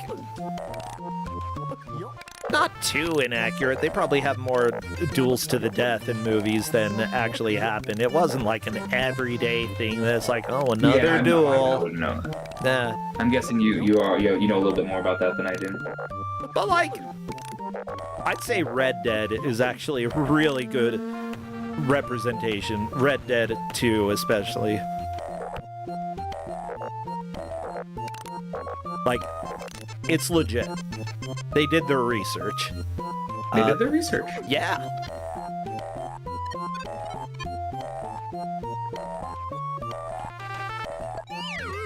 Especially with tuberculosis.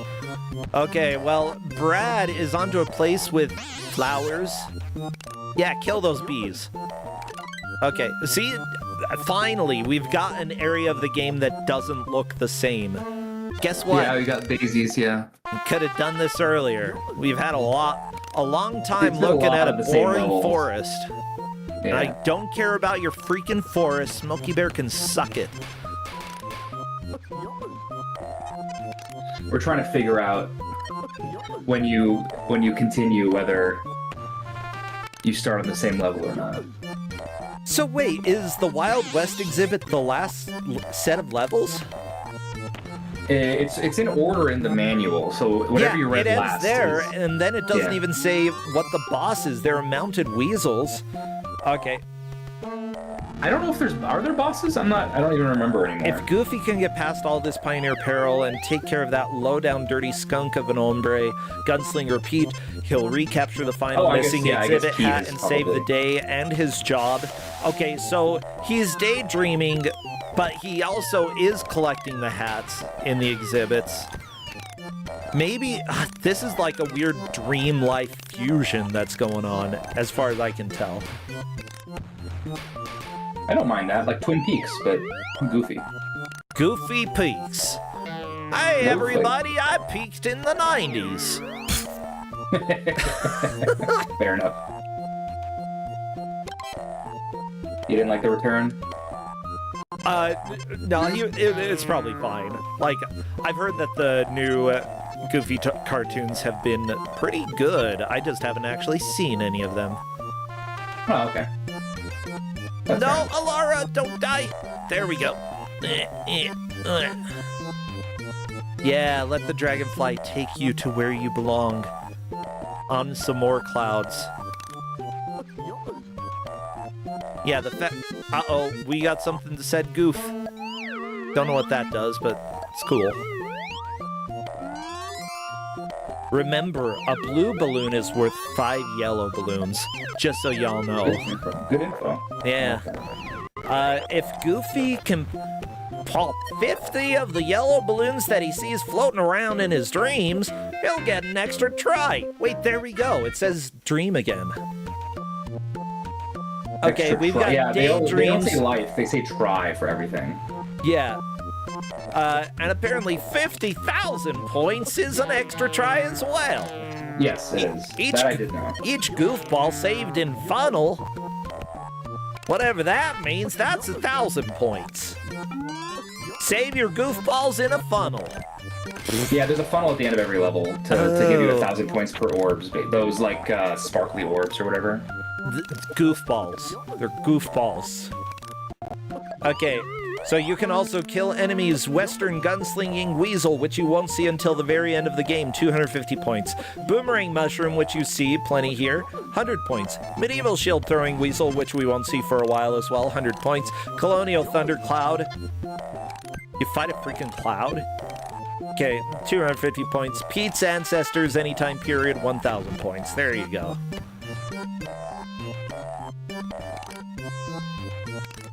But yeah, that's something to think about when you're playing a game that has limited continues. Is there a way to get more continues or to get more lives? That's always worth playing a little bit of that metagame. Oh no, Brad is on the pokies. My bottom's been stung.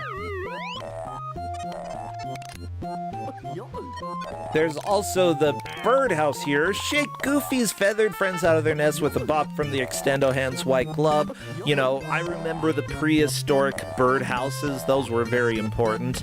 How else would they have survived and outlived the dinosaurs, you know? Anyways, you shake them. 2 winged helpers will fly out of their homes and follow Goofy around until they see his enemies. Then they'll swoop down and carry away 1 enemy each. So you get the birds out of the birdhouse, and then they'll come and just fly away with one of the bad guys. Okay. Oh my god, I'm so sick of this music. Yeah, it's pretty bad. Like, it was fine for a little while, but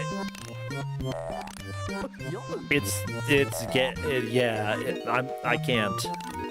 I dislike this. I think it's the This is very, repetitive clown music, basically. Yeah. Oh no, Alara's on the pokies. Get off! Get off the pokies! There you go, Goofy. I knew you could do it. Oh no, it's a mushroom. Are the 3 minutes up yet, or? Justin said I have an hour this time. Yes. An hour? Oh, okay, nice. Although, who knows? That could change.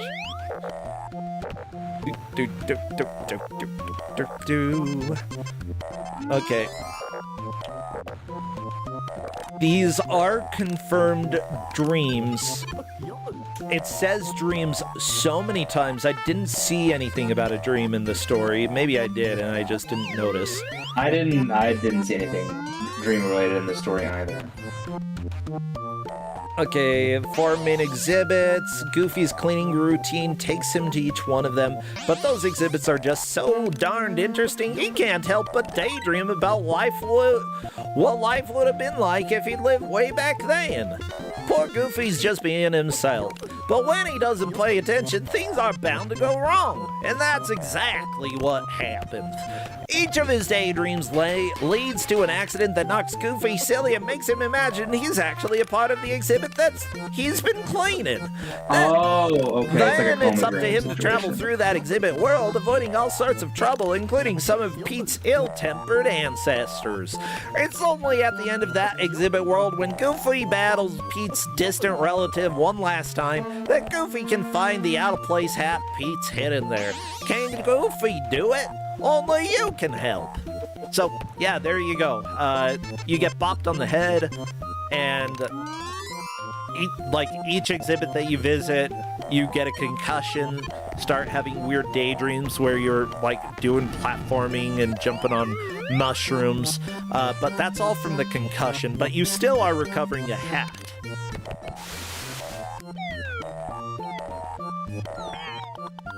So there you go. That's the story of how Goofy had lifelong medical issues.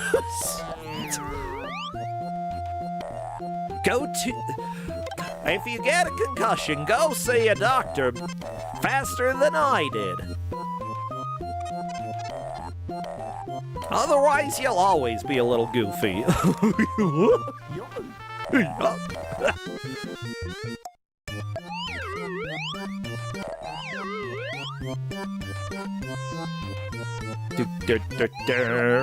Who did this freaking music?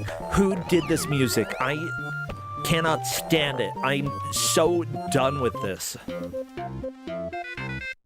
I think the music changes so the next level is like the medieval level. Well, we start in the prehistoric if level. it has this music in the medieval level, I'm just shutting the stream off. Like, you're welcome. So dumb. This was made, by the way, by Absolute Entertainment. Ooh, what a name.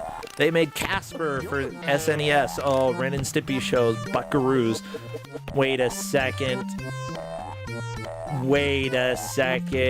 Okay, I'm trying to see if they made Family Dog. Yeah, that checks out. Space Ace for Super Nintendo. Ooh, Rocky and Bullwinkle and Friends. Oh, great. Bartman meets Radioactive Man. Yep, of course.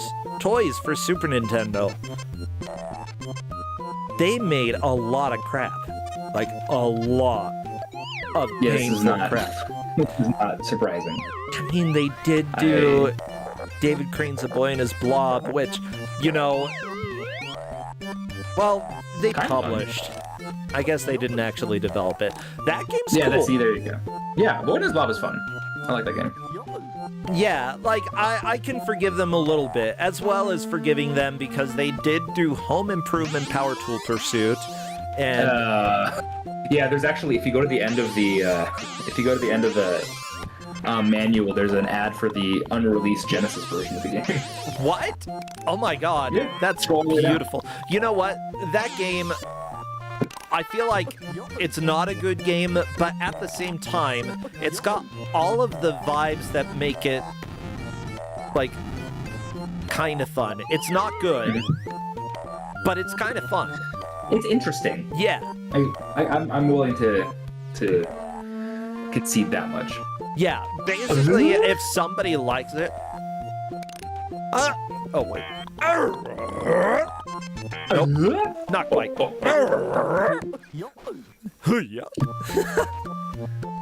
Oh. There it is. There it is. Okay, a little closer.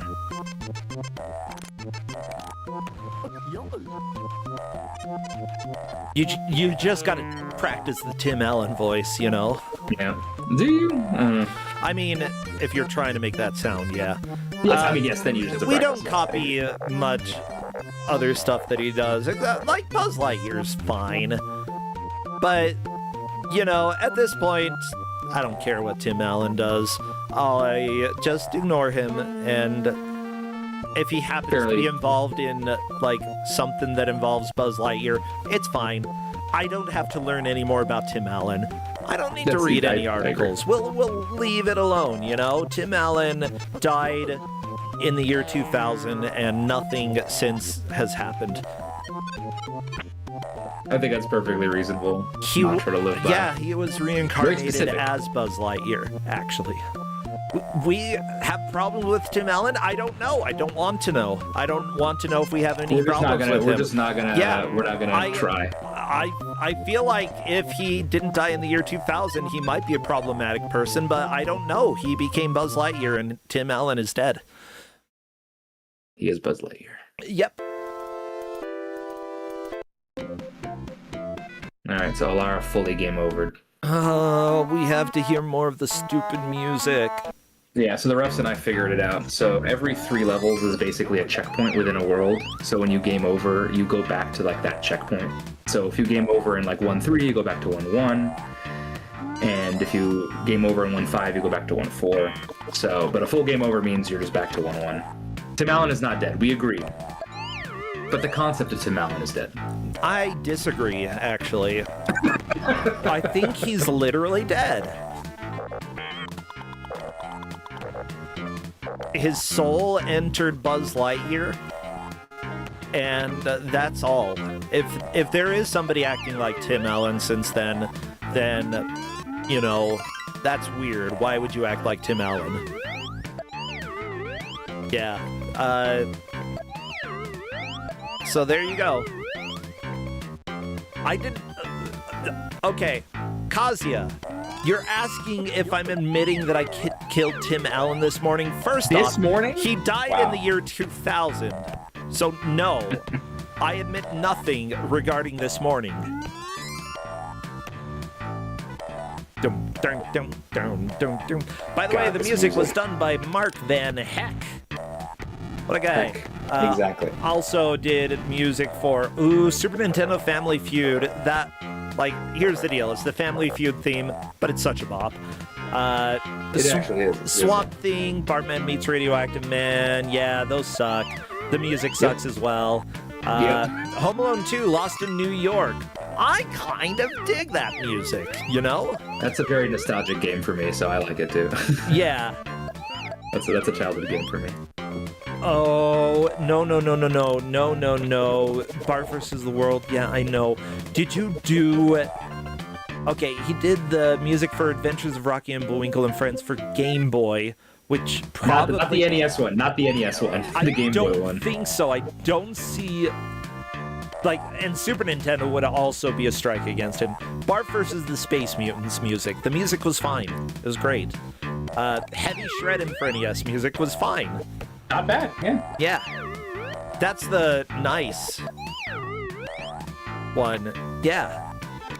Ghostbusters 2 for NES. Probably the best part of the game is the music. That's, again, just incredibly low bar to clear there. That's just... Barbie NES, Barbie Game Boy, or Game Girl, those are sorry. okay music-wise, yeah. Yeah. Just, the Magellan person just who found did an this absolute music blind jump actually there. kind of legit. And the artwork for this game is amazing. I think the art and the animations are incredible. It's just everything else about it is very painful. oh yeah, if an executive looked at this, they'd be like, ship it immediately. And it's like, no, we're not done They with did. it. They shipped it immediately. They did. That's exactly what happened. Oh my gosh. Like, getting physics right, it's relatively easy on modern dev tools like Godot, Game Maker Studio. I think Unity is probably pretty easy to do as well. For older consoles, though, it definitely took work to get everything to feel right. And, like, you know, I think that the platforming isn't too horrible. It's just they needed a little more work on the camera. That would have helped so much. And also level design, because, like, your sprite's too big. It's just too big.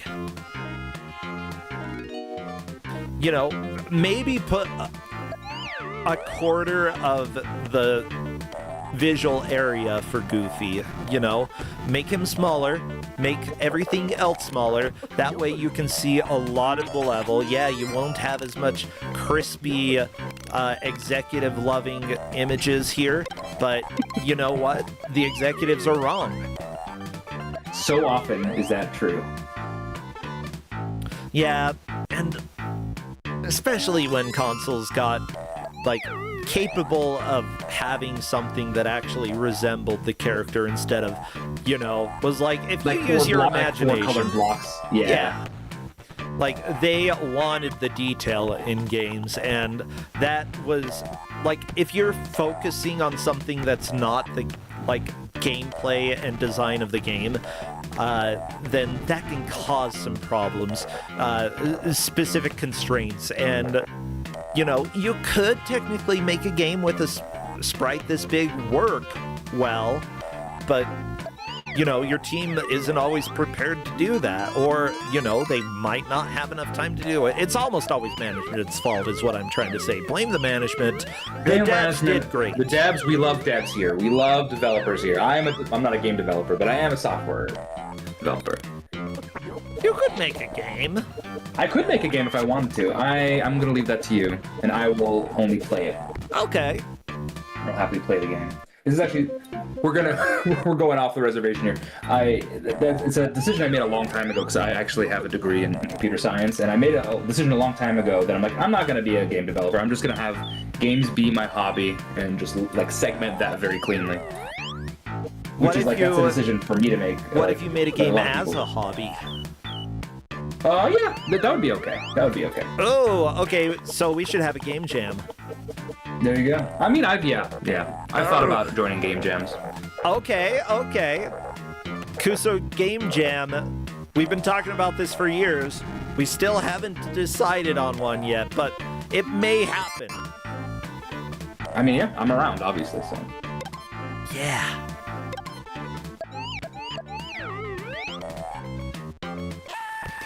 And the great thing about a Kuso Game Jam is that if it's bad, that's probably good. If it's unfinished, even better. If it would end up in a tubing bin, oh baby, let's go swimming.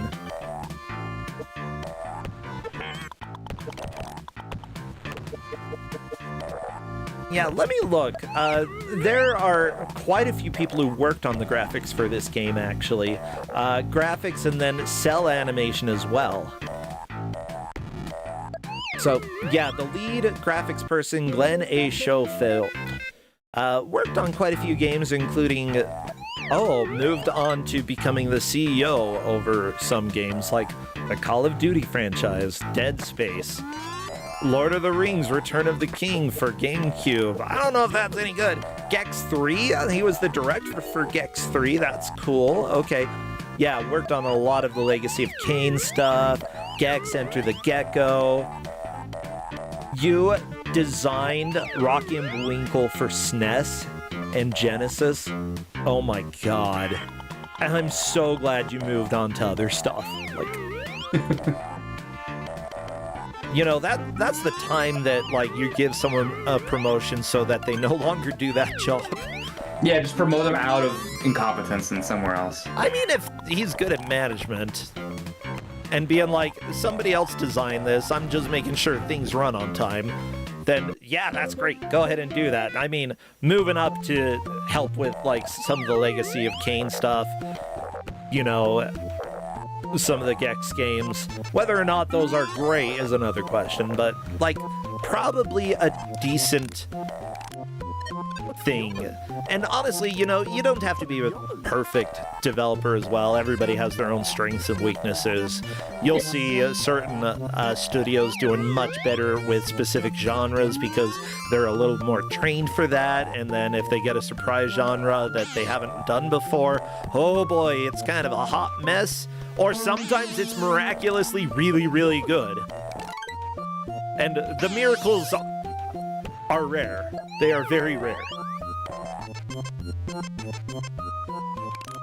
Do do do do. Do do do do do do do. Do do do do. Yeah, I really hope we get to other music. At least like 1-1 and 1-2 have good music. But then we spend most of our time on 1-3, 1-4, 1-5, and we get this stupid... Like, why did it just go as part of the music? I don't understand. I don't like it. We're in Jurassic era. Is that how the dinosaurs thought music was?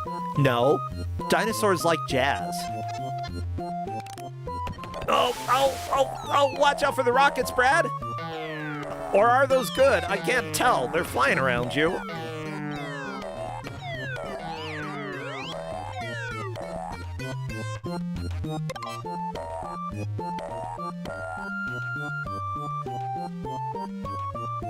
Actually, now the more that I'm imagining this, I could see like maybe a 10-second segment in a Goofy cartoon having music like this.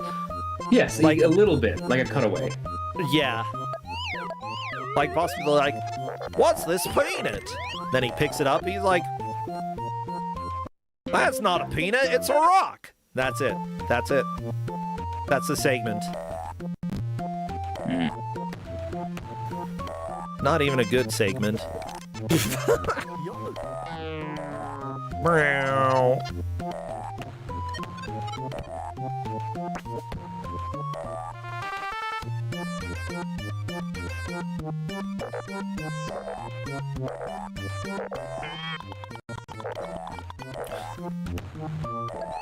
Or no, he's like, hey, Mickey, I got you a turkey. Then Mickey's like, why is it in a tux? And Goofy's like, well, you said you wanted it dressed. There you go, there's the bit.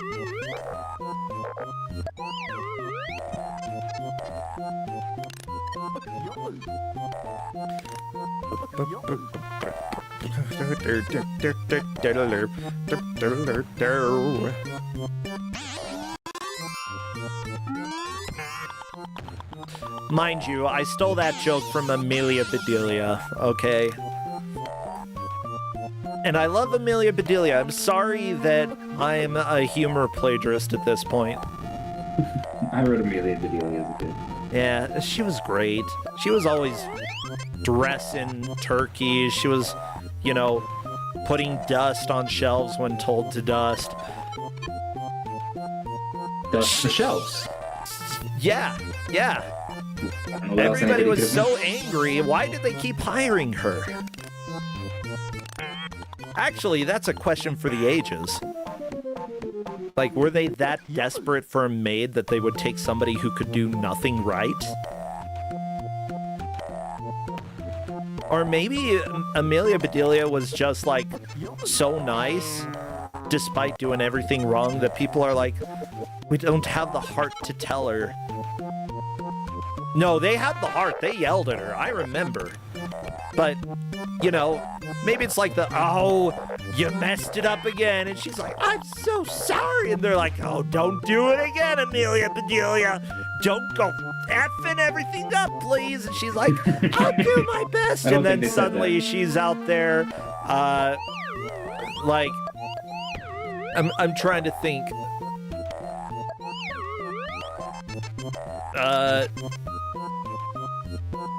You know,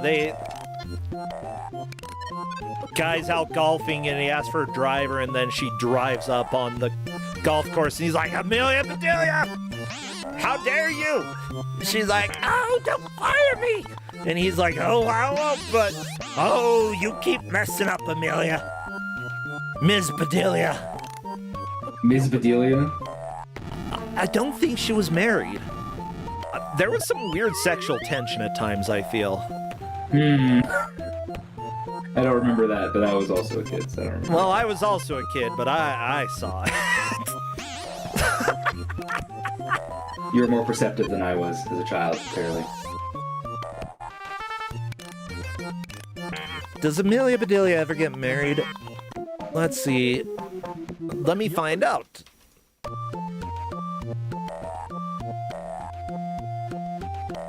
Oh no!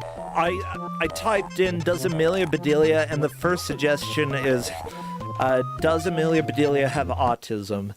And oh boy. Yeah, maybe. Let's just say I do, and I relate to Amelia Bedelia, so maybe. Oh no. Does Amelia Bedelia ever get married? Let's find that out. No? Heck yeah, you can be a strong, single, independent woman who, I don't know,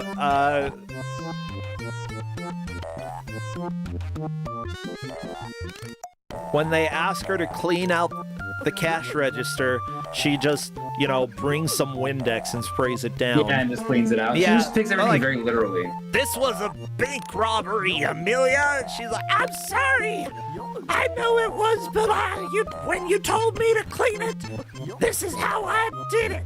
They're like, oh, Amelia, we're going to prison, but we still like you, Miss Bedelia. Yeah, I like these, hirers. You definitely hire Amelia Bedelia whenever you get the chance. That's my recommendation. She's awesome.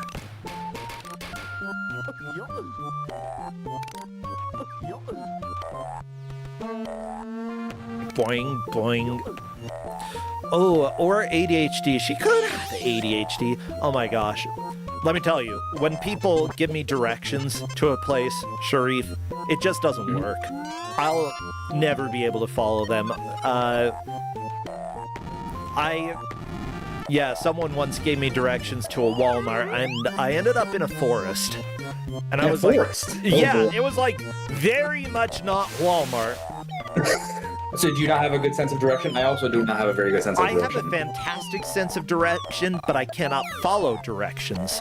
If people are like, okay, drive 3 blocks, take a left at this statue, blah, blah, blah, I will likely get to a point where I'm like, oh, they said this, but if I take it in this specific way, it's the exact opposite of what they could have meant, and I'll end up driving into a forest somewhere.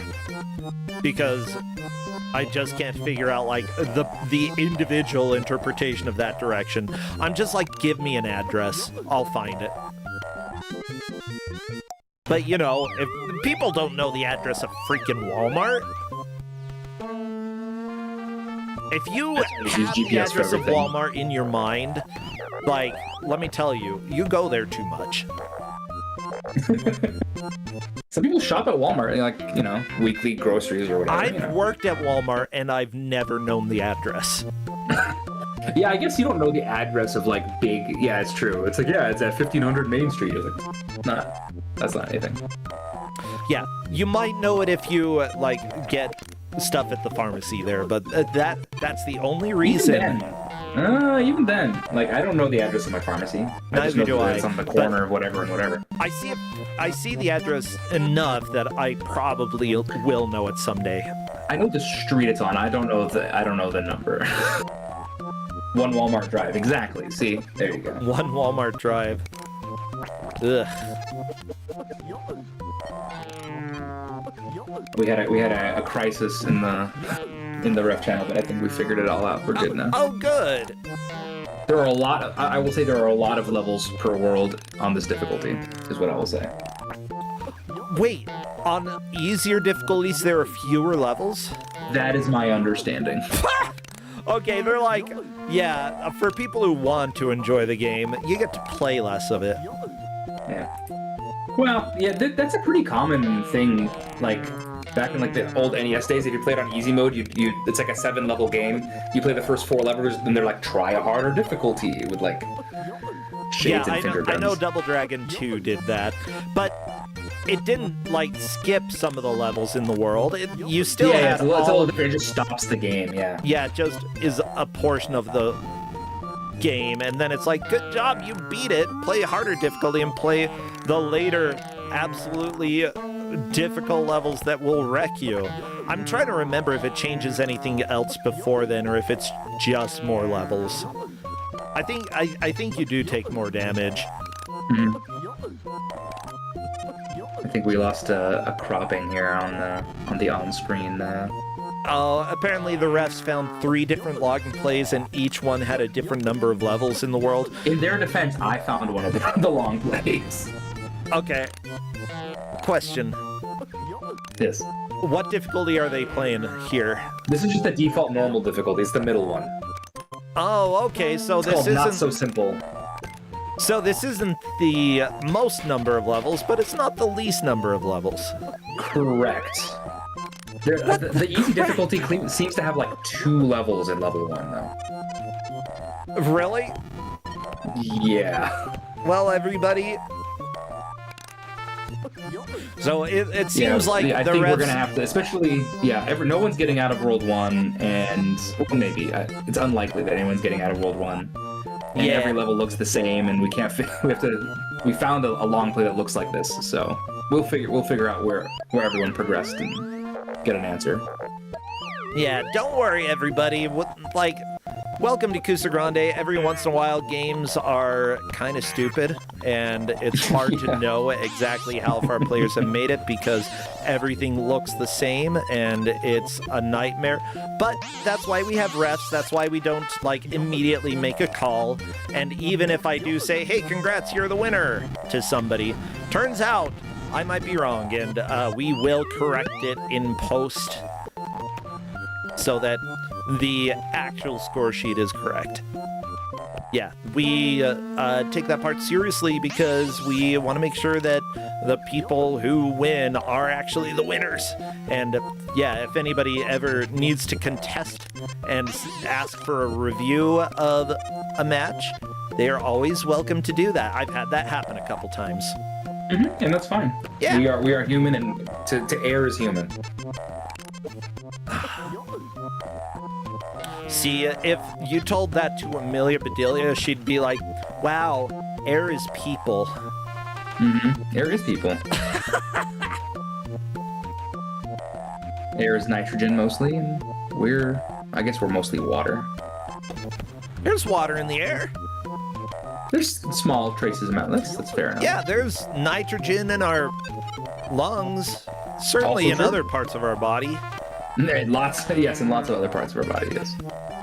We're having an unintentional biology lesson now. Yeah, is there anything in the air that's not in our body? No. That's how bodies work. It inhales. Maybe bugs. No, bugs breathe. 2 hairs. No, I don't want bugs in my lungs. No, I agree. That'd be really bad. But bugs do breathe themselves. 2 hairs is human. Thank you so much, chat, for that. Chat never lets us down. Okay, that frog just sounds like an error message. I gotta be honest. Yeah. Can you kill the frog? Or do you just bounce on it? I've seen very little murder. To be fair, you don't even die in the game, you just have tries.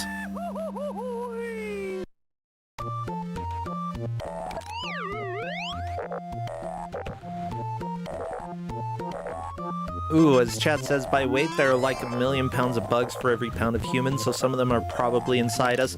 Maybe some of the microscopic ones, teeny tiny little cute bugs. They're all of the bugs that are inside of you are cute. And I will not hear of any Uggo bugs inside you, okay? No Uggo buggos. No Uggo buggo. No Uggo buggos. Only cutie patooties.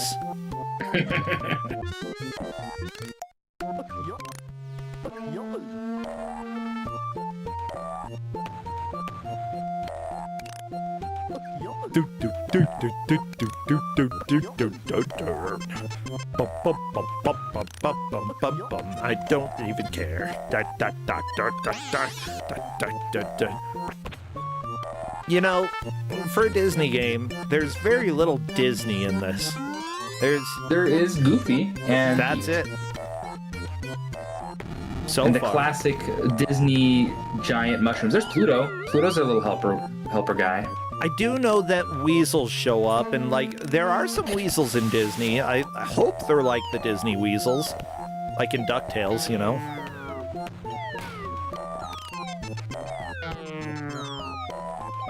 Or are the weasels in DuckTales? I don't know. They're in something. There's gotta be evil weasels somewhere. I imagine. Yeah.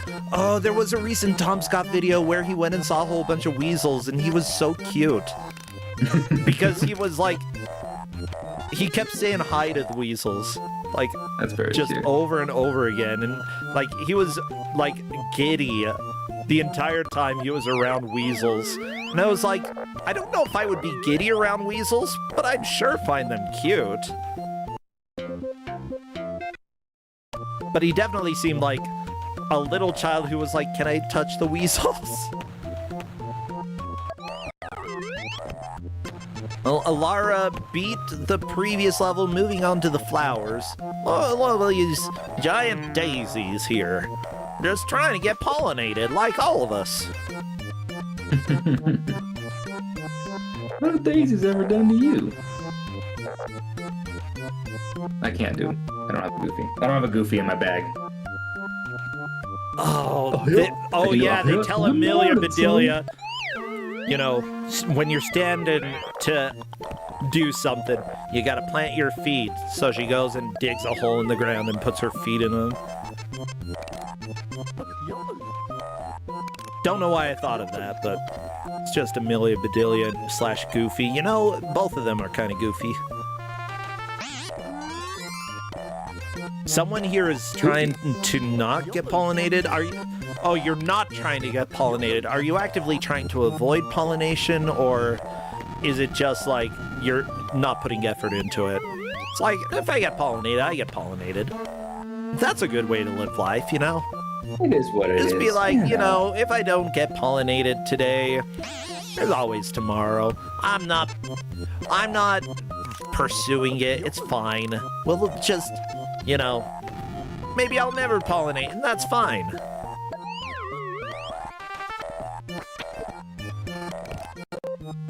Uh-oh. Alara has the murder birds. Maybe. I think that murder bird was broken. It was more ball than bird.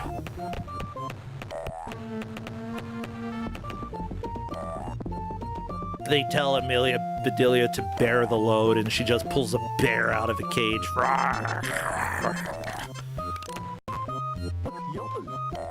Yeah, never take Amelia Bedelia to Mordor, okay? Because she will be so confused about a lot of what you're saying, Frodo. Bear the load. Then again, that could be really helpful if she can just summon bears.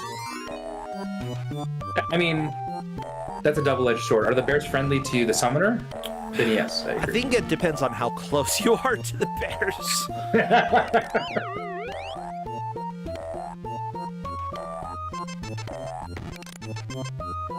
Like, yeah, summon bears is great when it takes at least 2 turns for them to reach you, you know? Otherwise... Yeah, you probably wanna... Yeah. Brad is in a stupid place. Why? You literally cannot see where you need to go from here. You don't know where you are. You just gotta kind of hope. Time for the blind jump. Nope. Not yeah, there it is. Well done. I wish I didn't die. Gosh. Now I'm a ghost. Boo! Boo, Mickey!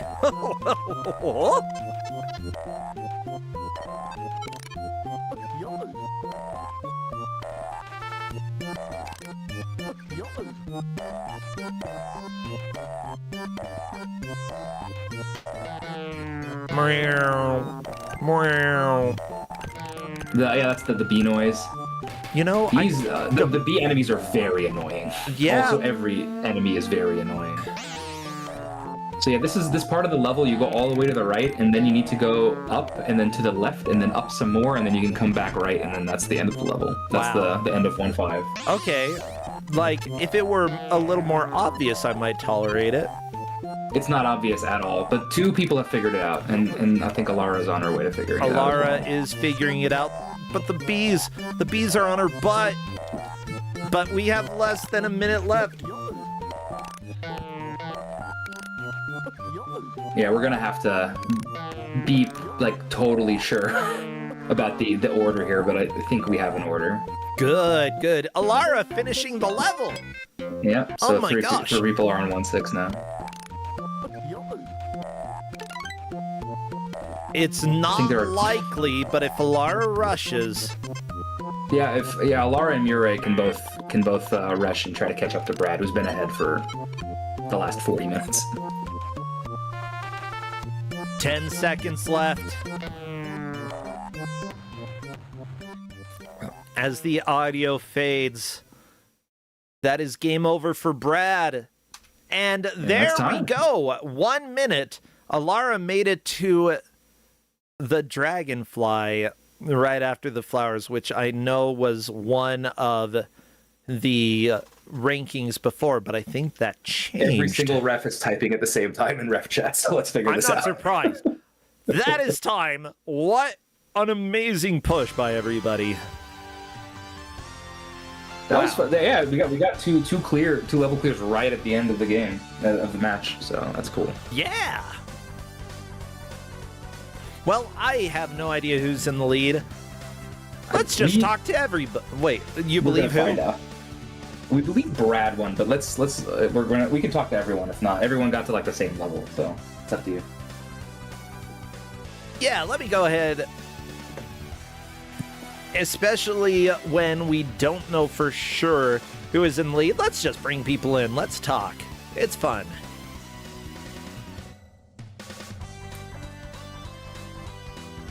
Oh, this music is so good.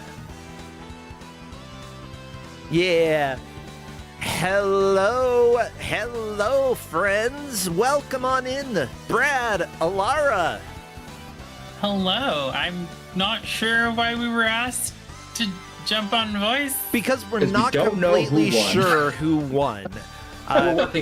The reps are working on it. This game looks, as y'all figured out, this game is very samey, and so we have to figure out where everyone got to. Everyone got to the same level, so we got to figure out what part of the level. Congrats on everyone for getting through the flower jumping maze then. Yeah, the flower. So Brad, you got there like 20 minutes before anyone else, so we watched you get stuck on that like a long time ago. It was very interesting. Yeah. It was a nightmare. Really, really bad. Yeah, turns out this game isn't great. No, it isn't. There were so many blind jumps. I was just like, all right, leap of faith and hope it's not game over. Yeah, this game is leap of faith plus Bionic Commando. That's basically my... Yeah, Murray, you were saying that essentially. This is the dumbest Bionic Commando you've seen. Have you played a few different games that sort of are like Bionic Commando then? Well, I've played the NES Bionic Commando, of course. Oh, yeah. And then the arcade Bionic Commando, which is completely different. I believe it. And then the really, really weird, was it PlayStation 2 Bionic Commando? Oh, no. Where your arms... That game is not... That's a very different beast. That's not a good game. It's a very different thing. I believe there's DOS Bionic Commando, which will make you regret saying that this is the worst one, in my opinion. I might be incorrect. I might be misremembering, but I'm about 98% sure that that's the worst Bionic Commando-like game I have seen. The DOS one? Yeah, the DOS one. It is. Oh, a nightmare. Hello! Hey, Magellan. How you doing? Bad. No, that's all right. Well, let's talk about this game then. Like, biggest problems that we have, blind jumps. I think that some of the hit detection with your stupid glove thing was really hit and miss. It was hard to actually grab those blocks. I don't know, were there any other issues with like collision, jumping, with anything? Goofy's very slippery. That's really my only other big complaint, I would say. Goofy also jumps like a lead balloon. Yeah, you would fall. Like, gravity really affects you very hard. He's like very slippery and very slow at the same time, and it's horrible. Yeah. Oh, yeah. What were you saying, Alara? Oh, no, just... I was having some frame rate issues, but that's a me problem. That's not an anyone else problem. That's just me having to check some stuff on my end after this match. Yeah, gotcha. I mean, it makes sense. It happens to all of us. So, was there anything redeemable about this game at all? Like, any aspects of hope I had here? way worse Kuso games. Oh, yeah. Like, once you got used to, like, the very, like, you have to do a tiny jump and then immediately mash the arm button, you could sort of get used to the pacing of it, but that didn't help with the blind jumps. Sometimes you could look down when you crouched for long enough, but that didn't work everywhere, and I couldn't really figure out where it worked and where it didn't. Yeah, I discovered that in the last 30 seconds of the match. Oh no! I'm glad you said that, because I tried it a few times and it never worked, and I assumed that wasn't a thing. No, you had to hold for a long time for him to actually pan the camera down. Yeah, I started noticing that when I was killing the snails right before the flower jump maze thing. But at the same time, it doesn't always help. I think I saw Brad towards the end there, like, using it to look down in order to see There was that platform? one spot where you're on a 1-star platform and there's nothing else around you, and you look down and there's still more nothing, and you just jump and it's death, and it was just But there was a block to the right that you could grab. However, it wasn't on the screen while looking around, so there was no way to know. You just had to take a leap of faith to the right and grab the block in the air. And as you saw it, like, rush past you. Sometimes they were kind and had like a balloon or something kind of lead you to show that, but mostly not.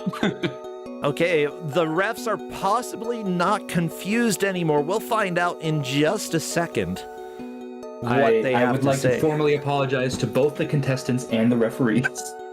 That's all right. It's good for the refs because I'm still confused. So good. I played this game more than anyone else, and I'm still just as confused as everyone. So that's the good news. Yeah. You know, I actually didn't hate the music too early in this game, but the second song, I just hate. I hate it. I was hoping that we would see the next level so that we had different music, but like once you got to, I think it was 1-3 or 1-4, it was just stupid. Yeah, like, I don't care. Okay, the official results are in. Brad, you are the victor today, with Murray in second, Alara in third. You two were especially close, Murray and Alara. And Hey Magellan bringing up the rear here. So that is the official placements. Great job, y'all. Cool, thank you. Yeah. What a time. Oh, yeah, certainly a time that some people might not wish to have again. This is not a game that I look at and think that I want to play. It's too samey with being too difficult for how not difficult it looks. Like, it's, I don't know, it's stupid. I don't like this game. Yeah. I also want to know if I got like an underflow error on the goofballs, because at one point I was trying to drop them in to get more lives, and then I had 99 randomly. What? Yep, that was an underflow. That was absolutely an underflow. Well, good job getting an underflow there. I had no idea that was possible. Well, let's I go did not ahead either, so and congratulations. let's do a few quick plugs if we can. Just go starting from the top and moving on down in this chat. Alara, anything that you would like to plug? Yeah, hi. No, I'm not really going to plug my own channel because I don't really stream nearly as much on it, but if you want to watch speedrun events, I run Steel City Speedsters. We do a lot of in-person and online marathons in the Pittsburgh area. Yeah, that's super cool that the community is coming together in Pittsburgh. Awesome. Brad, what about you? I just picked up a physical cartridge of Elmo's Number Journey for the N64, so I am gonna force myself to learn the speedrun for it. So you can watch that on my channel. Heck yeah. Heck yeah, Elmo's Number Journey over at Brad Harmer. Yeah. Hey Magellan, how about you? Oh, I do nothing and you can find me nowhere, but I am moving in the next couple days, so you can just wish me luck with that. Good luck with the move. May your boxes be light.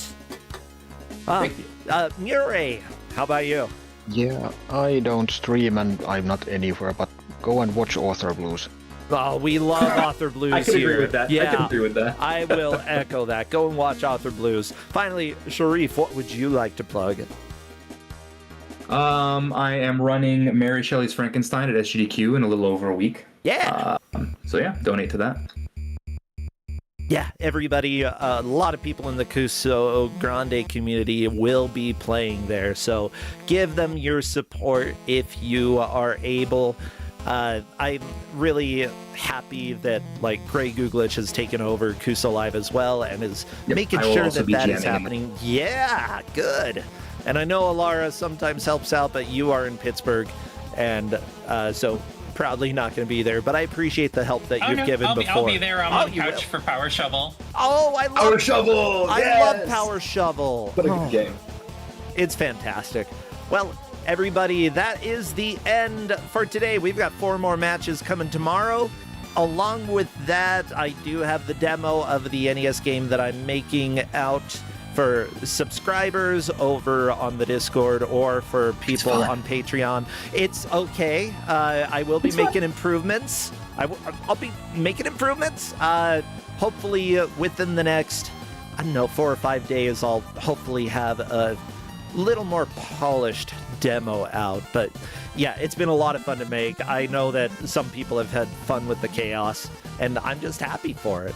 So let's go ahead and see what we can do. I see that White Hat is playing the, if I'm not mistaken, the Die Hard trilogy on PS1, which is actually good. We're gonna go raid White Hat with the message, "We're very confused," because somebody said that in chat and it feels no, maybe yeah, that sounds good. Okay, let's go raid. We're very confused, y'all, and take care. See ya, friends. Bye, Alara, Brad, Murray, Sharif. Bye-bye.